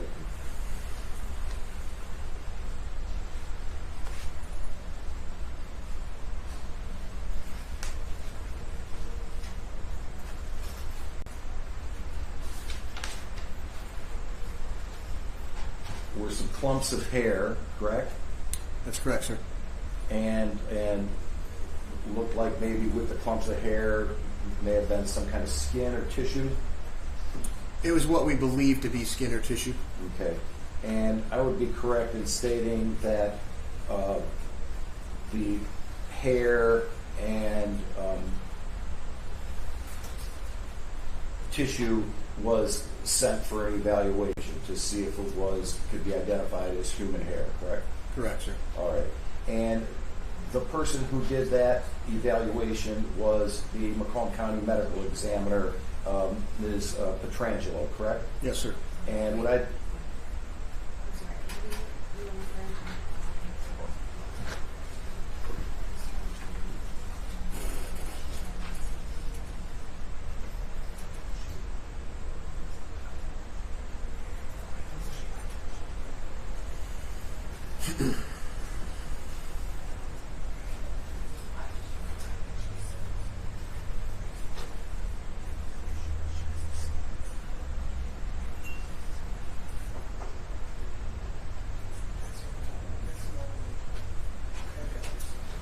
I would be correct in stating, I'm gonna hand this to you, and I'll just mark it as Defendant's Exhibit B or whatever we're on. You received an email from Dr. Petrangelo about what her evaluation showed you on the clump of hair or tissue found in the J-trap of the Mr. Booker's apartment, correct? Are you referring to what Officer Nabozny pulled out during our search warrant on Saturday, the first Saturday, the very first search warrant? No, I'm talking about what was found in the drains. Okay, so what we turned over to, and what you're speaking of to Ms. Petrangelo, was what Officer Nabozny recovered from the drain during the search warrant, first search warrant. That's the only thing I showed. I'm gonna just, I know I have a photograph of that. It's reflected in People's 35. Is that number 35? Can you put it up on the screen? Yes, I can do that.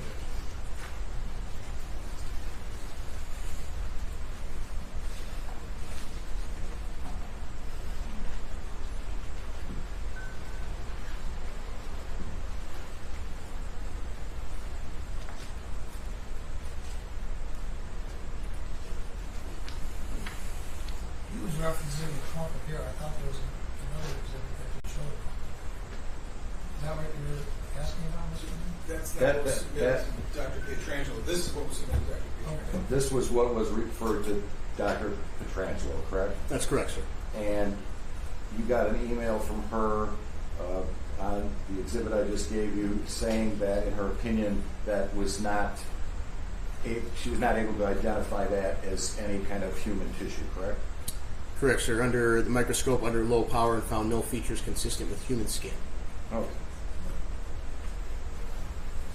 Just so I'm clear, are you indicating that's a clump of hair? No, I Mr. Lang, are you referring to what was found in the sink in the bathroom versus the bathtub? Because this is the bathtub. yeah, that's exactly what I'm referring to. Yeah. You want both of them? Just this one.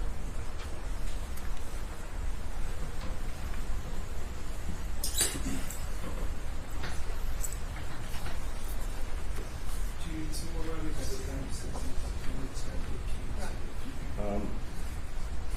Yeah, I'm just gonna look at the bullet. Okay.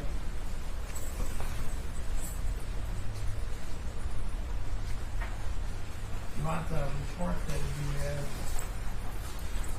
I'm gonna just approach you, and I'm sure these are marked as state exhibits. I have that, put it up right now. Just for, You want that marked out, the last one that you showed?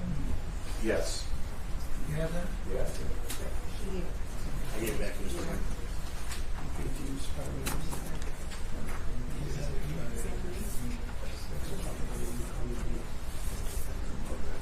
Any objection to his admission? No.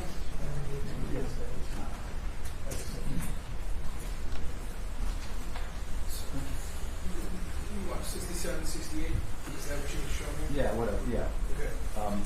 I've got pictures that are coincide with those Yeah, already 68. admitted exhibits. So,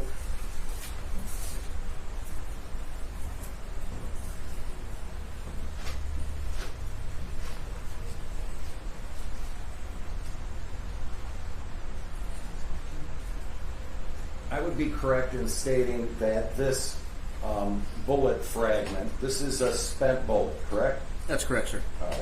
And as far, did you inspect that piece of evidence yourself? No, sir, I did not. All right. But you can look at the pictures, and that looks like it's a little bit corroded or rusty, correct? Correct, sir. Okay. So it looks like it's been sitting in water for quite some time, correct?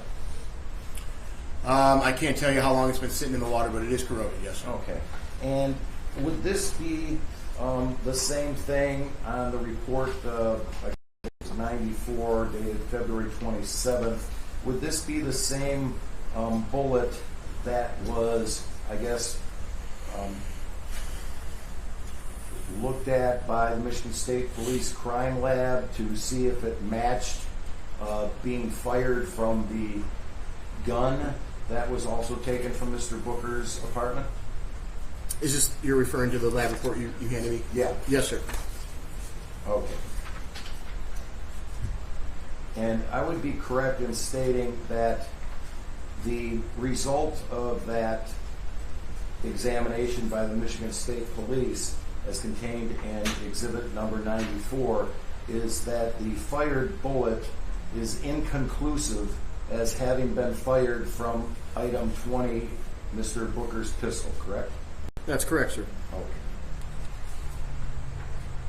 So I'm assuming the purpose of sending it to the crime lab was to see if that matched up to the gun as maybe a possible means of killing Ms. Elkins, correct? That's correct. And it was determined that it would not have been involved by firing it from that gun, correct? I'm going to object. It's a mischaracterization of the evidence that's already been presented. I'm sorry? That's a mischaracterization of the evidence that's been presented. The report deems it inconclusive, not exclusive. Inconclusive, okay.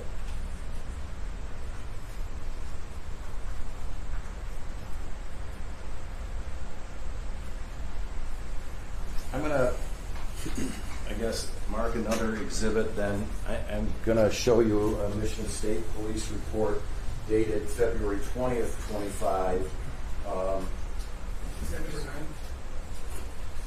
Yeah.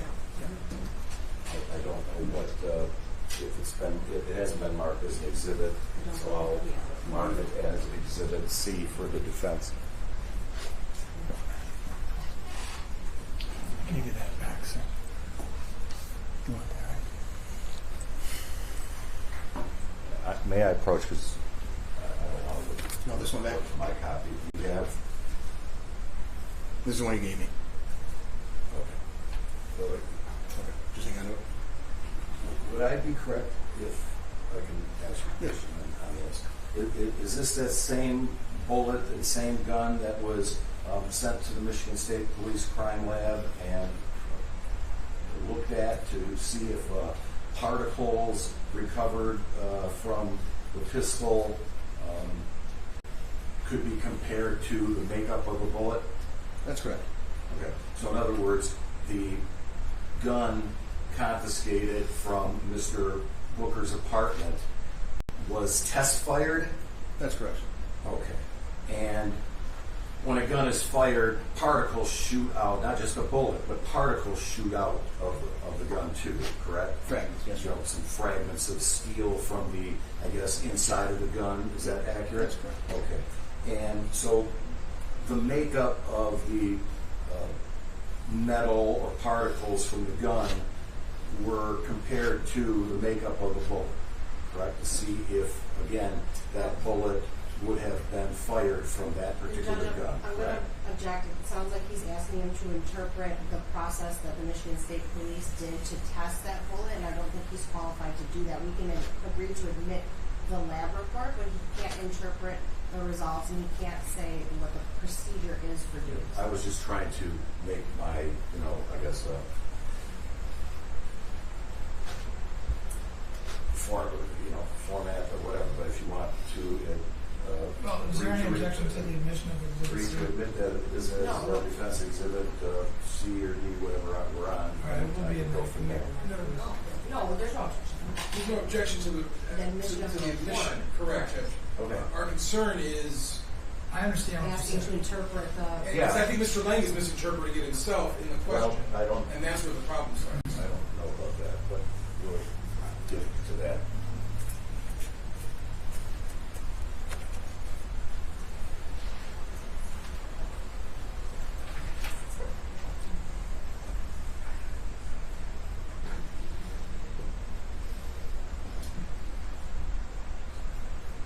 Now, would I be correct in the results portion here, particularly what's been kind of highlighted in the report in blue? Could you read that sentence? Yes, sir. In my opinion, these tested particles from the pistol originated from a source primarily copper, which includes ammunition components such as item number 22. Limited association.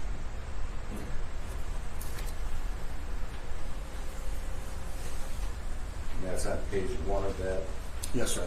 report.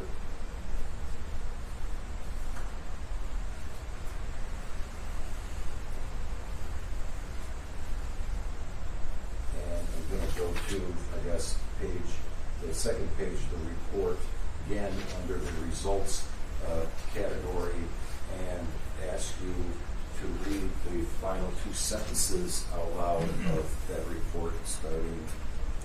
Yes, sir. The tested particles recovered from inside the barrel were dissimilar in appearance and elemental content to the bullet, item 22. In my opinion, these tested particles from the pistol did not originate from this bullet or other ammunition components that are primarily copper. Elimination.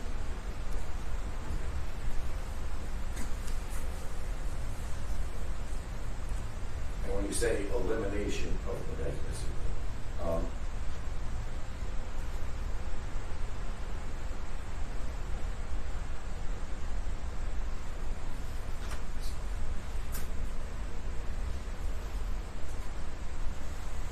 and I would be correct in stating on the second page of the report, similar to the DNA report, it kind of tells you what they mean when they say limited association, elimination, correct? That's correct, sir. And I would be correct in stating that they did highlight in blue limited association, correct? That's correct. And they also highlighted in red the elimination, correct? That's correct, sir. And could you read out loud what the elimination portion says? Yes, sir. Elimination or non-association. The items were dissimilar in physical properties and or chemical composition, indicating that they did not originate from the same source. So, are you qualified to answer, I guess, the question as to whether or not they're telling you in this report that this particular bullet fragment did not come from Mr. Booker's gun?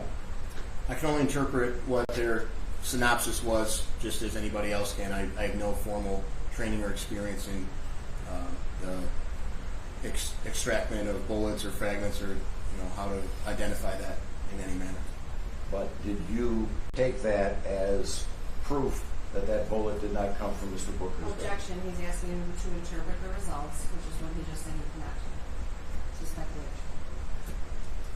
What's the purpose of introducing that MSP report that you agreed that it be admitted, right? The results of the report is admitted as an exhibit, but now he's asking him to interpret what that means. And he's just said he cannot he's not Well, qualified to all do right, that. I'll sustain the objection, but the report has been admitted. It has We'll been. take that into consideration. Okay, It's and- determination of whether or not that's So- relevant in this case. So the author of this report was Troy Ernst, correct? From MSP? State Police Crime Lab. That's correct. So he would be the person who could testify and answer my question as to whether or not that bullet came from Mr. Booker's gun, correct? Correct, sir. Okay.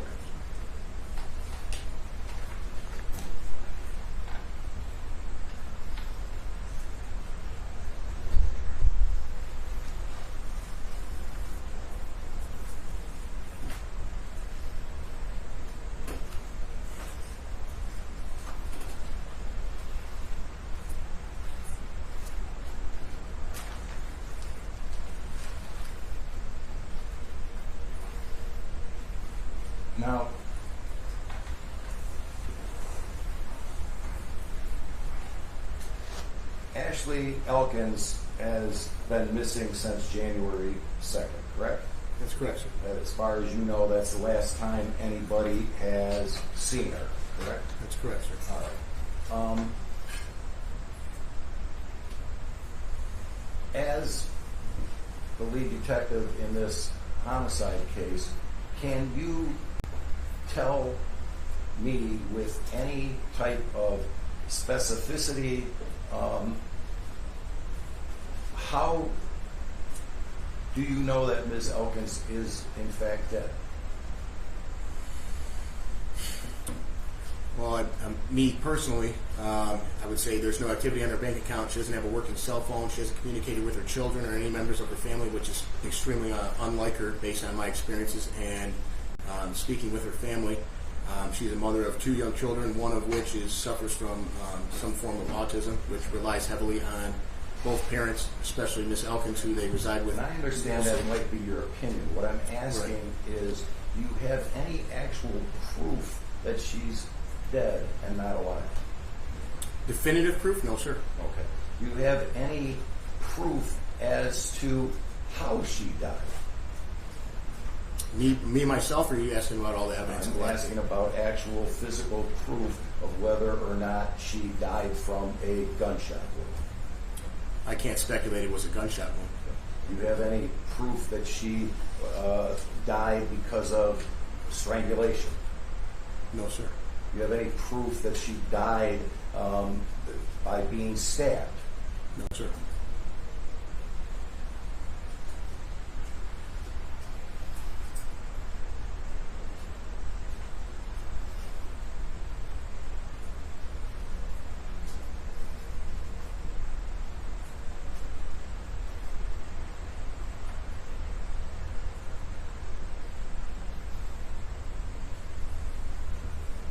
So you have no proof or evidence of what may have caused her death, if she is dead, correct? That's true. To some capacity, yes, I sir. have no further questions. Ms. Seward and Mr. Thank you. Sergeant, you had testified just now, she indicated she went missing on January 2nd. That's correct. Throughout your investigation, obviously we've talked a lot about this dumpster. What did you do with the information that her blood, or what is found to be her blood, was found in that dumpster? Did you take that and do any further investigation at all? Yes, ma'am. Once that dumpster was collected, it was brought to another facility where we determined that it was brought to the Lenox Township dump site. And myself, along with a bunch of other members from surrounding police agencies, performed a thorough and in-depth search of that generalized location at the Lenox Township dump. Were you just searching anywhere, or did you have a particular area that you searched? No, ma'am. Their engineers were able to pinpoint an exact grid location of where that exact dumpster was, in fact, dropped off at the Lenox Township dump site. So we had a grid in which we were able to kind of pinpoint where Ms. Elkins would be, and we searched that grid for 7 straight days.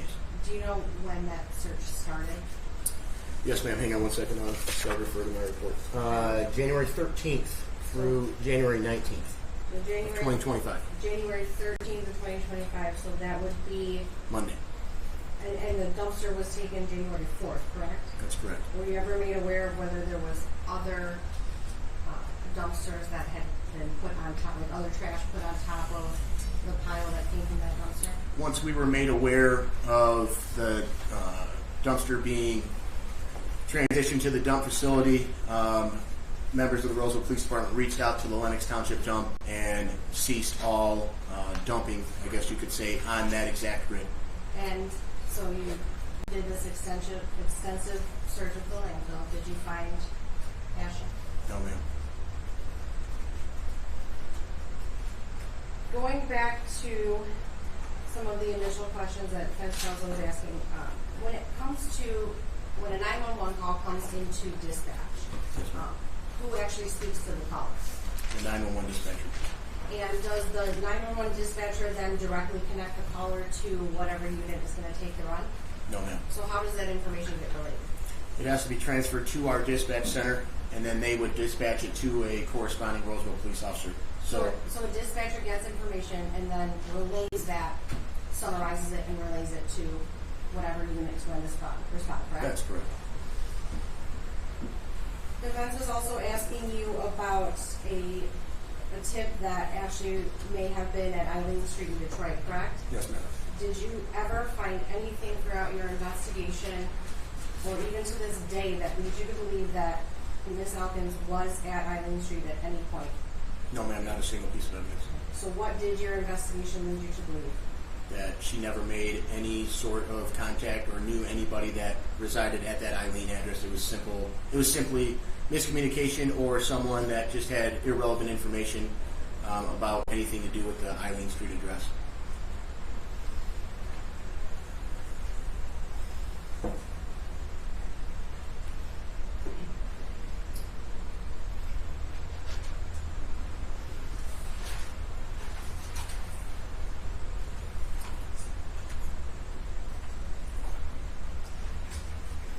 So defense counsel was also asking you specifically first about the Motor City Pond videos and how, you know, whether or not you could tell who that was.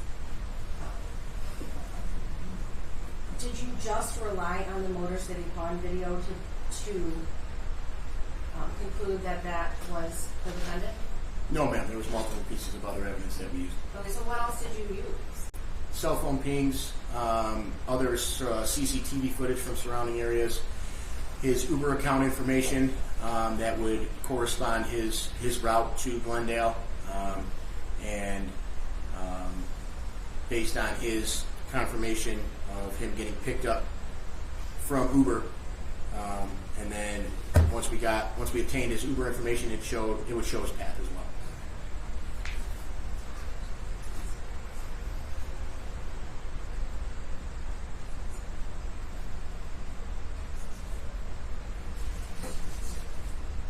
So,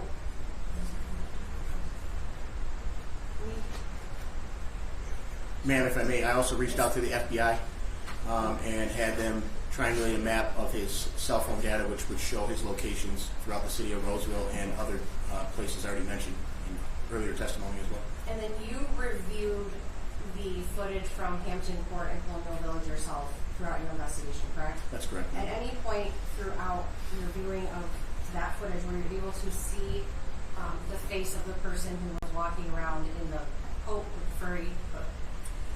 In the very first part where DeAndre is turning into the parking lot, you can get a good depiction of his face. I have what's been marked as People's Proposed Exhibit 184. Can you tell me what's depicted in this picture? Yes, ma'am. That's DeAndre Booker, based on his attire found at the Flint address, with the Carhartt hat, blue Tommy Hilfiger jacket with the fur-rimmed hood, and it shows his exact facial features down to his beard. And this is this a screenshot from footage that you yourself viewed? That's correct, ma'am. Are you able to see the date? It's difficult. It's not right. January 2nd, 2025 at 12:33. Move for the admission of People's Proposed Exhibit 184. No objection. What would be in there? What time did you say? January 2nd, 2025 at 12:33. So the Hold person. on just one second. 33? Yes, sir. Morning or Afternoon, sir. So the person depicted in this photo, you said you can see the face, correct? That's correct, ma'am. And you can even see down to the beard, correct? That's correct, ma'am. And the hat Yes, ma'am. and the hood. Yes, ma'am. And does all of that match what you found in Flint? Yes, ma'am.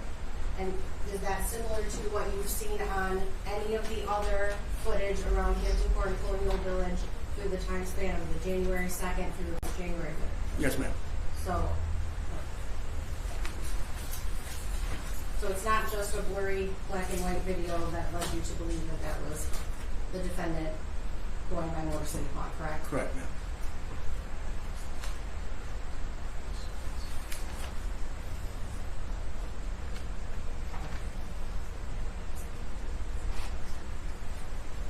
I just want to go back to the search of the landfill for just a minute. Yes, ma'am. You had talked about that you had engineers who kind of found an area where Yes, ma'am. the trash would have been deposited. So how big was the grid that you searched during that time period, if you can recall? I believe if they, to kind of put it in layman's terms for us, it was the size of 3 football fields. So did you only search the surface, or how did the search go? We peeled back. We believe their engineers were able to tell us that she was anywhere from 10 feet to about 25 or 30 feet below the surface. So we just peeled back a few inches at a time in hopes of recovering her body. So going back to the discussion that defense was having regarding the pings, so you agree that there's not an exact location, or you didn't get an exact location of the phones, correct? That's what you were saying? That's correct. But there was a discussion about how the defendant and Ashley's phone were pinging near Kelly Beauty Supply. That's correct. Was there anything else in your investigation that led you to believe, in fact, that the defendant was at Kelly Beauty Supply? Yes, ma'am. Okay, tell me about that. So his Uber account information, we had his Uber Tan Equinox on CCTV footage, which corroborated with his Uber account history. We were able to get a plate that matched that came back to that Tan Equinox. Ms. Barksdale also testified that she was with him at the same time that his phone pinged and triangulated at Kelly Beauty Supply, and that she confirmed he was with her. And that timestamp also correlated with the same time the phone pings as well, ma'am. The defense was also asking you about it was People's Exhibit 35. That was the material that was recovered from the drain by Officer Bosney, and that Officer Move. No, Exhibit 35. Oh, the flesh? Correct. Yes, ma'am. That was examined by Dr. Petrangelo. Yes, ma'am. And again, that's what we were discussing was what was recovered by Officer Bosney, not Officer Move, correct? That's correct. So, going to, do you still have Defense Exhibit C, the report number 9 up there? Are you referring to these? No, there's report number 9, Defense Exhibit C. Michigan State report? Yes. I'll put it on the screen. We're just gonna put it up on the screen. So, Mr. Lang asked you to just read a couple portions from the report, correct? Yes, ma'am. So let's look at just a little bit more than what Mr. Lang asked you to read. We're looking, let's see, start with the information. Can you read what it says under information, please? Yes, I'm sorry. Yes, ma'am. Mr. DeFranco, can you lower it just a little bit, please? Oh, I'm sorry. No, you're okay.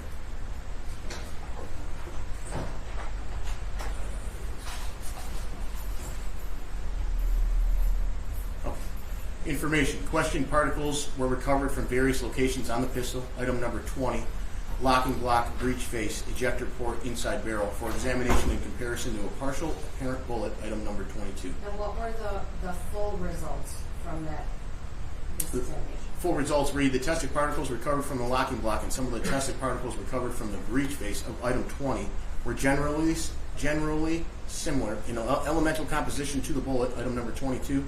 These tested particles and the bullet were primarily copper. In my opinion, these tested particles from the pistol originated from a source that was primarily copper, which includes ammunition components such as item number 22. Because it is not known if ammunition components of this composition are common or uncommon, the strength of this association is limited. Level 4, limited association. The remainder of the tested particles recovered from the breech face and tested particle recovered from the ejector port of item 20 were dissimilar in elemental composition to the bullet. Item number 22. These particles were primarily a combination of copper and zinc. These tested particles recovered from the inside of the barrel were dissimilar in appearance and elemental content to the bullet. Item number 22. In my opinion, these tested particles from the pistol did not originate from this bullet or other ammunition components that were primarily copper. Elimination. Thank you. Yes, ma'am. So from what you just read, some of the items tested were consistent and some were not. Is that fair to say? Objection, there's not a word consistent or inconsistent in that entire report. Okay. Some were associated and some were eliminated. I do apologize. Thank you. Some were associated and some were eliminated. Is that correct? That's correct. So, the defense was asking you, can you definitively say she's dead? What proof do you have, did you uncover in your investigation?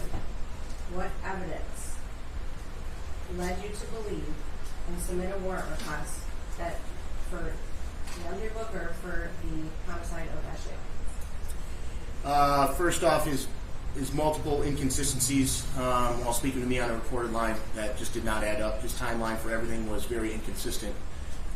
The sheer fact that something violent happened inside of that apartment building, particularly in the bathroom, and then him being observed on CCTV footage with the shopping cart, you can tell that there is something heavy inside of that shopping cart just by the sheer sound on that ring camera footage. The fact that his inconsistencies, not one was found to be true, which is why we were able to take him into custody. And then all the blood evidence that we found, the blood that was found inside of the dumpster that came back to Ashley Elkins, nobody else, and the blood on the jacket that was Mr. DeAndre Booker was found to be wearing and found at the Flint address that also belonged to only Ashley Elkins, confirmed by DNA, and that there is no proof that she ever left DeAndre Booker's residence after arriving there on the morning of January 2nd.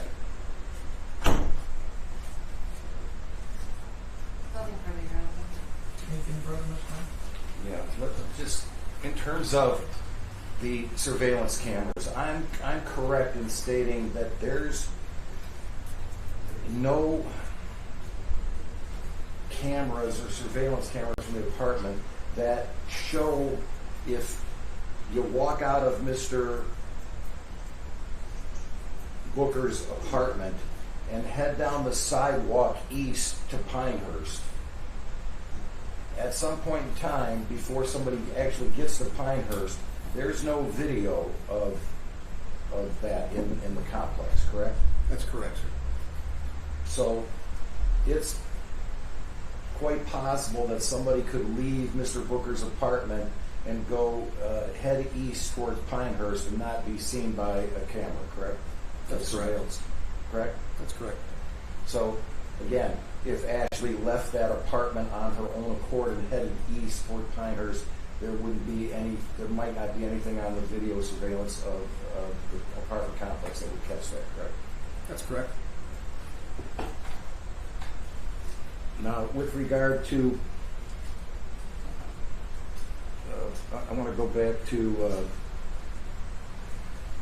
this information regarding her, Miss Elkins, being located somewhere on Eileen in Detroit. That tip came from Mrs. Elkins, correct? Monica Elkins. I don't recall where that tip came from. Somebody texted her phone. I believe someone reached out to her with that information. And that information, from my understanding, was at 2:43 p.m. on January 4th. I don't know the date and time, sir. I'm sorry. And Detroit officers went to that location, correct? Judge, I'm objecting to ask and answer. We've already gone. I mean, but look, this is within his realm of knowledge. Well, it's asked and answered. Well, we've already gone through this, but additional Well, questions. I'm going into his opinion about why she wasn't there. And Go ahead. I think I Go ahead. can ask him some specific questions about what he Go ahead, knows Mr. Lang. regarding that. If she went there on her own or was taken there and didn't have her phone on her, there would be no proof that she was actually there, correct? I'm object to speculation. And is that what you were looking for when you said, well, part of the reason we didn't believe that she was there was because we had no, phone pings, no information that she was actually physically there. Hold on, go ahead. You can answer the question. I had no reason or knowledge or any sort of evidence to believe that she had any affiliation with anybody at Eileen Street, at the Eileen Street address. But my question is, she could have been there without a phone, correct? You would have no way of knowing if she was there if her phone wasn't pinging in that location, correct? Because she didn't have it on her? Sure. And you were informed that when officers went to that location, they found spent bullet casings at the location, correct? That's true. And that the place was locked up. It had bars all over the porch and locked up, correct? I wasn't made aware of that. And were you aware that you were aware that people who supposedly lived at that location did not give consent to a search for her, correct? That's correct. Okay. And were you informed that one of the occupants stated the name of the owner, and when somebody came to the apartment and said they were the owner, it was a person with a different name? That I'm not aware of. Okay. Did you get any information from the Detroit Police Department that they had information that the people who were actually at that location on Eileen were squatters, that they didn't own the home or rent the home? I was never made aware of that either, sir. Do you know who took the call? Was it Officer Triwella that took the phone calls from the Detroit Police Department that afternoon? I don't know that either, sir.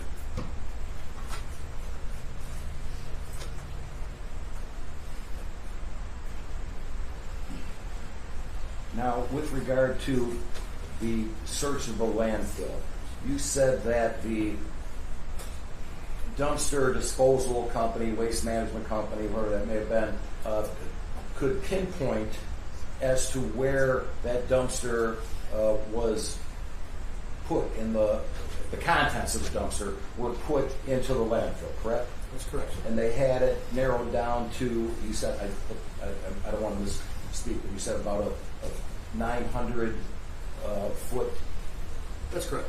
rectangle or something? About that? Yes, sir. Okay. And they said that because they're getting garbage every day, they told you that it might be 8-10 feet underneath the garbage that was currently there? There was some footage underneath, correct. Okay. And I'm correct in stating that dumpsters, I'm sorry, bulldozers and stuff kind of carefully went over and dug down or scraped off enough newer garbage and debris to make it possible to look for what may have been dumped there on January 4th? That's correct. And I would be correct in stating that there were no items that were found in the landfill that belonged to Ms. Elkins, correct? Correct, sir. So no clothing, correct? Correct. No shower curtain, correct? Correct. And there was something that somebody brought back.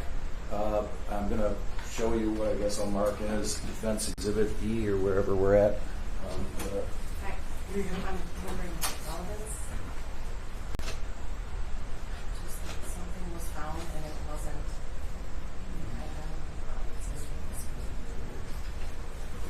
Let me hand you what's, I guess, been marked wherever I'm at, D or E.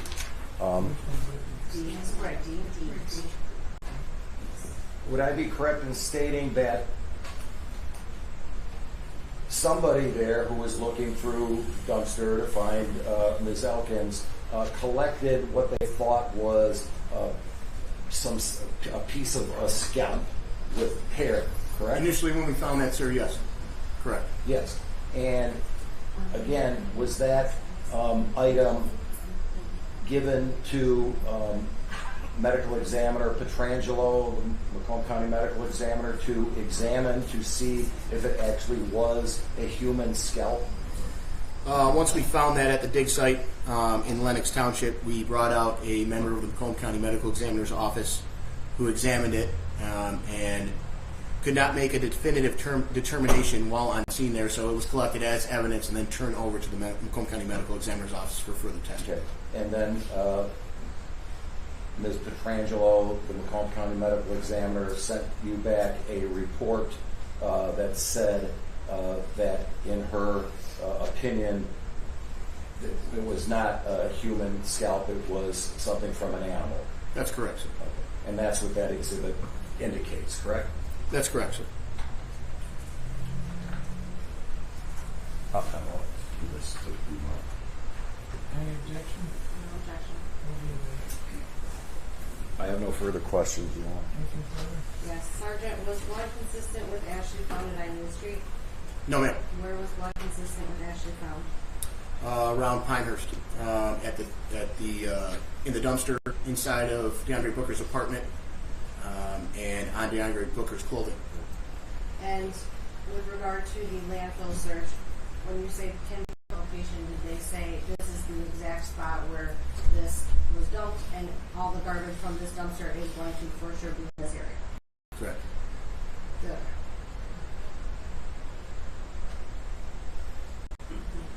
No further questions. I have a question regarding the landfill. You indicate that the engineers informed the police department that they could pinpoint where the dumpster would have dropped the garbage. Obviously, it was a huge area, 3 football fields, and also you indicated earlier it's many, many feet deep. Correct, sir. Your testimony is that there was no evidence of the remains of Ashley Elkins. Is that correct? That's correct, sir. Can you form an opinion as to whether or not, because you didn't find it there, that it must not have been anywhere in the dump area? I think that because it was such a broad area and such a large environment, we were finding mail from the surrounding area of Roseville in the vicinity of Pinehurst Street. So we knew we were in the correct area at the landfill. We just were unlucky in our efforts of finding ashes. In your opinion, based on the size of the landfill and the depth of the landfill, is it possible that the remains of Ashley Elkins could be there? In my opinion, yes, sir. It could have been overlooked just due to the vast majority of the amount of trash that was there, the large area that we had to cover, and using a bulldozer with, I mean, you can only go down, I'm not an expert in heavy machinery like that, but it's possible that she was missed by all individuals involved due to just the sheer amount of garbage that was there. No problem. Anything further? No, Your Honor. Following up with the judge's questions, my understanding that for 7 days, and I'm assuming that the bulldozers kept over the course of 7 days going deeper and deeper and deeper, correct? Correct, sir. And you found mail belonging to other people that lived on Pinehurst or in that neighborhood, correct? That's correct. Okay. So you're pretty confident that you were in the right 900 feet of space that they told you this might have been where it was, correct? Correct. All right. And it's my understanding that there were dozens of officers out there every day, all day for 7 days, correct? That's correct. Officers from all kinds of different departments, true? Correct. And also every day that there was searching, there were drones being flown over the landfill, correct? That's correct. There were cadaver dogs being used by trained officers to see if they could sniff out a body, correct? That's correct, sir. And nothing was found. That's correct. I have no further questions. Anything further? No, Your Honor. Sergeant, you may step down. Thank you. 432. Well, this kind of people.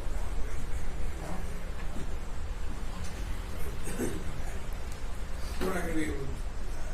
We're not going to continue because obviously we're not going to finish, even if both parties have concluded. I don't know if defense is calling witnesses or not. Read the summaries are going to take quite some time. I will ask them, if you have any witnesses, or Mr. Lane, do you have any witnesses? Yes, I will, and they're mostly police officers. A couple that were on Mr.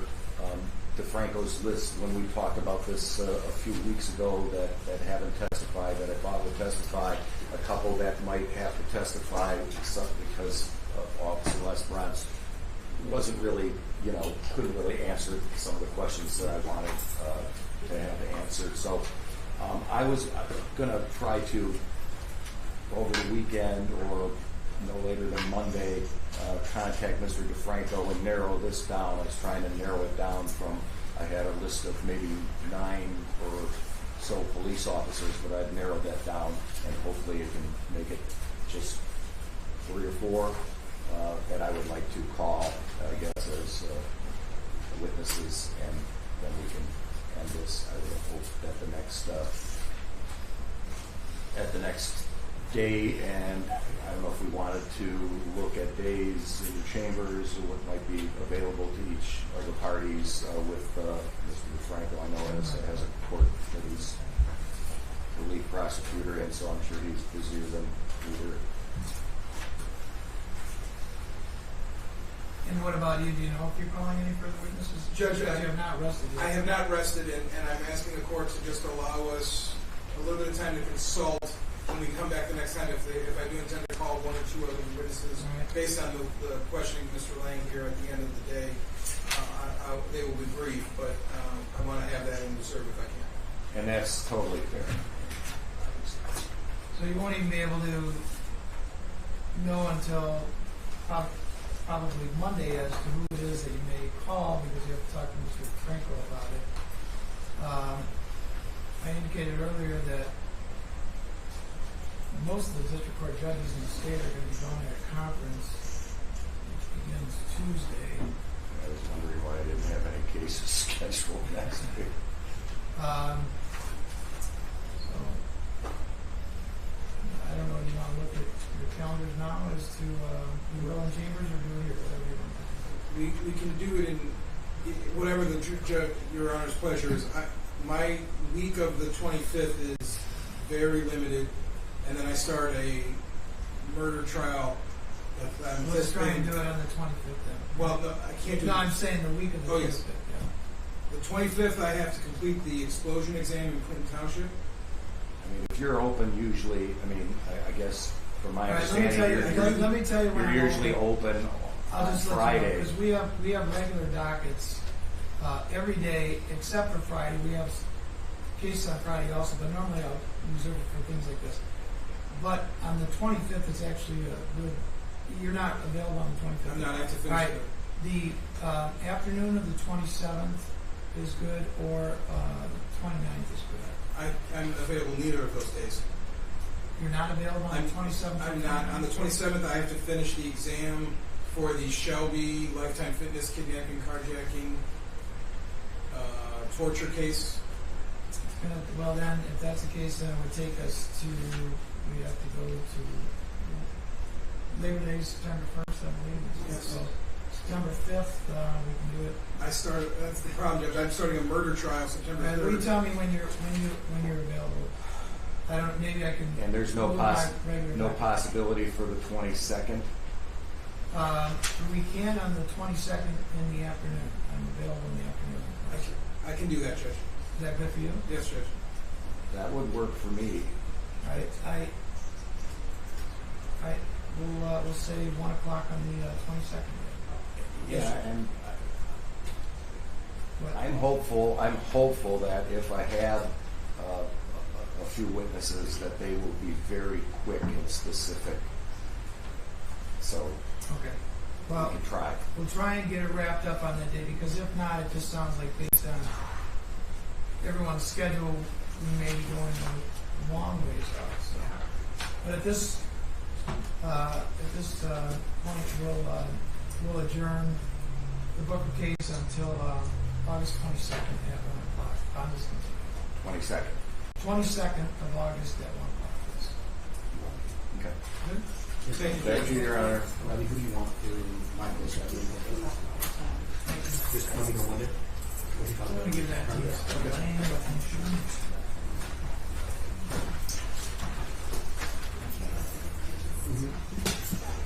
Judge, do you want,